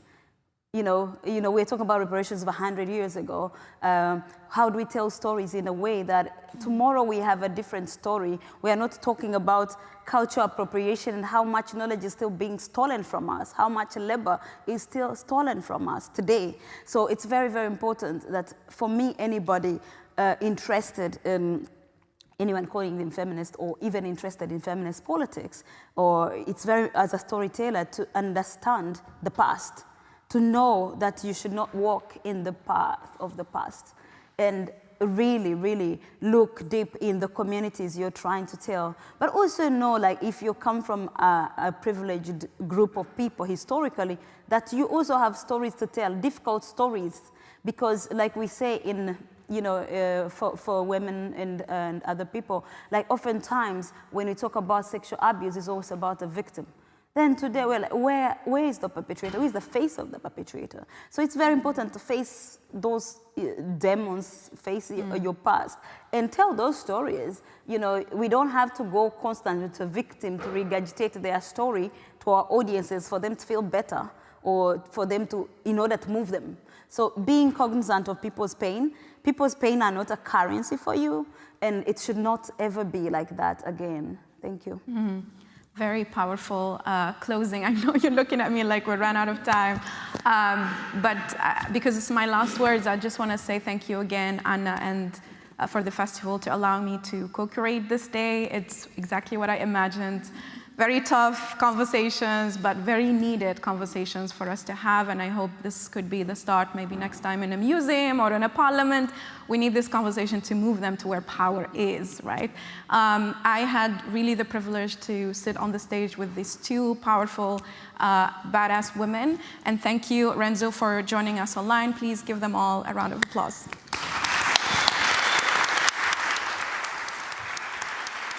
Much. I actually, be prepared. I'm coming back to you for next year. And before we come to the end note, I would like to say thank you again, and really thank you so much for all of you, for the speakers that I know their flight routes, we booked them. I know how much time and effort they're spending coming here. It's not like for us hopping on a train, going to speak here. It was like, it's effort to come here and to speak here, and I would like to acknowledge that and say thank you so much for doing that. It's really, really appreciated. And I hope to see some or all of you back here next year, and I would love to continue these discussions that we started today. As Aya said, maybe at a place where we reach people even more outside of our bubble, who are not yet involved in that conversation, who need to listen, and whom we need to make listen from all sides. And now I have a cheat sheet, and I'm doing it very modern with my phone. Thanks to Aya, we not only had the chance to invite all these fantastic panelists, we also are very happy to have an artist here today, Manubi Se Tokai. I'm sorry.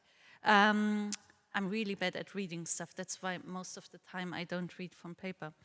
But that is too important to miss anything. She's a human rights and environmental activist who dedicated to the protection of human rights and water and land rights of indigenous people.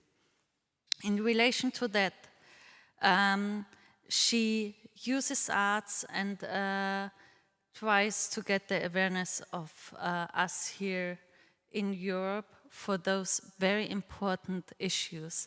She is a marvelous artist, and we are more than happy that she's going to help us to recap the whole day and to find a wonderful ending.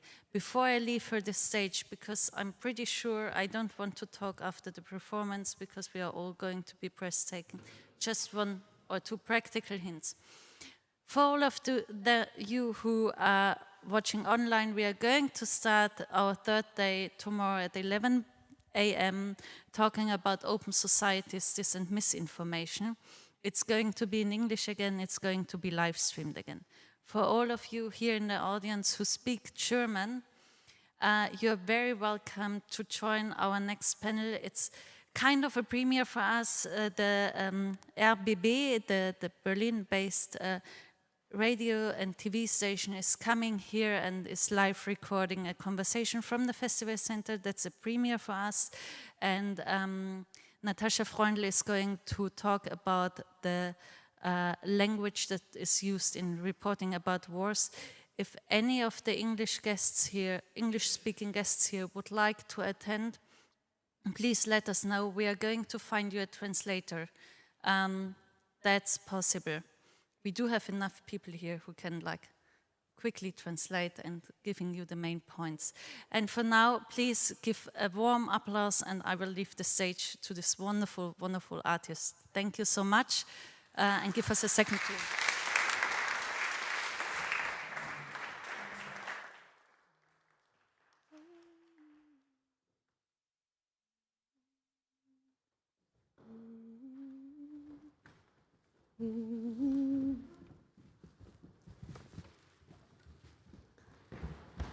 You parada pamayakono.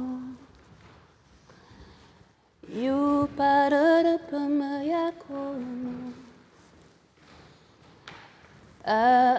Makaye koremuru. You parada pamayakono yakono. O atene wapayakono. O atene wapayakono. Makaye koremoro. O atene wapayakono yakono. Ayanetene wapayakono. Ayanetene wapayakono. Makaye koremoro. Ayanetene wapayakono yakono.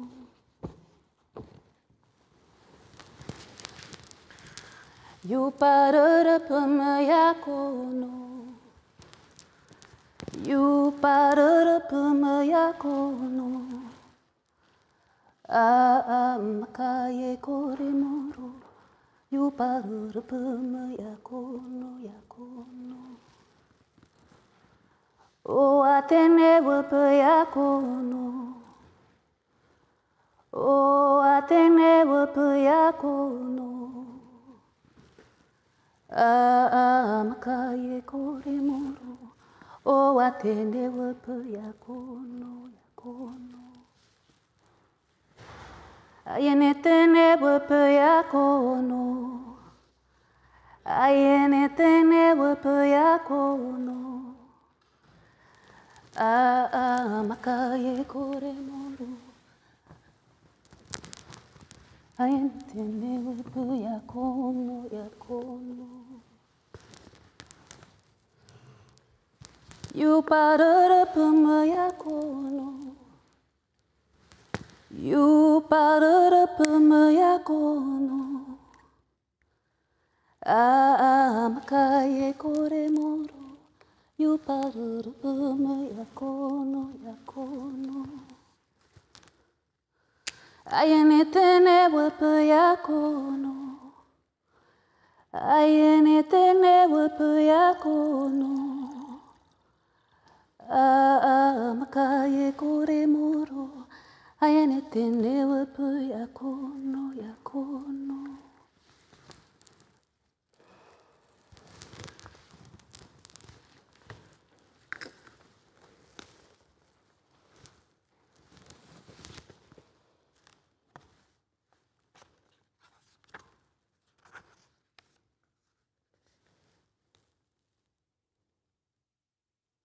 Hundreds of years ago, there were 3 Kalinya brothers, masterly skilled at hunting. They went far into the Amazon forest during drought season to bring back fruit, medicine plants, and maybe even meat. The brothers found way more than they could pray for. They found the Akarani, which means fertile land in Kalinya Tarbuyo Awalang. There was an abundance of water, fruits, and animals. The 3 brothers decided Akarani would be the new home of the tribe. My grandfather, Tamushimaru, who was a hunter and a teacher, a doctor, has seen Akarani change under his feet. The water in his mouth and the forest getting more and more empty.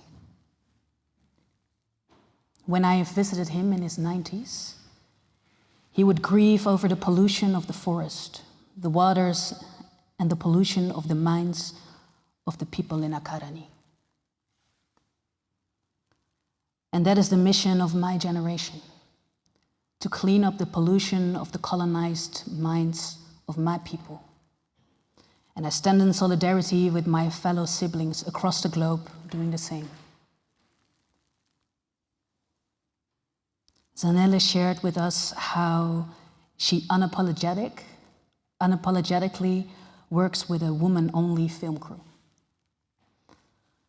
to create opportunity for them and for the stories they have to tell within the South African context.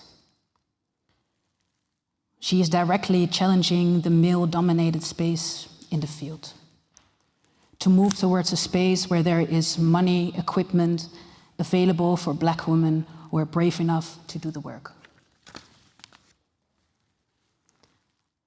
That's one way to do it. Memory work, as Peggy puts it. Memory work starts with reconstructing our narratives that have been dehumanized for over 500 years. Who is brave enough to reflect on the traumas of our ancestors?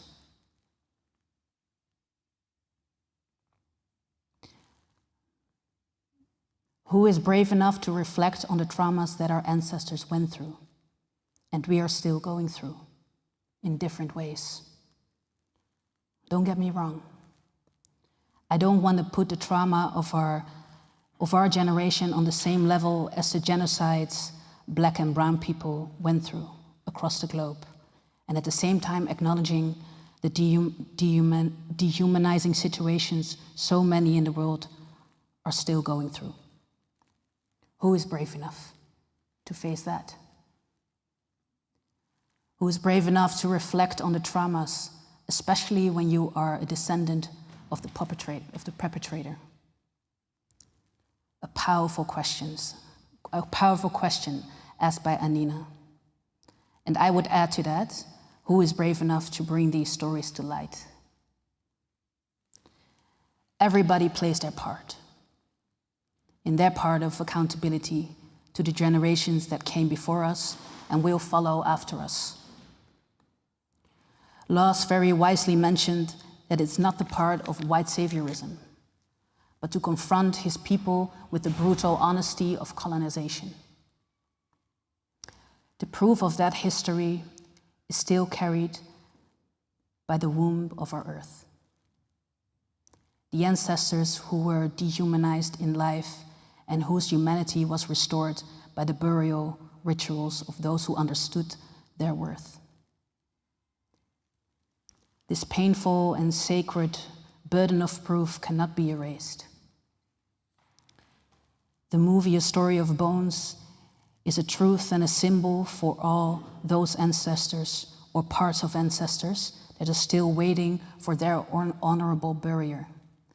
They should have gotten centuries ago. And in order to continue to tell these important stories, we need to change the funding practices around that and the power structures of the field of storytelling. People in positions of power need to take responsibility to give stories that are being undertold a space, and by allocating resources and power. Create fertile land to those who are working within the context that was never created with them in mind.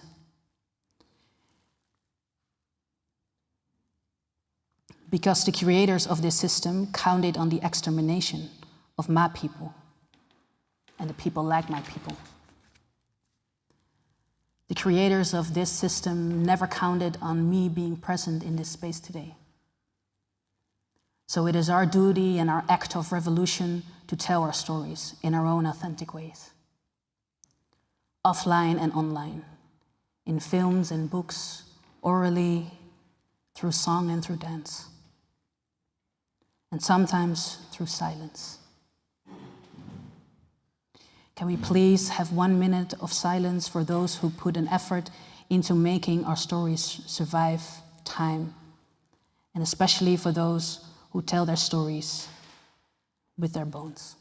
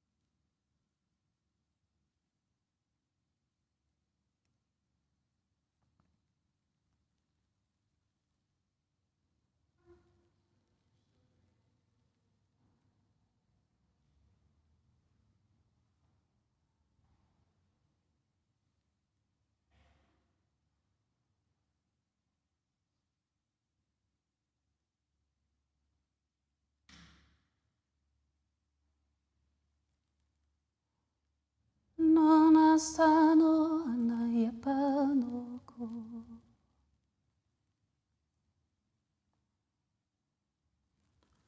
Nona yuma anayapanoko. Yuma mawa shano mawa. Nona sano anayapanoko.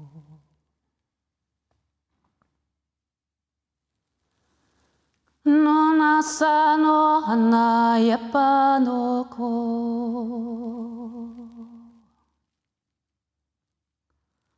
Nona yuma anayapanoko. Yuma mawa shano mawa. Nona sano anayapanoko. Nona sano anayapanoko.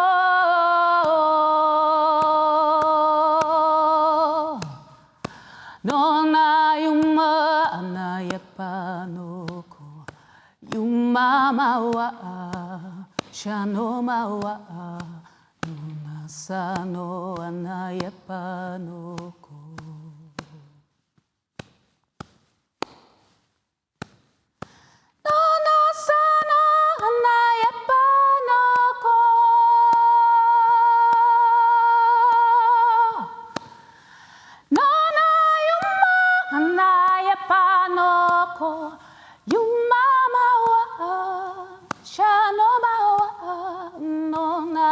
Nona sano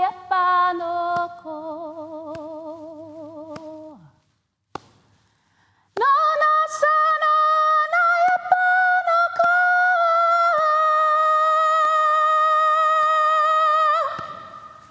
Nona yuma anayapanoko. Yuma mawa shano mawa. Nona sano anayapanoko. Nona sano anayapanoko.